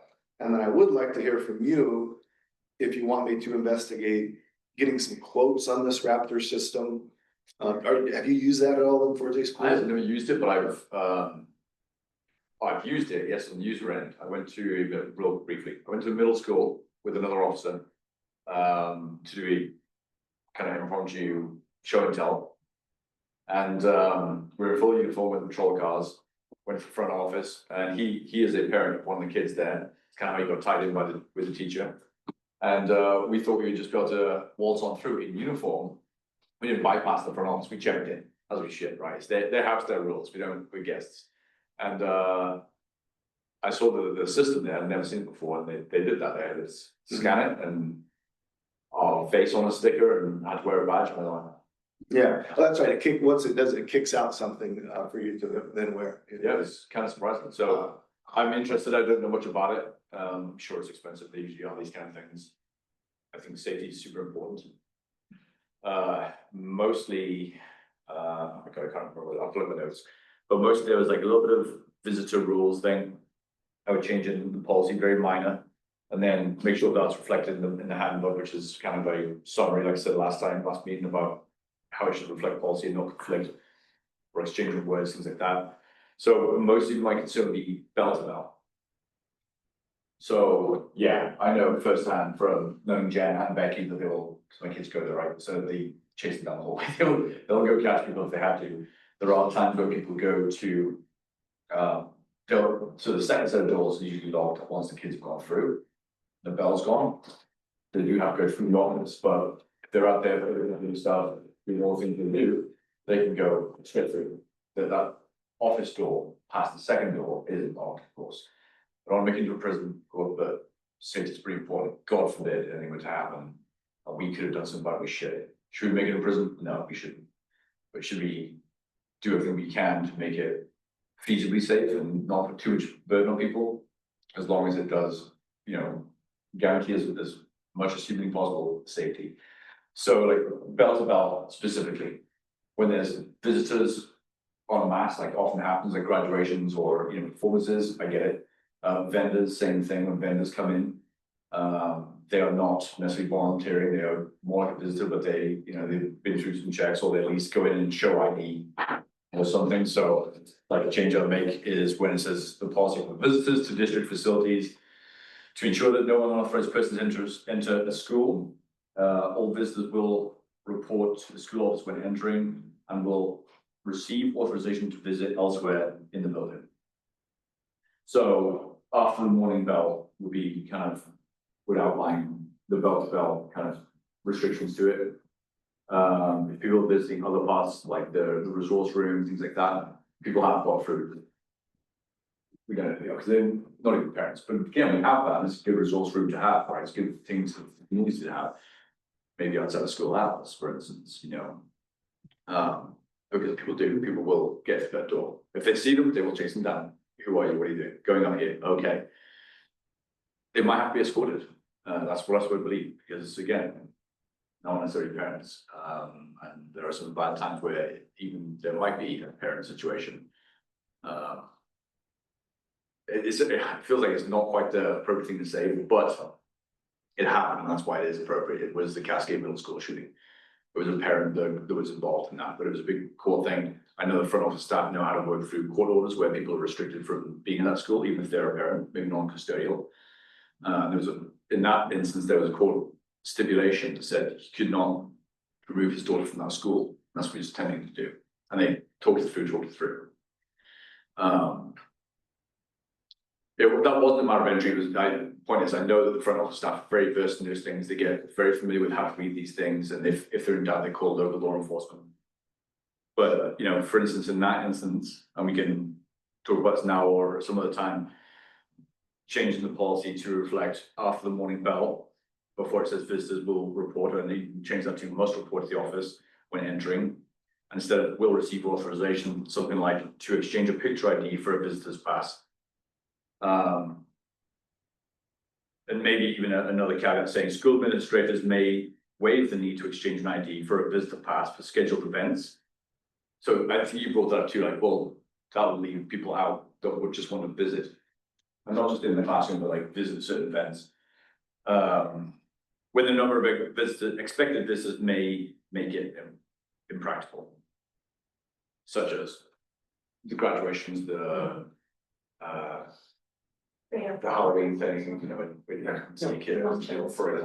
Thanksgiving. And hundreds of parents, I understand now. Again, they will, once you go in, and both sets of doors are wide open because they're letting in hundreds of parents to see their kiddos parade around.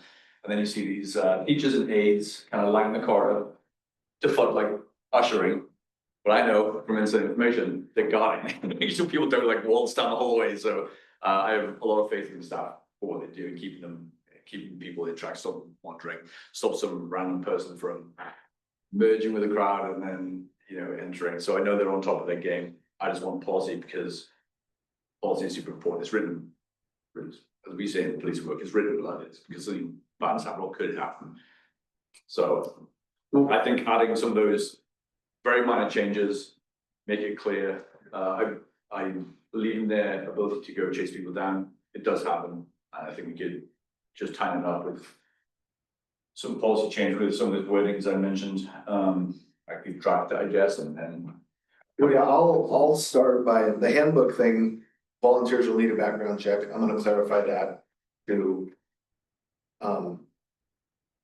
have direct unsupervised or probably put in some language around, you know, working on a task for us if they're working for us. As far as the policy, changing the policy, what I'd suggest is, yeah, give a draft. And then typically if the board wants to change a policy, I don't think anything that you're saying is concerning, but I'd send it to OSBA, because right, that what they've sent us is what they will defend in a court of law. So if we're making changes to it, we should, we're doing our job, send it back to them, let their attorney review it. Oh yeah, the changes you guys hear, that doesn't change the spirit of anything. We can still put on the policy, this is an OSBA approved policy. Otherwise, what we have to put on there, we can't include any of that OSBA stuff on our policy. This is just a Fern Ridge policy that their board has come up with. OSBA might not be on board with that. So again, nothing that you said I don't think is concerning. To make sure I understand though, you think that if Gary shows up to the middle school to have lunch with my son in the cafeteria, that you want to switch to some kind of background check? No, not that strict. Visitors still, I'm okay with the visitor thing, Okay. absolutely. You go and sit in there, they know who you are, you know, they know, and again, if they are. Because you've checked in. Because they checked it, prohibited, you know, like, you can't, you know, when we had, Jen's cousin come to pick up one of the kiddos.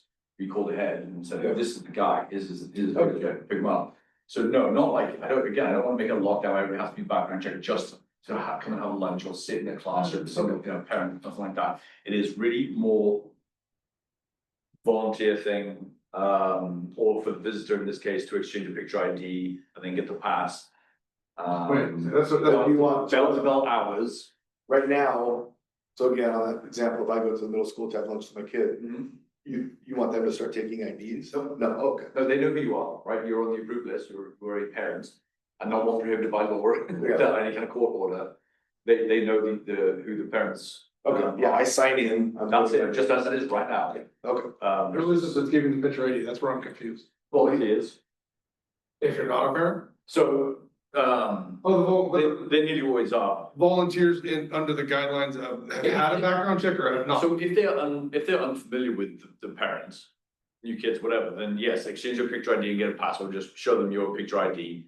And they go, oh yeah, I see that, like, you staff member. You show me your Mark Jan and I look on the list, oh, Mark Jan. Yeah, they're nearly always familiar, and usually if a court order's come in, the person who just obtained it, like mother obtains against ex-husbands, something like that, they will deliver it and they will look and go, Yeah. oh, this is updated, we actually can't let the ex. But there, in certain scenarios, there is a lot of the time where, let's say the kid is in foster placement.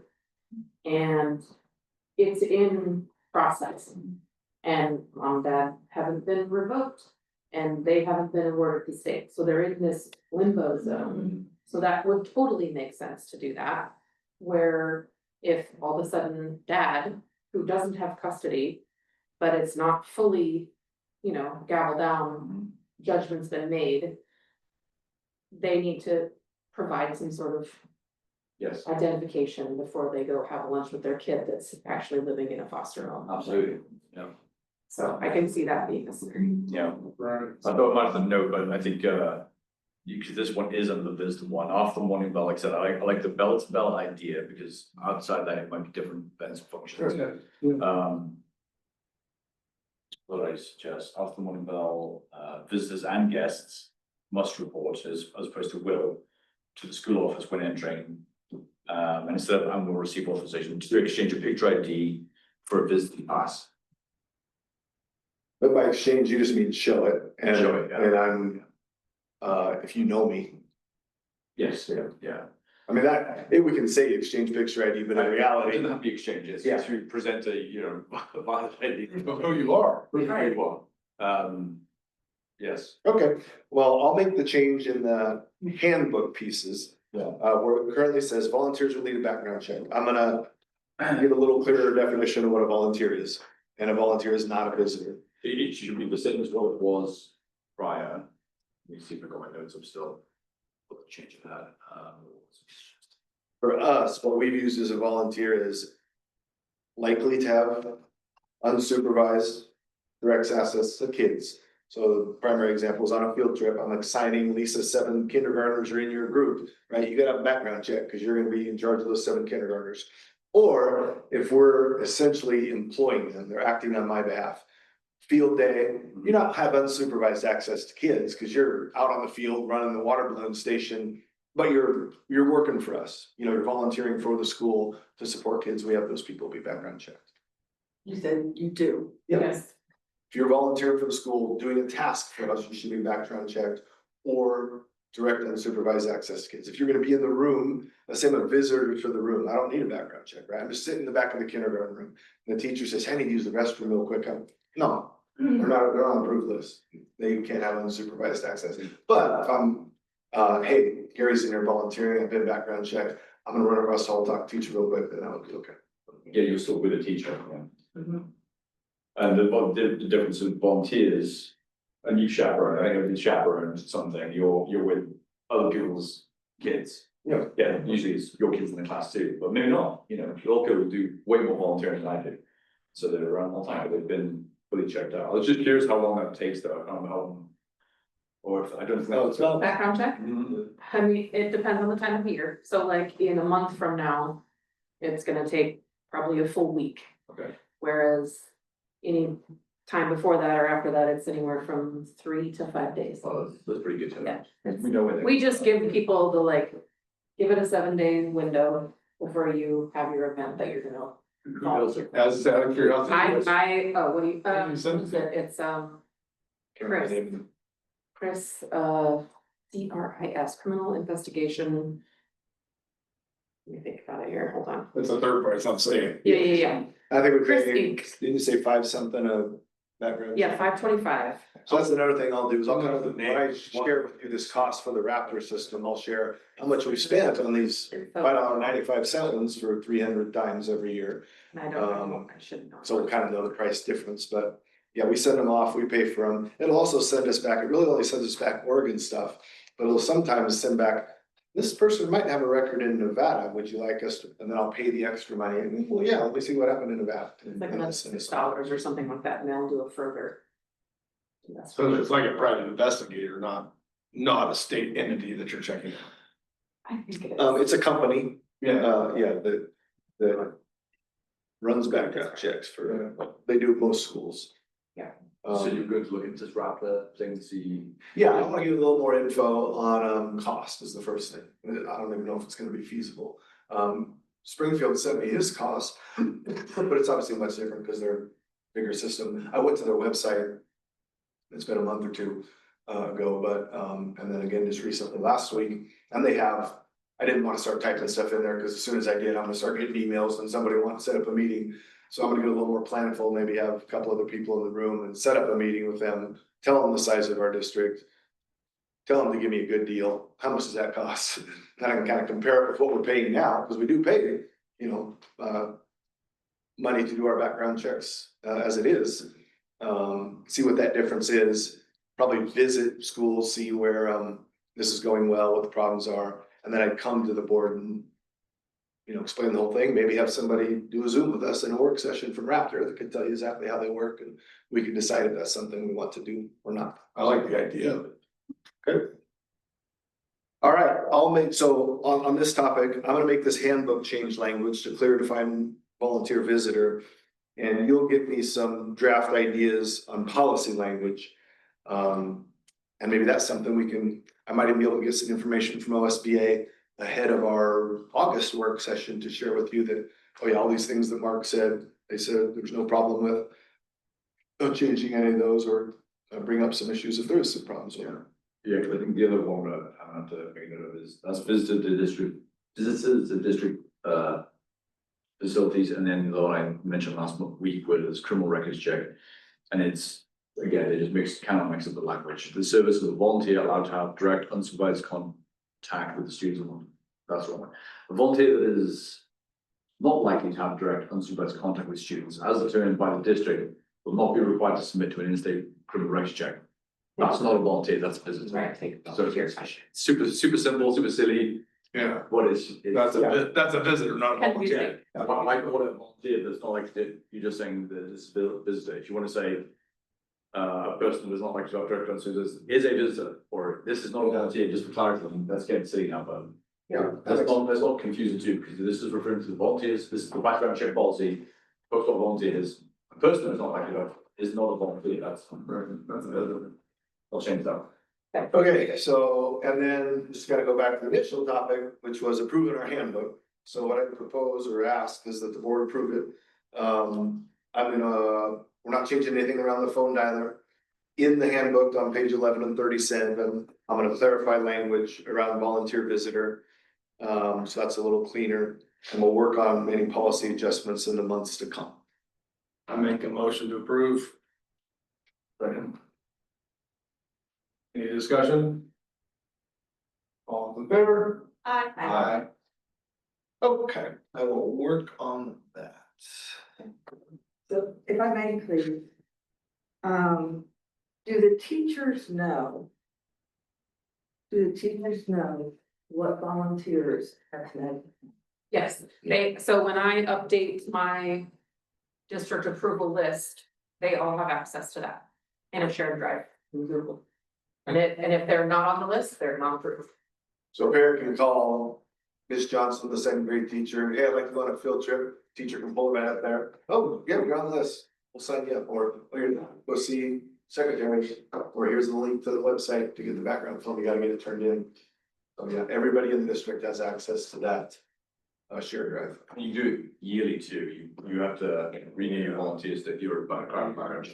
Yeah, and we only run them every other year. Right, so they always submit a form every year. Then I have them dated, and they have a 2-year window for that qualification. So let's say Mark submitted his last August. We do a background check for the first time. He's cleared. Kid's now in first grade, they were in kindergarten. He turns in another one, but we don't run it. And then in year 3, we run it again. Is that just for simplicity reasons? Money reasons, simplicity. Now, if something's changed on the initial one that they gave, they fill it out, no crime, whatever. Then we would run it again. Yes, So somebody actually looks at the second application absolutely. and compares to the first? Yes, okay. But in general, we actually pay the money to do it every 2 years. And not that the general Joe Blow even knows that. They might assume we're running it every year, but we do it every other year. Yeah. I like. We already filled them out, seriously. Yeah. Yeah, it annoys people, but in a good way. Curiosity, this is curiosity, the Cascade deal, I mean, if we have a parent in this district that is a no-go, or, we know is a problem, how do we handle that? So, a couple ways. That was a big sigh. I mean, Definitely. it comes up multiple times a month. It's Okay. often, in particular around, court orders from judges or restraining order or parenting plans. So, when something comes up, each building should have a file that has these kinds of parental agreements or court orders. And the second way is internally in the system. If I pull up Timmy, the second grader, there's a flashing red, or there's some kind of alert here, and it'll show. Grandpa can't pick up, dad can't pick up. So those are primary ways, just them being having conversations in the school office about, they just know these 2 or 3 kids that we have an issue with. 1, 2, it's within that kid's file. So even a teacher, if they go and pull up the kid, Dad, you're not supposed to have any contact with school, you're calling the Spanish teacher to find out about something. Teacher pulls it up, they realize they can't even talk to Dad. Oh, okay. So. Excellent. I figured there was something in place. I was just curious what it was. Luckily, I've never been in that boat. Then if they're in any doubt, or if that person's insistent, they do call the deputies out in regard here. Okay. We respond, and we do go to schools all the time, and we won't know, we'll do a check, on the computer, and it'll show it. We need to see the court order, they'll email it to us from the court themselves. Okay. The actual sheriff's department will read it, or they'll present us with one, and if it's conflicting, we'll go with the most recent one, because it's signed off by a judge. Oh, there has been a change. There's all sorts of little changes and nuances they do. Read it but again, even the front office staff, they are looking at these fairly often, the actual court orders. They might even have a copy on file that is like, hey, this is brand new. This is what's saying that I've now changed. So he's got 0 custody rights or anything like that, or parenting plans. They go, okay, and we'll file this and we'll keep hold of it. And Where it becomes problematic is, parents aren't always honest, right? I come in, Dad, and say, hey, I got a court order, I don't have it with me, well, we can't really act on it yet. Or if there is no court agreement, sometimes we might feel like, Bree and I got divorced and she doesn't want me to see the kids. As a biological dad, even though I live in Hawaii, if I come into town and I'm bio dad, I got access to those without something from the court. Right. I can request information, I can get a copy of the report card, all those kinds of things, even though I might not have anything to do with those kids' lives. If I'm bio dad, I still have access to the school, so. Right. It's a complex, oftentimes I'll get called to go over to a building, to talk to a mom or dad that's grumpy, or they'll come and see me. And we just try to, I just try to emphasize, we just want to be safe here and do the right thing. So it might inconvenience you here for the next 30 minutes while I look into this, but no, you're not taking Timmy home right now. If you've got a problem, we'll bring in law enforcement or whatever. Then I'll try to call bio mom or see if there is some kind of updated parenting plan or court order that I don't know about. And if they don't have anything, I'll explain to them, okay, well, yeah, Dad's going to the classroom to volunteer, or Dad's signing the kid up. And it comes up more often than you think. Multiple times a month in a building, in our district, so. Wow, very naive to that, I guess. Yeah. Just would think that would be a rare incident. Now, unfortunately, especially when there's major conflict like that, a lot of families use that kid as a bargaining chip, in a way to just cause grief to the other party or whatever, so. And we try to just keep it separate from schools. Same with a lot of things. Sometimes what happens there, probably happened 3 or 4 times this year, we'll get subpoenaed to come, again, I'll use example, Bree and I are married, we're getting a divorce. And I asked for the school counselor, principal, teacher to come testify to really talk about how bad Bree is as mom, and really I should be the one that's getting custody. And we have guidance from OSBA around that I give to teachers or secretaries or counselors when they get those kind of subpoenas. But in general, we don't want to take sides. We'll share data. This was the kids' attendance rate. If they then know they were staying with dad on these weeks and mom's at this week, so they can infer that if the attendance changes differently. But we don't want to take a side, because in reality, we don't know what happens at home. I just get one parent's perspective. I have no knowledge. And if the school starts taking the side of, oh, mom's we don't like dad, or vice versa, then it creates an adversarial relationship when what goes down in court is opposite of what we wanted. And now we're working with the one that we were advocating against getting custody. So we just try to share facts and data, and not get into the business of, I really like Bree, I don't like Gary. We support Timmy living with Bree kind of things. And the first, gotcha. Okay. And counselors too. Yeah, money.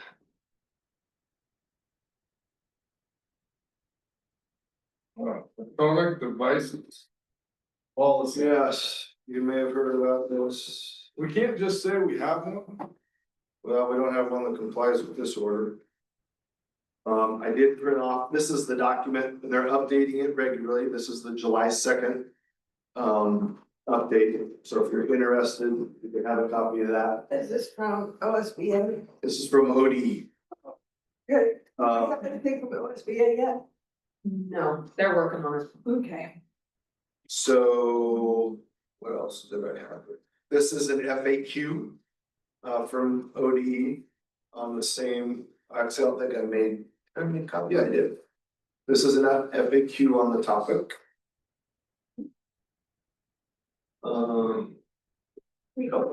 Questions, WC. What's that? Frequently asked questions. I was just figuring out when I saw it on the top and I was confused until then. Half a second before you said it, I was confused with the acronym. So to summarize this requirement, while the common term is a cell phone policy or cell phone ban, it's electronic device. So it includes laptops, it includes smartphones, it includes smartwatches, things that have the ability to connect to the internet and communicate. Our policy, in recent years has been, at the high school, for example, phones are out and away, I don't wanna see them or hear them during class. And passing time before school, lunchtime was all free game. Now it is from when they arrive campus till the end of the day, including field trips, if it's an academic field trip. If I'm leaving at noon to go to a basketball game in La Pine, it's not in effect. If I'm leaving at noon to go to a field trip to the OMSI, then it is in effect during the school day. Can't use your cell phones. I've been in a couple calls on this with all statewide superintendents. And there's always been a few districts that have commented, you know, we've been doing this for a few years. So I reached out to one and had them send me their policy. Simply, it kind of mimics what the new executive order is. But what I was most interested in the consequence.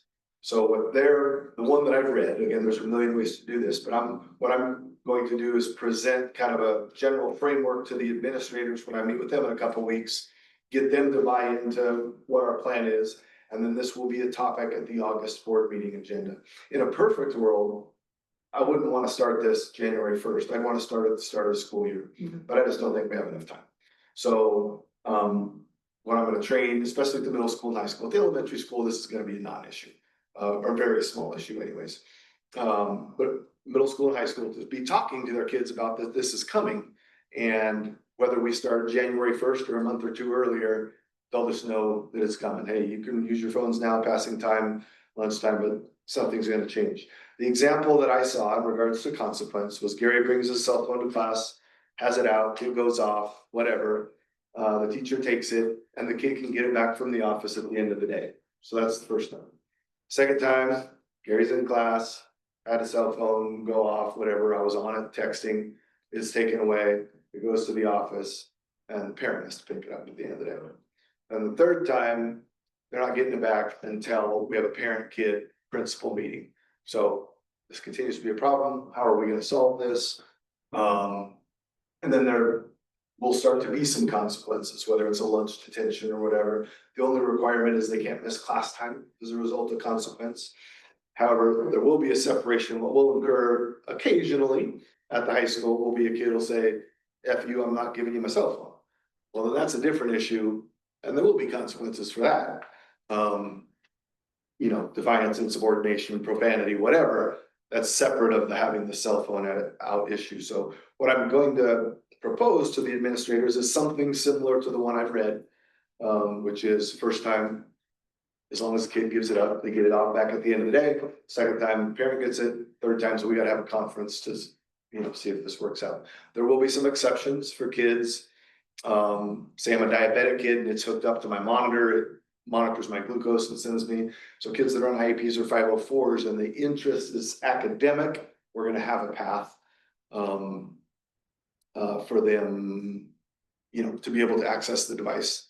What will be a slippery slope is, and I will be discouraging it strongly, is just random parents saying, well, I want to be able to communicate with my kid. Well, you know, you can check it before school or after school. If you need to call them, you call the office, we'll transfer them. But that's not a reason to violate the cell phone order. A common one I would think of, we could come up with a plan, okay, Susie needs a cell phone. On the example I was using earlier around parental conflict, maybe there's a dad with a restraining order or some kind of issue where the mom for a period of time might need to get in touch with them quickly. I'd still advocate calling the office and we can help, but I could see some scenarios where maybe there's some safety reason specific to this kid at this time that we could allow them to have access to their, what that looks like exactly, I'm not sure. In general, these exceptions should just be around medical or something within their IEP. Another example is there might be some, let's say an autistic 10th grader who listens to music on his headphones during study hall. That's written in his IEP. Timmy can use his headphones and, okay, we could get some kind of exception there, but it will really be about kids that are on IEPs. So for now, it was really just about if you had any questions or anything we wanted to look into this, I will. My next step, I'm gonna share a draft with the administrators, get their input. I'll have that before our August meeting and we'll at least talk about it there. I don't think we wanna adopt it, you know, once I kind of get the framework, then we'll work on an actual board policy. September, October, we, you know, adopt the policy, have a first and a second reading, and then maybe put it into effect November, December, January, something like that. So I think OSBA is supposed to have something out within the next week or Some drafts. 2 weeks, yeah. What happens if you just don't comply with it? good question. I'm sorry, I didn't do that. I said, what happens if you just don't comply with it? So right now, the way I understand it, like we talked about earlier, there's those Division 22 requirements. Right now, this is not a Division 22 requirement. So I don't know, that's been asked and they haven't really given an answer. If it becomes a Division 22 requirement, there will be a clear answer. There's gonna be harm. Yeah. Right now, if we just said, you know, if the board's direction was, we're not doing this. I don't know if there is any punitive. Right. I mean, we have a policy, right? I mean. Yeah. We have a policy, Doesn't work. not this policy. Yeah. Yeah. There will I'm be not saying anything, but I mean. yeah, there will be pushback from some parents that think this is a great idea. Right. There'll also be pushback if you adopt it from parents that think it's a terrible idea. There will be pushback from, you know, staff and teachers who like this. In the last year, the book that kind of started this was called The Anxious Generation. Is that it? Yeah. You know, it just came out a year or two ago. A couple of administrators this last year read it, Sydney and Miss Johnson at the middle school. And after reading it, they were already wanting to kind of up their cell phone restriction policy, mostly because the two biggest negative downsides on cell phones in schools are the distraction, the bullying, just the harassment that happens over, you know, oh, you see what Gary's wearing today? He looks homeless, or, you know, just that kind of nonsense at schools. And the second is cheating. It's just super easy. So much easier to cheat now than when we were in school, you know, using their cell phones for their tests. And It's not allowed in class, right? they're not, no, but all I have to do is say, can I go to the bathroom? Oh, And then I go to the bathroom and look up what's X minus 3, whatever. okay. Not that they still wouldn't be able to do this in this route, but now if a teacher walked into the bathroom and Johnny's on his cell phone, we got a problem, whereas before.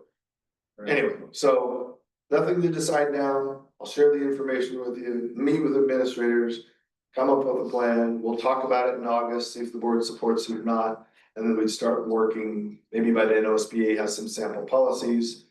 At some point, it would be on the agenda for the board to adopt for a future date, so.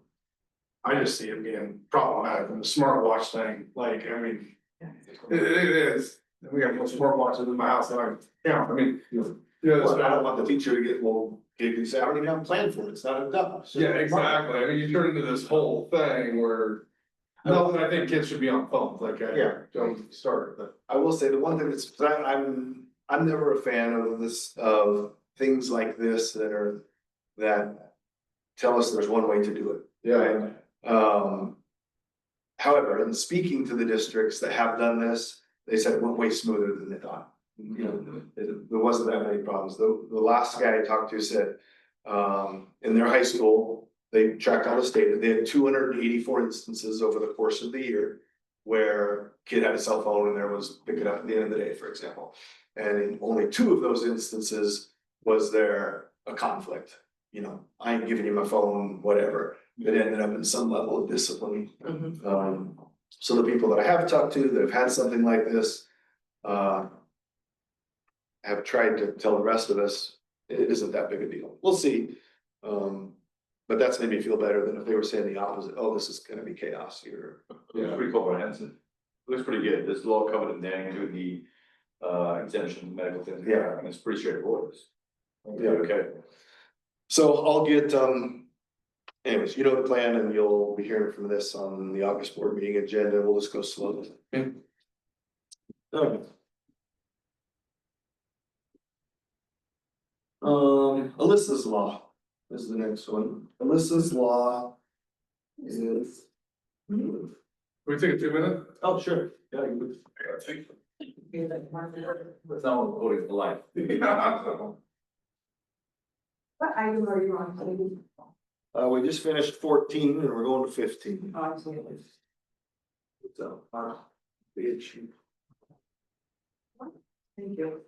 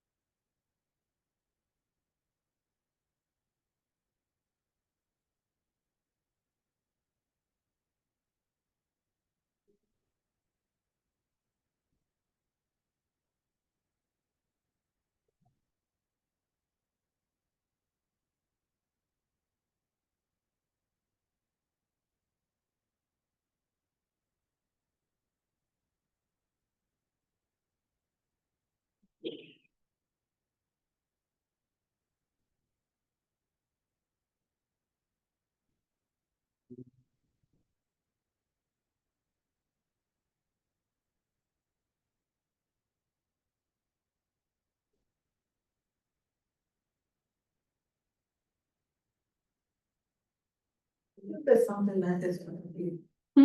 Isn't this something that is already done? What's that? What I just gave you? Yeah, the drills and everything. We'll talk about it here. Okay. Guys ready to get going? Yep, right when you are.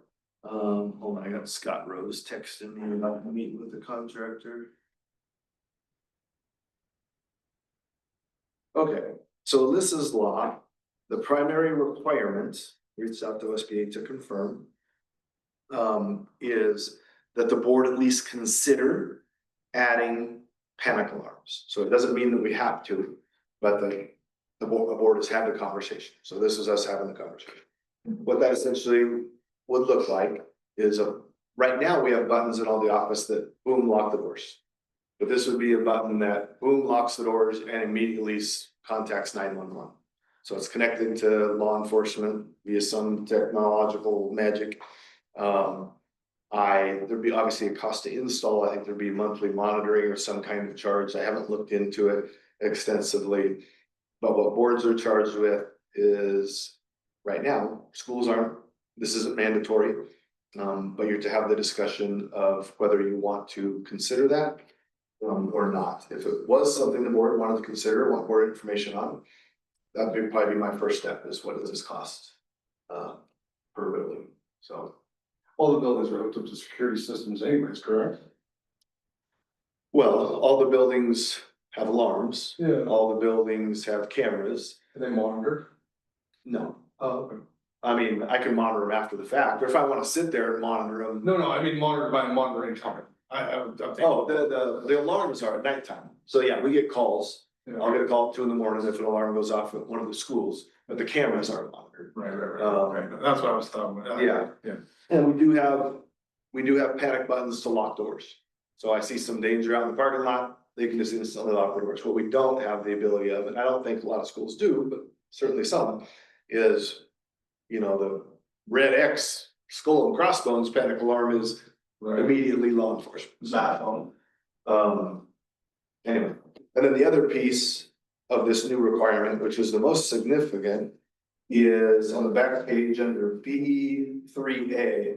At least 30 minutes each school month shall be used to instruct students on the drills and instruction on emergency procedures described in subsection 1.4, which you go back up there, it's just things like evacuation, tsunami, earthquake, fire, etc.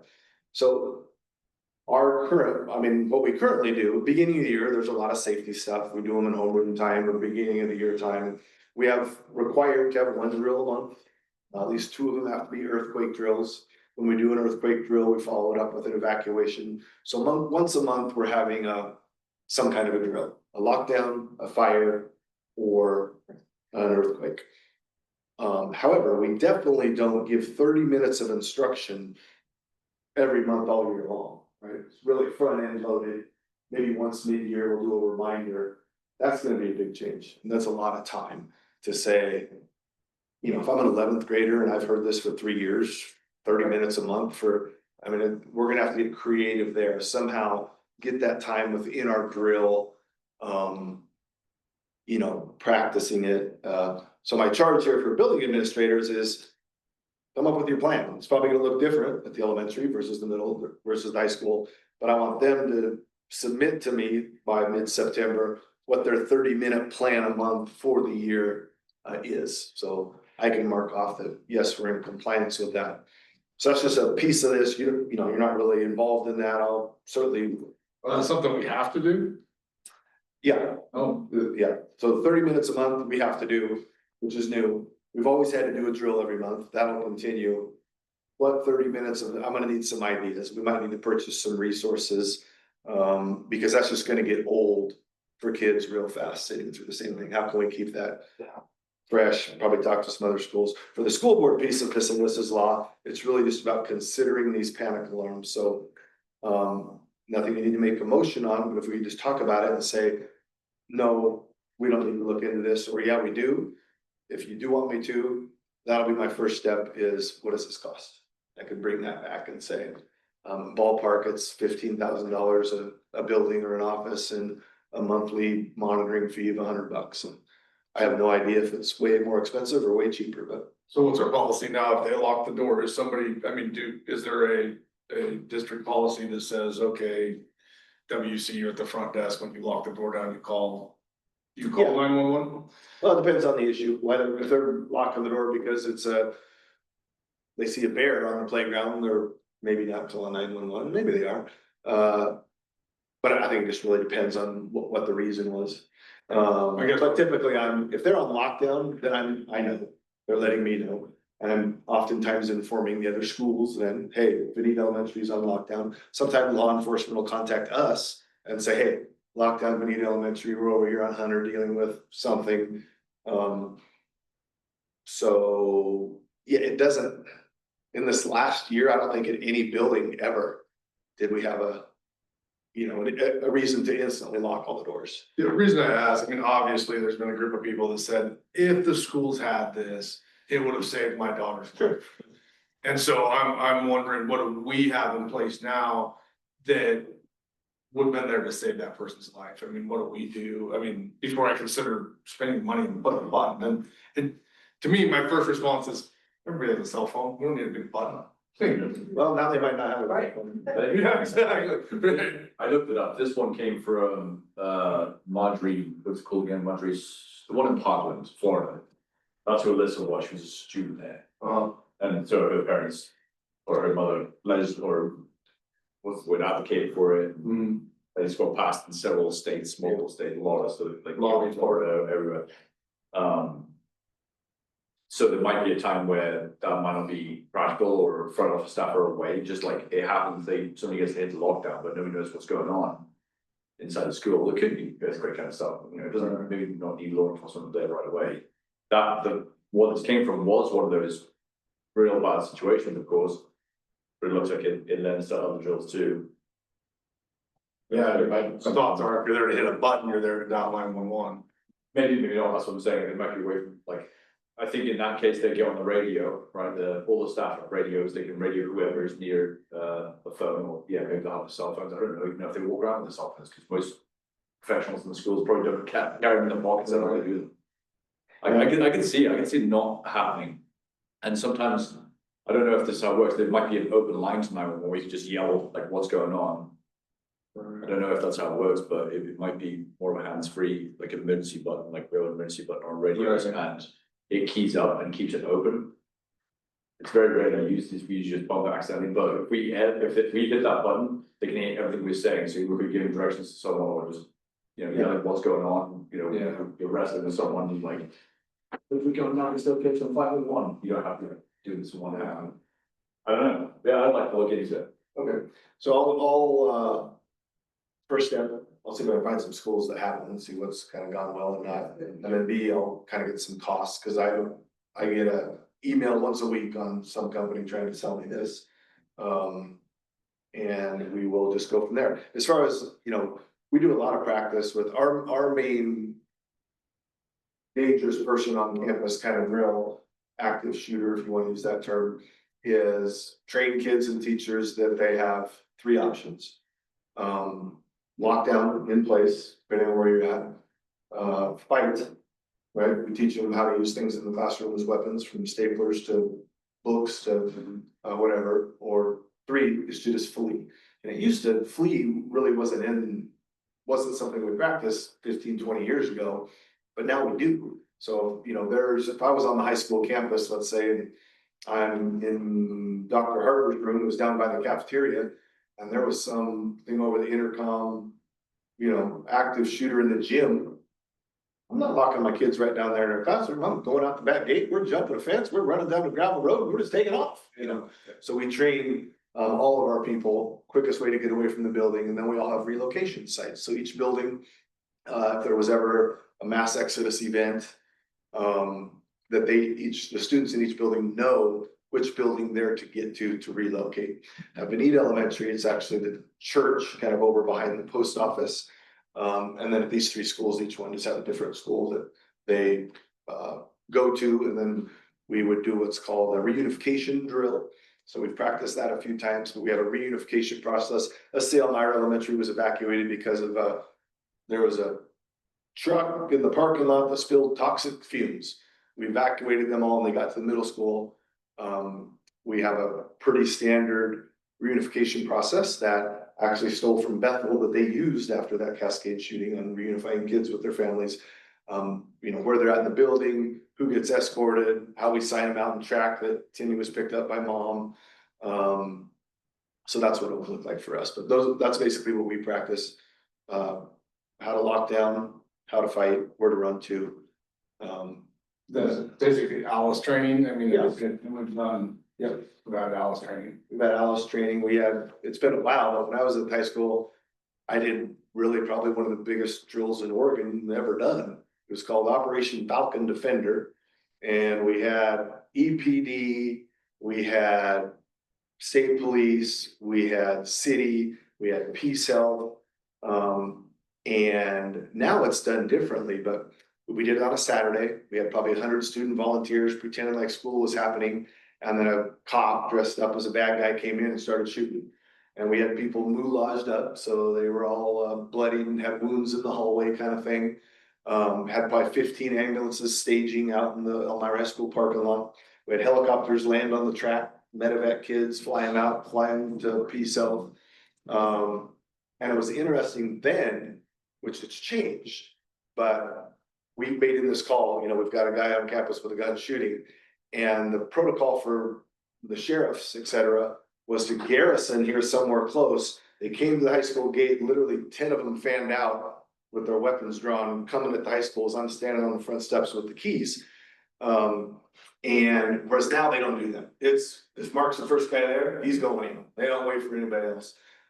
So that's been a big difference. We learned a lot there, for example, in that drill. like the first two guys that came on campus, they wanted keys. So I gave them my keys and then the assistant principal, and then we didn't have keys and every other cop or whoever was asking for keys, we didn't have anymore. So now each building has 10 sets of a master key and a lockbox. So if an event like that ever occurred, I can start rolling out masters to all the different teams. They swept the entire campus, you know, went to every closet. Anyways, I guess on the topic, I just say we do a lot of drills on it. Specifically with this requirement, it's just about that immediate panic alarm need, and you know, it's something that we'll probably never need. So it'll really just be up to the board of, yeah, this is something we think makes our kids a little bit more safer, and we want to pursue it or not. So. All right, so we'll get you, it might take me a while, but I know these people are really eager to sell this stuff, so I imagine if I ask for a quote, they're gonna get back to me quickly. Maybe in August, I'll have some information there. Just curious, do you have go-to schools you approach for best practice stuff in general, or do you reach out to your association of other superintendents and say, hey, what's working for you? Yeah, so I have an email thread with all 17 Lane County superintendents. Those are the ones typically I reach out, and depending on the topic, there's several of them that, oh yeah, we've dealt with that, here's what we do. So typically it's just Lane County superintendents. I'm probably most closest with the Springfield superintendent. I'll reach out to him a lot. On a specific topic like this Raptor one, he's the one that I sat down with and heard about that, so. But also once a month-ish, I'm in a meeting with every superintendent in the state of Oregon. So lots of times there we'll talk about common issues or things like that. All right, your board book. That's all Bree. That was me, right here. So I have, everybody has an account in Board Book. You're set up. What is board book? Board Book is where I form our agenda. And that is where people access, like the general public will access the agenda, and then also the link to the live feed of the meeting. And that's found on the website. Yeah, yes, it's on the website, and it's also, it goes out with every notice for all meetings. So when I send out my email that says, this is the notice for August 18th, 2025, and at the bottom it says, click here to see the agenda, and That's taking you to the board book. When it just takes you right there. But you as board members can access the agenda and all of that as a board user. I don't actually know what that looks like for you guys. So I'm gonna hypothesize that when you, like, say the Tuesday before the meeting and I send you the draft, you can go, like, which I just send you a PDF, but you could, in theory, which I'm assuming this is how this would work, is you can go into Board Book, look at the agenda, see the attachments, just like you would when I post that meeting and make it live. Okay, so far, Is it, cause yeah, let's see, WC, Mark, Kathleen have logged in. So so if you need a new yeah. link, are you logged in right now? Can I see what you see? Okay, so yeah, and then you can see the attachments as well. Perfect. Last year's. Okay, awesome. Yeah. Well, and even, what about, so go into like ones that haven't been published yet, is what I'm wondering, so. So, I mean, it looks just like I've been logging into something when I called the IT guy, he's like, oh, just close that, you'll never open it again. Today's. Just refresh it. Yeah, okay. Yeah, there it is, there's today's. And then can you go to home and to see if it's any different? Anyways. Oh, yeah, That's what it looks okay, like. so it actually, you don't see meetings until I publish them, which I find interesting. That's what I was hoping for, is that you guys could see the agenda before it actually goes live. Because So we can when see. I do the notice on that Thursday before board meeting, I changed the setting of that meeting to published. But when I send you a draft and you guys want to look at links and whatever else is all in there, it's not, it doesn't give you access to that, so. I don't know, I might look into maybe adjusting that if I can, so. Anyway, Okay, so yeah, if you ever have questions on accessing or using it, yep, email Bree, she'll help you. and I'll look into that more and see if I can maybe just change your user permissions, maybe. That way you guys can see stuff earlier, cause really, if you're looking at the agenda, having access to the links prior, so that you can do your research, like that's what you're wanting to do. Right. Like have some more study time before the actual night of the meeting. So I'll look into that and see if I can get you guys more access to all the things before it's actually published. Bree, for item number 18, can we please get a, regular session agenda for everybody? For which meeting? It won't matter because it's just the format and everything. Okay. Oh, you mean like when I set up a meeting, like the template? Mhm. Okay, Or just one of these, but in a regular, like without it being filled out? yeah, just like this, but in regular, this is just for the executives. I mean, this is just for us now. You want to see one right now, or you want me to give you one? I'm gonna want you to please give everybody one. You can just print the one from the last meeting. Yeah. Alright, so the next topic is getting, we've already talked about this, the policies, BDBC. But just a reminder, if I'm a board member and I'd like to get something on the agenda, email it to WC. WC wants it on the agenda, then we're including it. If he doesn't want it on the agenda, Mark says, hey, put Tiddlywinks on the agenda for August and WC's like, no, we're not putting that on. Then Mark still could, at the agenda, what I would recommend is at the board meeting in August as a late item. Hey, I wanna bring up Tiddlywinks, I'd like to discuss this at a future agenda item. As a future agenda item, and you can take action there as a board. It was 4-1, nobody wanted it but Mark, okay, it's not gonna be an agenda item, or, oh, no, now the whole board discussed it. It is 3-2, we're gonna put it on the agenda for the next month, so those are kind of the two, it doesn't happen very often, typically. Member wants it on the agenda, the board chair's gonna put it on, but it does happen occasionally, where they might say, how about next month, or, for whatever reason, they might not want to. I don't want the other board members to think, well, that's it, that's the end of the story, WC's the final, well, no, you could bring it up as a late item. I'd probably let the board chair know, okay, you don't want Tiddlywinks on the agenda, I'm gonna bring that up as a late item, I'd like the board to discuss potentially putting on the next board meeting agenda. Basically, what that looks like is you're making a motion. Yeah, the late item on, I'd like to make a motion that we put Tiddlywinks on the November thing, you wait for someone to second it. Goes Have a like, discussion. yeah, There you go. it either happens or doesn't happen. Yep. That was all I wanted to go over there. And then Bree will get us a formatting. I will never say no unless it's Tiddlywinks. I know, I'm pretty passionate about it. I'm pretty passionate about your Tiddlywinks. Start Brits anyhow.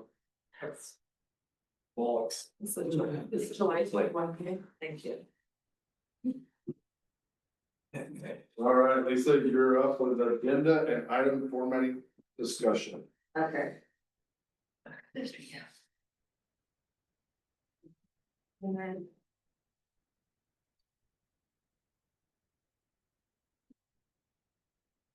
That's the first thing I would like to talk about is public comment.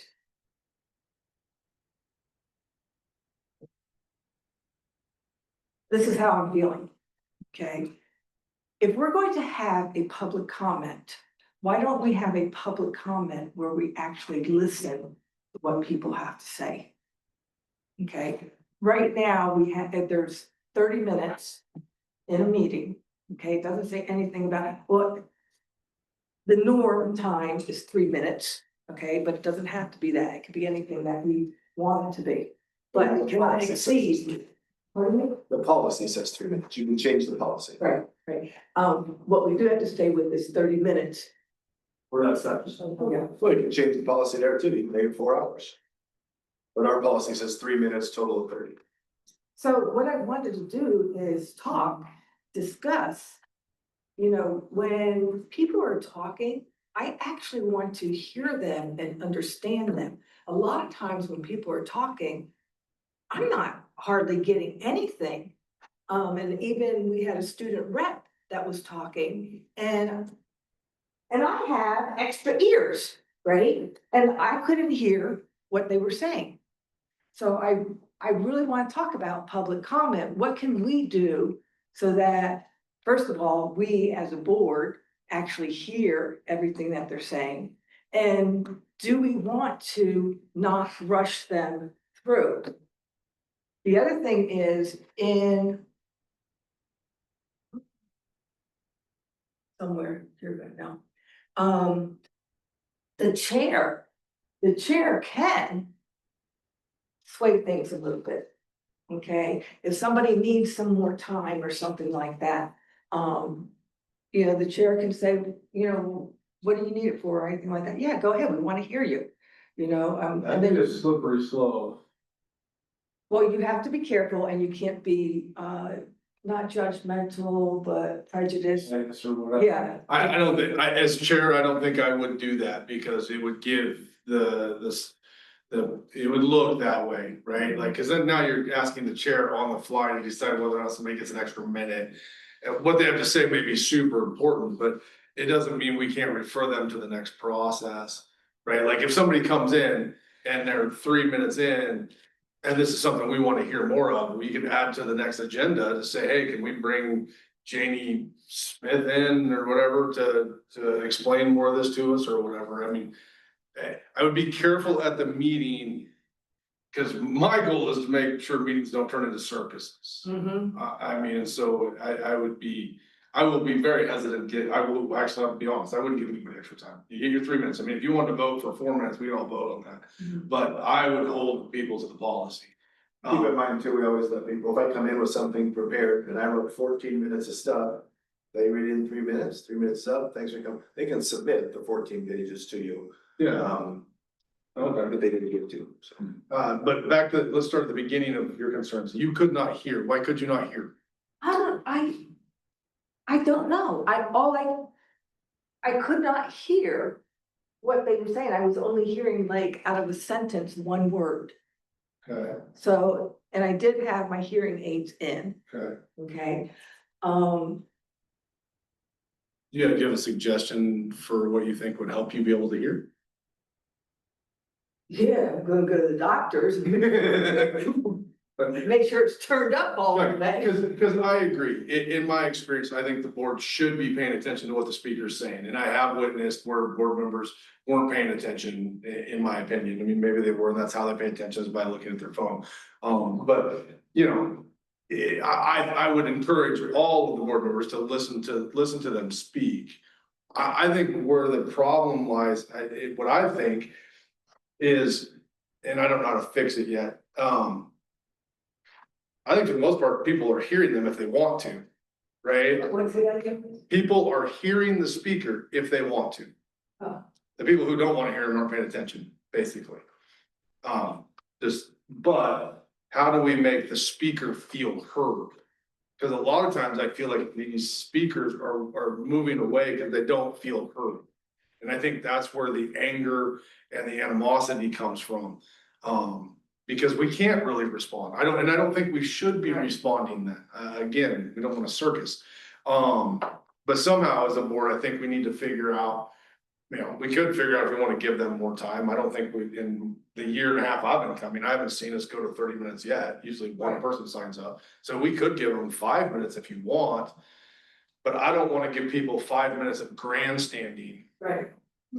But they have to stay on topic. Well, yeah, and they do for the most part, but I mean, a lot of it I see is grandstanding, and I feel like they do it because, you know, again, they don't feel heard, or they feel like this is their only opportunity. Like, most of the time, and I could be wrong, from the audience witnessing it, I thought to myself, well, they just said something. Basically, it's just a public statement. Shouldn't we, or somewhere process, explain to them, you can grandstand all you want. Like, from a root standpoint, I would say, you can grandstand all you want, but unless you follow the procedure to file a complaint, we can't do anything about it anyways.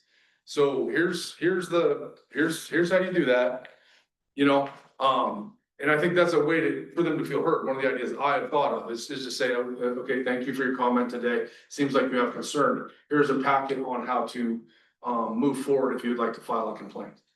The policy mentions that we can decide to add that to something to like another agenda to discuss. So on the second page, it says, you know, we will not typically respond to them to a comment, or we add it to a future agenda for board meetings. That's like, yeah, we can certainly discuss that, or as people like, if you're all nodding like. Or at the end, if we added it to the next work session, right, at least if then people stuck around, they would hear us moving forward. Again, they would feel heard. Cause I think that's where the disconnect is, in my opinion. You know, being able to hear them, like, we definitely want to keep the crowd quiet so that you can hear them and all that, but. Yeah, there has been times where people have been speaking, but this one time I walked out of there just going. And we were this far away. I was like, I don't even know what they just said. Would you like, that we're not gonna make people write a written statement, but people can deliver written statements, just like Ms. Gartman mentioned about pages and pages worth, and they give a 3-minute summation of what it is. And then here's the rest of my information. I guess we could request, they don't fill out a written thing beforehand, you don't get to see them. Yeah, like if they. Sometimes they do, sometimes they don't. Okay, so I don't know the topic, no one Okay. says I'm speaking. Okay. Yeah. So. Maybe it'd be good if we placed Lisa closer to where they speak too. That works. Right, like, I mean, would it be better for you, because in the past, we've always been down on the end and the speakers are here. Would it be better for you if we play, I mean, does it matter where she sits? And Well, she was closest to the speaker, the kids were down there. Yeah, I guess so. Yeah, The other thing is that, in my opinion, it's like, they talk so fast. yeah. It's like, geez, you know, so if they did have more time, sorry, but not that they have to use it, okay? But maybe it would slow them down. We could move it to 4 minutes, like, my apprehension would be giving them too much time, just in my opinion, because a lot of what I've seen over the last year and a half has been grandstanding. Not so much trying to bring information. I would also mention, you know, I do think there's some things, Gary gives us 3 minutes. I do think it can be helpful if the board chair, whoever says, just a brief, thanks for the comments, someone will reach back out to you, or I'll talk to Mr. Carver about this later. Yeah. But just know that that often does happen after the fact, that the public wouldn't even know about, right? Somebody comes and gives something, and then I might be talking to the board chair later, he might say, hey, why don't we give them a call and find out exactly what that's about? Or I'll just reach out and say, hey, you gave this comment last night, here's some policies on this issue. So that often does happen after the fact, but just, it is I would highly recommend you don't get into Gary gives us 3 minutes, and then it's a topic we're not prepared to talk about, everybody's got different, we're getting into a Q&A, and it's just, no, but just thank them for their comment. And then if there needs to be any follow-up from any of the board members, but in particular the board chair, we can talk after the meeting. Hey, could you reach out to them or get me up to speed on that? What exactly were they talking about? And we definitely have follow-ups in the weeks after, when somebody, like you said, sometimes they just want to vent. They don't want any response. They just want to let you know, I'm really happy or I'm really pissed off. Right. Yeah, so it's just, and just letting them do that, they're not really expecting a response. Other times they are, but it might be a topic that the board is in solidarity on. It's like, this ship has already sailed, we're doing X, I realize you're ticked off, Right. but, anyway, so I would just mention that, yeah, after somebody speaks, I think it's fine to acknowledge them briefly, thanks, we'll get back to you. Or Mr. Carpenter is gonna reach out and go to the next one. And just know that in the weeks to come, that often does happen. Well, yeah, that might be really good to do at the meeting, just to show the public that we are paying attention, we are listening, and they are being heard. Yeah, I can do that. And then, there's still a couple more of this, is with the, right now, it is that they, put in an application to Bree by noon, I think it is, the day of the meeting. 1 o'clock. 1 o'clock, thank you. is there any way that we can also do a sign up or something like that? It would have to be on the agenda where people that couldn't get in or anything like that can still be able to speak. We'd have to change the policy. Right. Right, because that's not our policy, and we could change it to that. My fear in that is then we have no heads up. The person who signs up, right now, at least by 1 o'clock, it gives Bree a chance to tell us, hey, Jason Thompson signed up and he wants to talk to you guys about this, so you can at least get your head wrapped around it a little bit. Where if they're signing up out there, you know, and if you guys want to, we can totally do that, I think.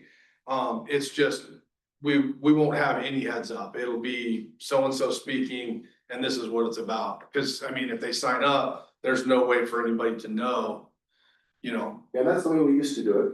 Right, people just came in and signed up, meeting would start, or the second day, go over, pull up the sheet, nobody signed up, and we go. Yeah. But like I said, it encourages more impromptu, off the cuff, I'm grumpy, I wanna talk about Yeah. stuff.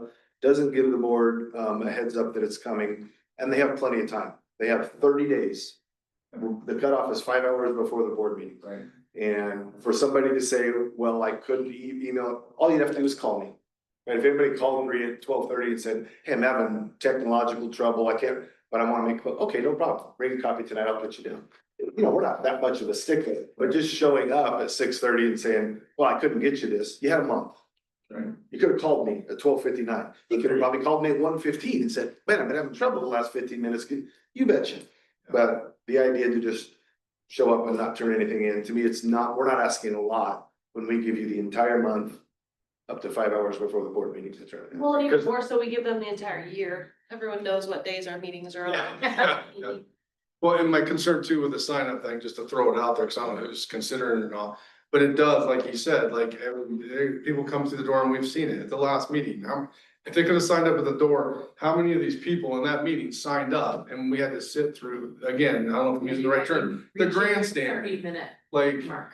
I don't wanna sit here for 30 minutes and watch people grandstand. I really don't. I don't have time for that. So I did not know about the part that if they are late or something like this, or didn't go through, that Bree can still say, you know, oh, okay, I'm glad you called me, we can get But you on. called me before 1 o'clock.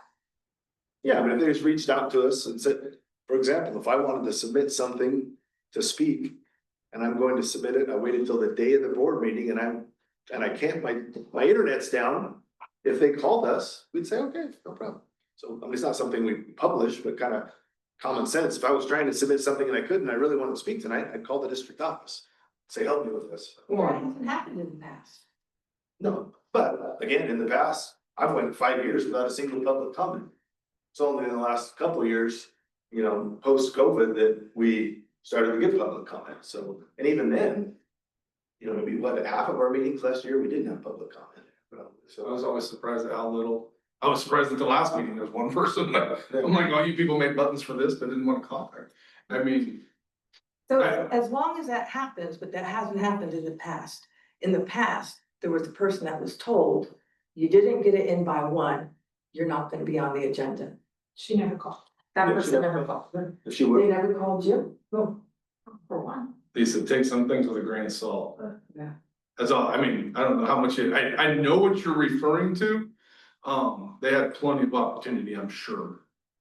I just wanna make sure that if people do want to talk, Yeah. they have, and after hearing that, I'm actually good with that. I know that the chair. Well, no, that is, the chair has that option that you don't. even- Exactly, and I won't do it, I'm telling you, like, and I've had people come to me with this, cause I know exactly what you're talking about, and I'm like, I would have made the same decision. the other thing is if people, they couldn't get something in, whatever, if they brought something in print form. You know, they'd just take it and give it all to you guys at the end of the meeting, you can take it home. It wouldn't be like somebody could show up to a meeting with something they wanted to share with the board, but they couldn't get in and talk. Of course, we'd take it and give it to you guys. On that night that happened this year, if the person would have brought in something in print to share, you betcha, we got it out. But, nope, you had till 1 o'clock to speak. Again, the biggest thing would just be, the more you can just stick, whatever the policy is, just stick to that policy. Cause once we start deviating, then, well, WC deviated in that case, cause he likes so-and-so, and he didn't, you know, just don't wanna go. Yeah, I definitely stick with policy.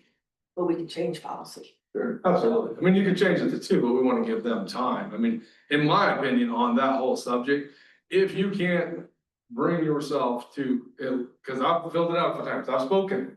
Hey, like, if you can't bring yourself to fill that out and get it in by one, well, I don't know that I want to hear from you. You're trying very hard. Yeah, I mean, you know, if you can't be that organized, I'm not sure I'm all that eager to hear you speak anyways. Because again, it's 30 days, it's 1 o'clock, it's 5 hours before the meeting. Like, I think it's all very reasonable. If you can't get yourself that organized, I may be looking at my phone when you talk. Well, I'm actually fine because I didn't know about that and I didn't know that they did talk to you. So thank you. There's gotta be a second avenue, yeah, give them a call. Yeah, if anybody, you know, we're not, it's not. Submit it the day before, don't wait till the last minute, when the internet doesn't work, then drive your happy little bottom down here and hand it in, cause I've actually done that before. Yeah. I've walked in that office and handed them the form, the doors were both open. And again, it's not something that we publish, you know, put out there, hey, if you can't get something in, just get. The deadline's one, but again, common sense tells me if somebody called me at 12:30 and said, I'm having technological difficulties, we'd fill it out for them and submit and say, you're on the agenda today. Yes, good. I'm good. Alright, but not if you call at 1:30. But not if you call 1:30, we'll say, we'll put you on next month. You're in. The signing is out, we might still be talking about, the 4 minutes, What's that? going from 3 minutes to 4 minutes Is that something you'd like to propose? today. I thought we were just doing discussion today. Yeah, we are discussing, but do you wanna, If you want to make a motion, you could do it, I mean, I would suggest talking about it at the work party where we have more time to talk I about it. like that. Because if you did it just off the cuff right now, you might not get the result we want. I like that. we make a notable work session item, we'll just put public comment on. Which brings me to the next item. Oh, wait, hold Okay. on. Thank you. Okay, What are you for, right? so we're. Work session. Work session, oh, everything's important. Format discussion, what you, I don't think you touched on, it says, Lisa, there might be an error here, but it says agenda and items formatting discussion. I think that's all right. Yes, that's where we are. Okay, I felt like you skipped to 19 for public comment. No, that was. No, this is- Oh, It's the whole thing. oh, okay. And I don't see this one thing on here, so I'm just gonna, talk about it. Yeah, there you go. Okay, so we have some standing items. Okay, let's talk about FRIA first. Okay, so FRIA comes in and gives us a report every month. Okay, now I've already talked to Gary about it. Is it OSAA or OSEA? Who's the classified? OSCA. OSEA. OSEA had, when's the last time you reached out to them? When's the last time I reached out to them? Well, To see if they would like to present last year. last year. Somehow I feel like I'm entering in the middle of a conversation here. Okay, so FRIA comes once a month. That's the teachers and OSCA is representative of the class. and They asked to have a be on the standing- agenda. They have a standing item on the agenda. Okay, Oh, where they come and give their report, that's what we're talking about, when Maria comes and gives the report right. on the agenda, okay, now I'm tracking. Also OSEA, but they don't come to give the report, which I would be interested to hear from them.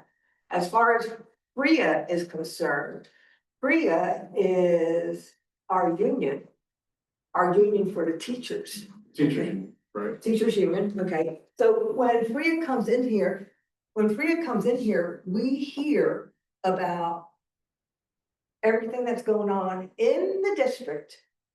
Very little about what is actually happening with FRIA, with the teachers, if legislative is appropriate at that time. But I'm gonna be honest with you,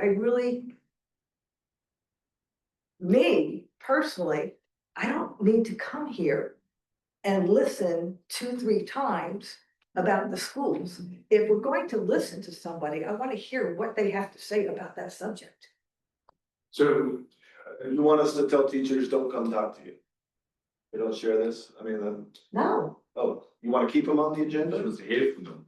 You want to hear from them. right, so as far as, yes, we want to hear about the teachers and what's going on. But when Bria in the past has come and talked to us, what they're doing is they're saying, this is what's happening at Veneta Elementary, blah, blah, blah, blah, blah, blah, blah, blah, blah, blah. Well, it's like, this is Freya. You have an agenda item on here. We don't want to hear about snow cones from you. We want to hear about the teachers, about Freya, about the union. things Okay, well, they're the one, you didn't ask them to be on the agenda, they asked to be on the agenda, so I don't tell them what to talk about. So if you want to tell them, don't talk about snow cones, Right. then they'll probably say, okay, don't put us on the agenda. Right, so I think the union thing can be tricky because that's like their safe space to talk about their satisfaction and what's working and what's not, where they're being heard. So I don't, and correct if I'm on the wrong track. We don't need to know everything about them. It sounds like you're trying to encourage them to let us know What's going on? about some, yeah, more in-depth stuff within their organization. They can choose not to though, right? You can't force them to, hey, what are your secret meetings about?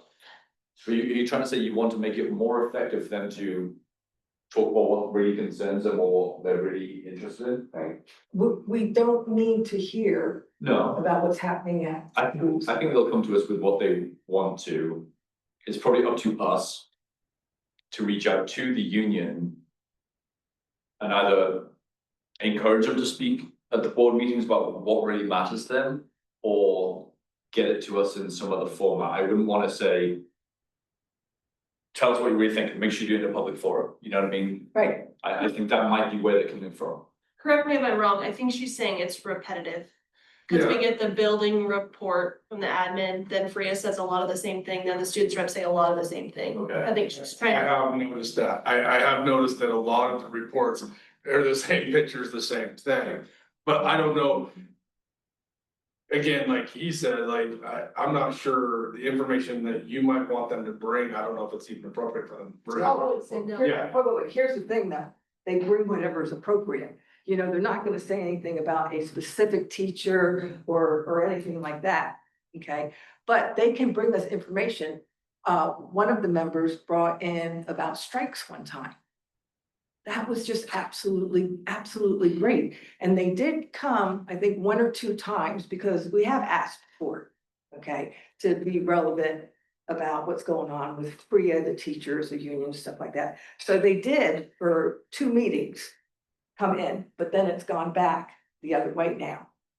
So I would just like to be clear, and that makes me sad. But that's the way it is. If we were to say, hey, you know, we love you coming in, but we'd really like to hear about da da da da da da da, because, you know, we hear about that 3 times. And they say, well, we just won't come then. Then That sounds like a thing where it's up to us to make them feel like they can talk about whatever they want to. Again, I would never tell them, you have to tell us what you're truly thinking. I do, they would.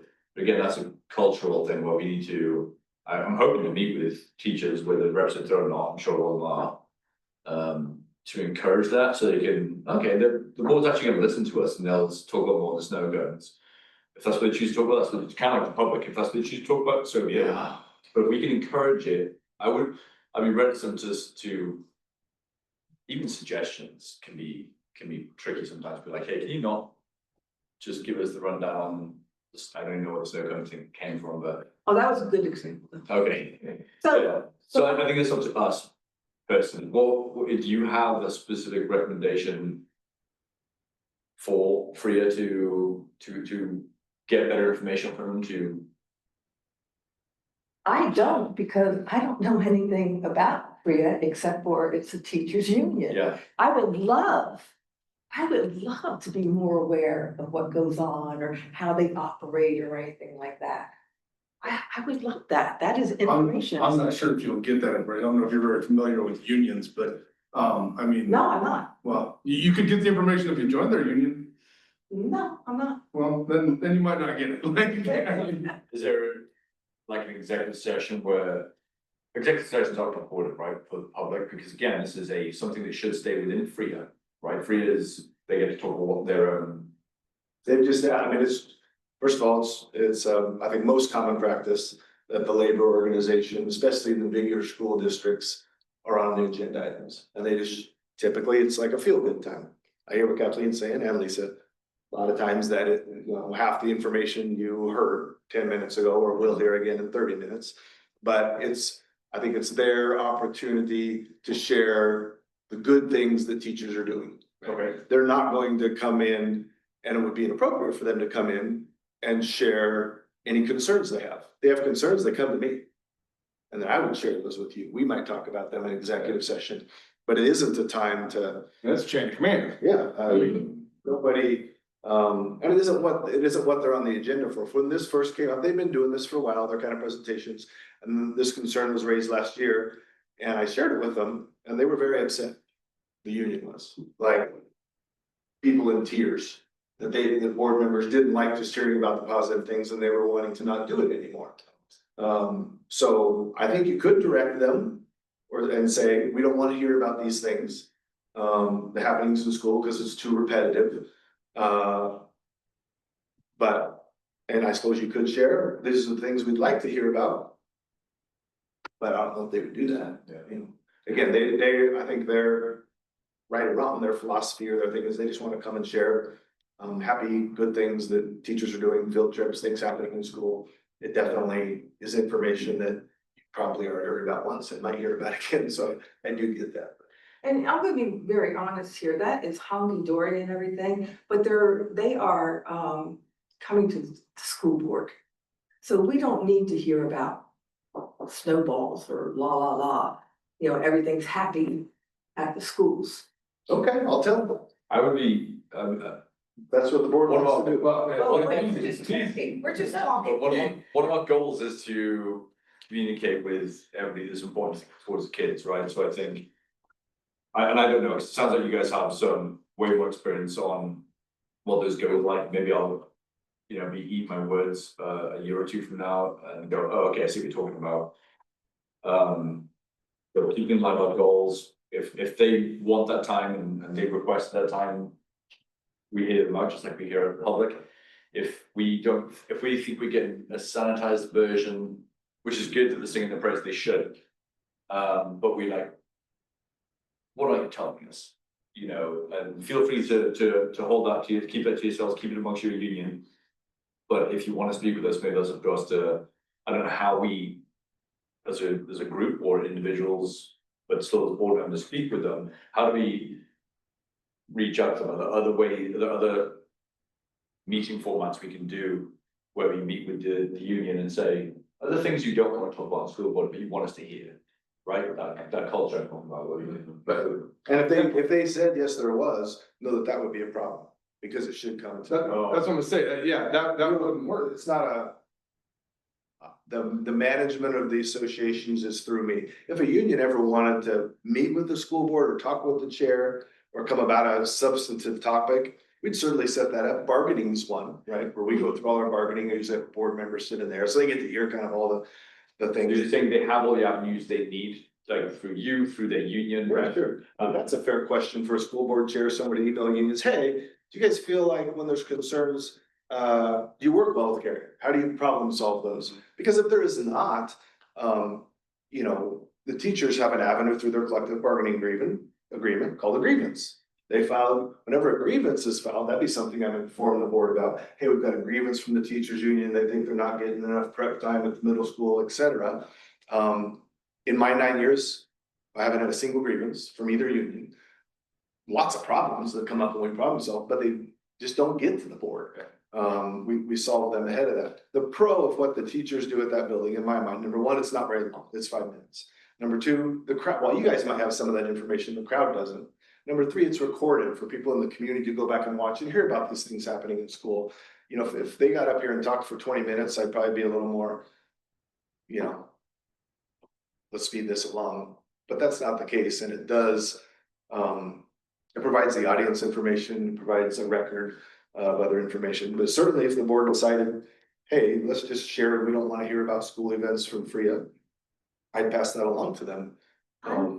I would like to stay away from being contradictory, because we can't say and have our goal be, we wanna hear from you, and then go, oh, I don't wanna hear about that, I don't wanna hear about that either. We can't really nitpick No. the people that wanna come and. No, but can't we say if the superintendent has a line item and he's coming and he's talking about the superintendent's role, right? And he starts coming and he talks about the wedding, right?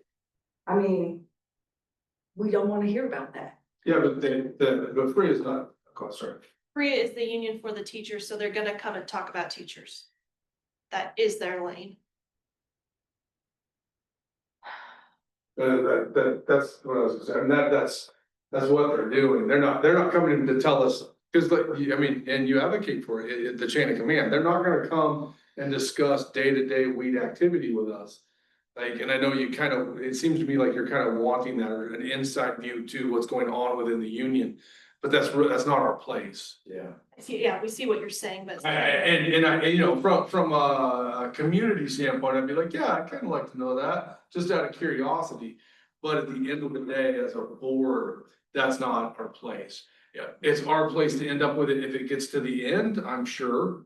But again, like we talked earlier, we're hoping all these things happen at the lower level, and if they are, then they're happening correctly. So the fact that you haven't seen anything come to you at the board means that the process is working. Right. And we need to just let that process work. Yeah. Right. I mean, I don't think it'd be inappropriate to say to Freya, hey, you know, you seem to give us a lot about the kids and stuff. We're just curious how your teachers doing. I mean, tell us about how's it going for you guys?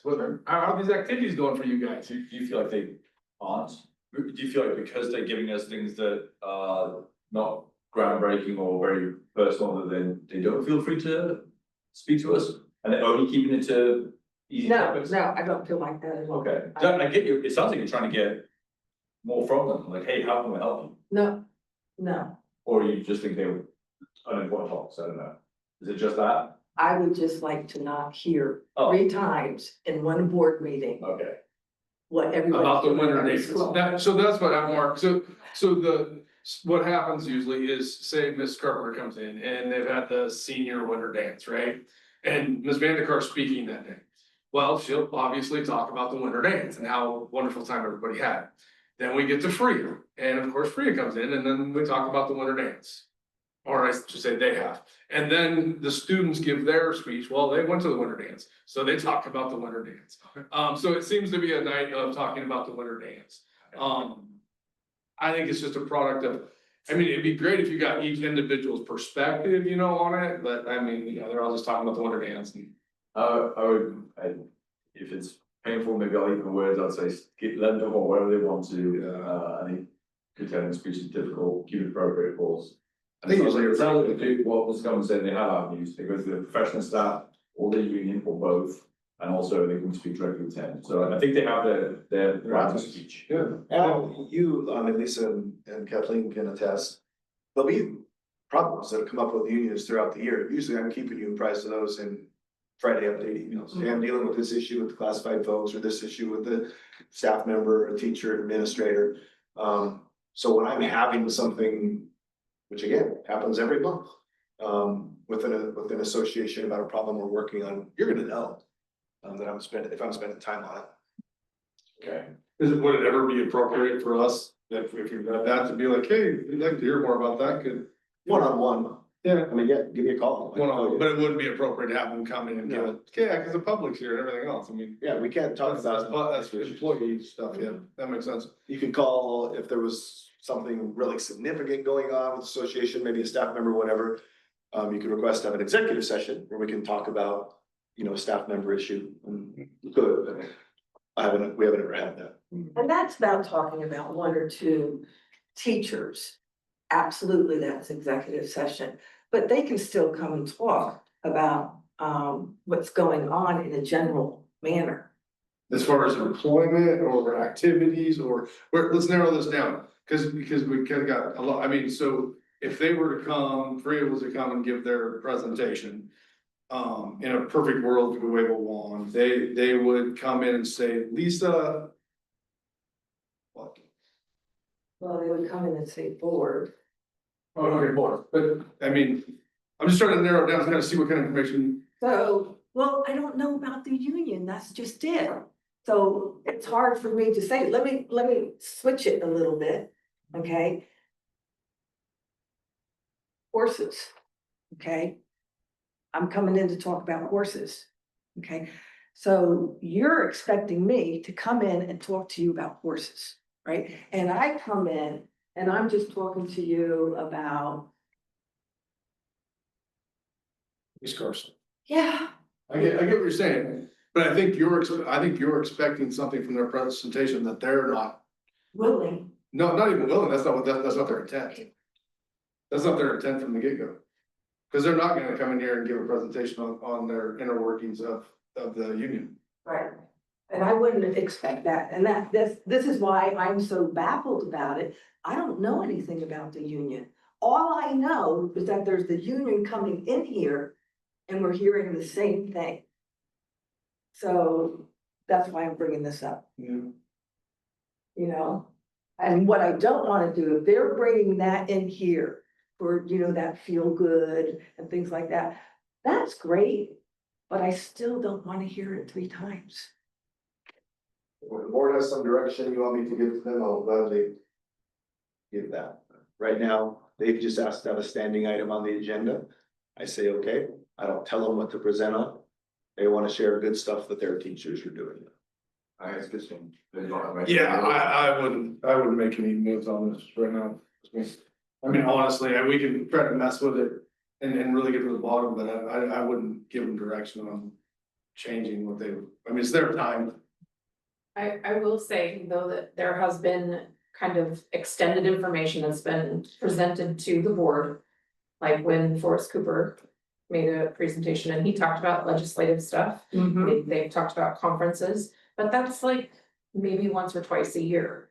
So you're not gonna get that 10 times throughout the year. I think that that's. There'll be events that occur, new Yeah. legislation. One of them might talk about the cell phone policy in August or September. If they're on the agenda, they might mention that and what they're thinking. That's gonna be hard for teachers or whatever, so. But I do think in general, their mission is share good things that their people are doing. That's what they want you to hear about those. Yeah. Okay. Hold on. Oh, God, that one, oh.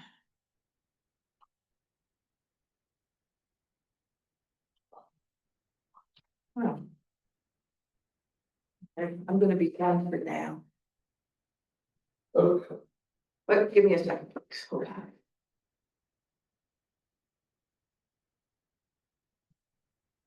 Yeah, I'm gonna be done for now. You don't have to be, Now, and you don't have to be. I have to look at it different. Yeah, always bring it up at different time. And hopefully that's what the extra portion will be before the meetings, we have time to actually talk about this stuff. Right. Cool, all right, moving on. Adding language to the BDDH public comment. Yeah, so I just wanted to run it by you before I started adding language for you to review in a month, but essentially, we don't have language. Again, we had years without any public comment. But now there's been occasions where we have a little more often public comment. And sometimes we get people emailing us, Kathleen can't be at the board meeting, I gotta work, I'm emailing this to Bree to read into the record. And we don't have language that says that, so I just kind of went off common sense. Okay, Kathleen at noon, she got it into us early, she can't make it tonight because she's working, and she wants Bree to read it in. Oh, yeah, What's that? no, I'm listening. Okay, what I would recommend, because what I feel that might have already started this lending itself to, and could even go further, is that if I'm Gary and I wanna say some nasty, really nasty stuff, it makes it easier when I gotta make Bree read it. So my recommendation is I create some policy that says, if you can't make it to the meeting to speak, you just submit it in type form and I'll give it to the board members. Just because for what I expect can occur, it's a lot easier for me, to be a little more free. When Bree's reading, and it can be uncomfortable for Bree, who's having to read nasty stuff or whatever. So I would like, I don't know the exact language, I'll find some examples to just say it's fine to submit if you can't be in person. please, as soon as you submit it, we don't even need to give them a time. It can come in at 1, 2, 3, 4, 5 the next day, whatever. We'll just get your statement to all the board members. But we're no longer gonna have the administrative assistant read those comments into the record for everybody to hear when I couldn't even make it there. So I agree. So that was one of the things. So I love that. The other thing is when. Oh, sorry. What? No, I was saying, thank you, said thank you. Thank you, she's the one that had to read it. I like this one. That was all good. Oh, the other thing is, so we talked about redoing that, but what about student reps or even any board members? If, let's just say Kathleen can't make it, can I come in here and talk for her? Say that again now? If Kathleen can't make it to a board meeting, Right. And she has specific things that she wants to say, can I represent her at the board meeting? if a board member couldn't make it and I had thoughts on a topic, I'd probably email the board chair. And Was so that a then, board member or a community member? that's a board member, so then I'm still gonna go to the student reps, same thing. If they didn't attend the board meeting, No. A student rep is here. A student doesn't come in, but the student wants the student rep to read what they have to say. She's referring to a specific event that happened. yeah, well, I mean, it's kind of similar to Frida. They're an item on the agenda. When I meet with them, like I met with our 2 new ones in June, right? I basically give them the format. They're invited to the meetings, there's a time on the agenda, we want you to share information about what's happening in school, but I don't give them, you can't talk about this, or you can talk about this. I don't guide them in any way, so it's their time on the agenda, they can say whatever they want. Is the way I currently operate. But can they So, speak? Can they speak for somebody else? I think they can say whatever they want, that's the message I've given them. It's your time, you can. So they can say whatever they want, because I'm trying to figure out, is this a public comment or is this a board? Oh, so I wouldn't say a public comment, Right. um. And they're I not would say the it's board. fair. Well, they're a member of the board, there's a non-voting member of the board. And you know, things got a little haywire there last year, in the sense that, you know, it was different conversations than we've had before, but I do think it's a slippery slope. Where I interject with them, I guess like with any board member, you wanna be respectful, right? You know, whatever, their language, that kind of stuff, that's where I maybe step in, but I have given them no direction in any censorship of topics to avoid, so. Is that something that we can do though, as far as, you know, we just stated that, they can give a paper to the board, but we don't have any members that are gonna read it out. Same thing with board members, you're not gonna have somebody represent you, but if she wanted to get something out, she can type it up and make sure it gets. Well, she wasn't at the meeting, and I think that if the students weren't at the meeting, I'd tell them the same thing. Yeah, we're not gonna read what you were gonna say, we can't make the meeting, I got a track meet, they can type it up and then disperse it out. But I think it'll be slippery if they're here and we're telling them, don't talk about these things. I think I know. So the problem is that that's their job. They're here representing the student body. So if someone at the student body has given them something, it's almost their job to represent it. Right? Whether we like it or not, because they're here representing that school board, that school. And so if they're given something to present to us, I don't think we tell them, no, don't do that. I mean, sometimes we may like it or dislike it, but that's kind of what they're here to do. So, you know, if they're reading, it'd be different for you to read, in my mind, it's different for you to read a statement from Kathleen because she's not here. Because you're not representing her, you're representing the community. They're representing the student body. So for them to read something from the student body is well within what we're asking them to do. I think that's the difference, right? Kind of in the name. Yeah, it's kind of, yeah, so, you know, I mean, sometimes it'll get muddy, sometimes it'll be weird, But, you know, those two sitting over there, they're trying to represent, what, 1,800 students. And if one of them gives them something, I would be sad if they didn't bring it to us. You know, I mean, cause that's what they're supposed to do. Okay.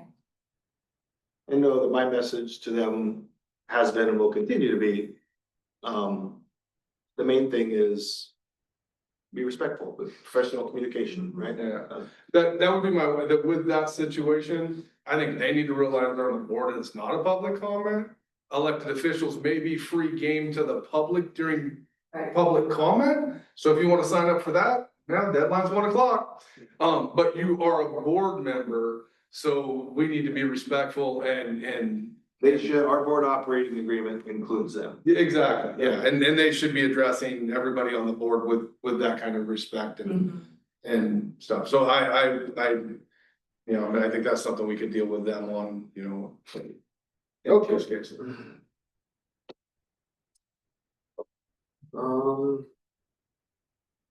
Oh, number 20. Okay, where is it? We're Boston Brook. Make that progress. All right, last week or over the last 2 weeks, I've met with,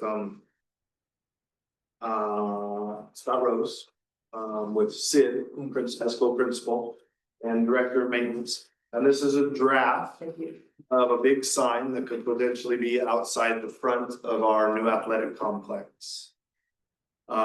Essentially summarizes the rules.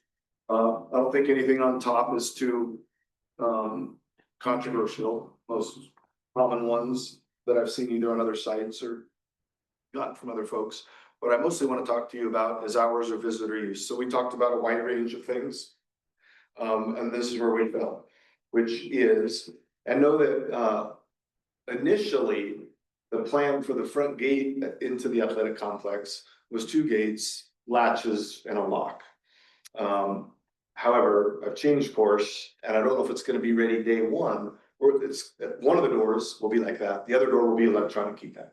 So otherwise, if it's a lock, I gotta have somebody down there Saturday morning, unlocking it for community use, coming back Saturday night, Sunday morning, Sunday night. That isn't gonna work, so we'll program it like we do our front doors at the school.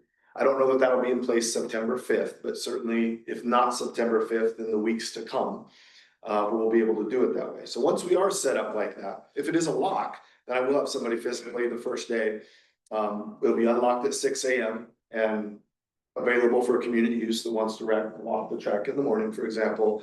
8 AM, 15-20 minutes before school starts, it's not available for community use.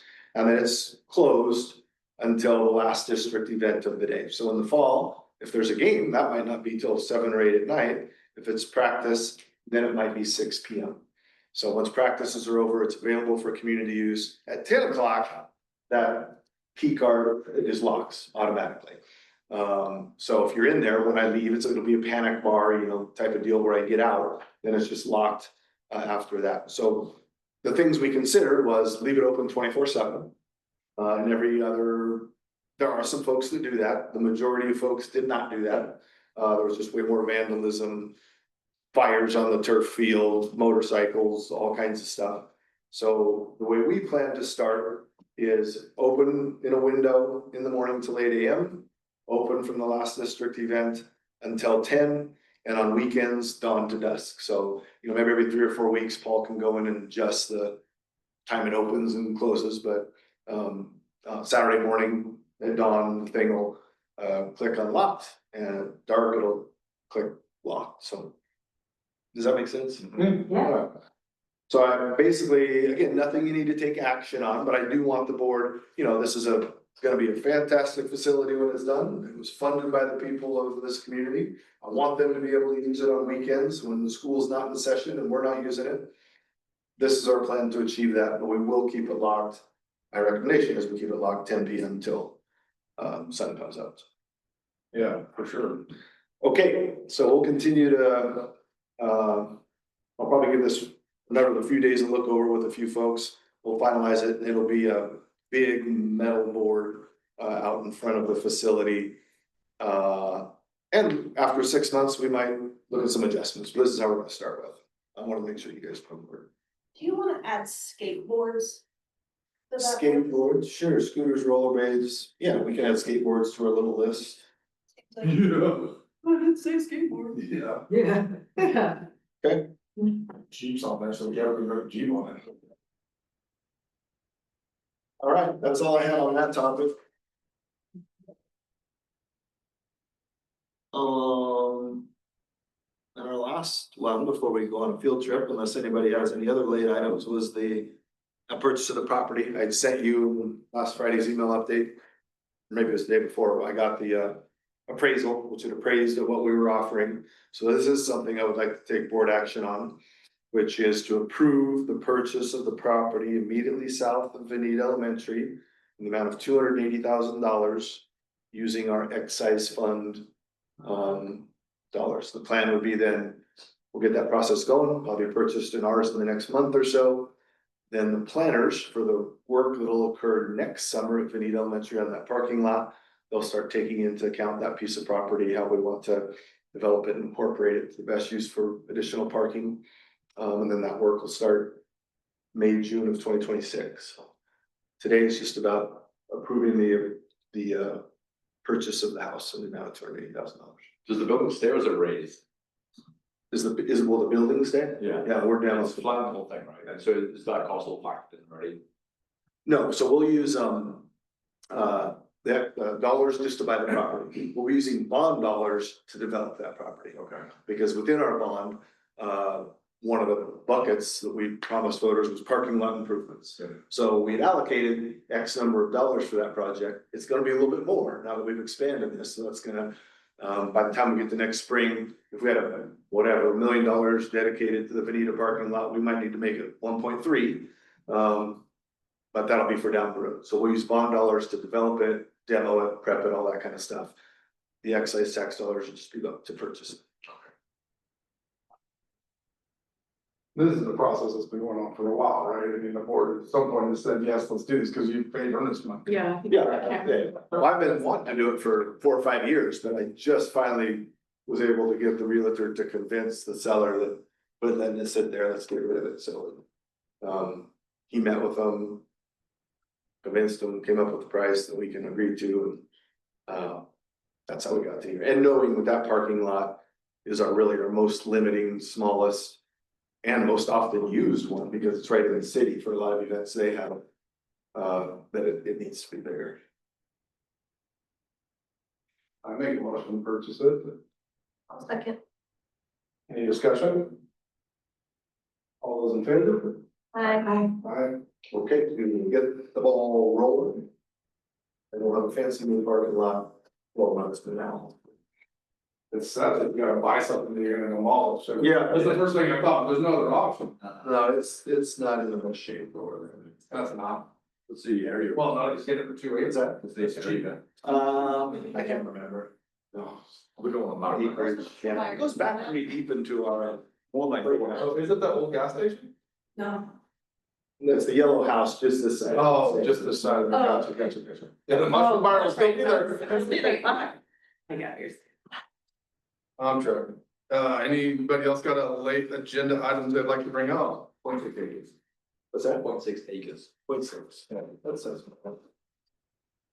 0.6 acres. 0.6 acres. Nobody's got any late items? That'll conclude our meeting. Okay, field trip. Who's going, first of all, how many? There you go. I'm going. Yeah, I didn't know if the filter was part of the. Let's take a couple minute break, let's just make our first one a walk, so we'll walk to the middle school. Talk there, come back, and then we can road trip to, the high school. And then road trip to Vinita for those one. There's nothing going on, Elmira? Nothing, no. A few couple little things, but we already, spring break, we put in that fence to the playground.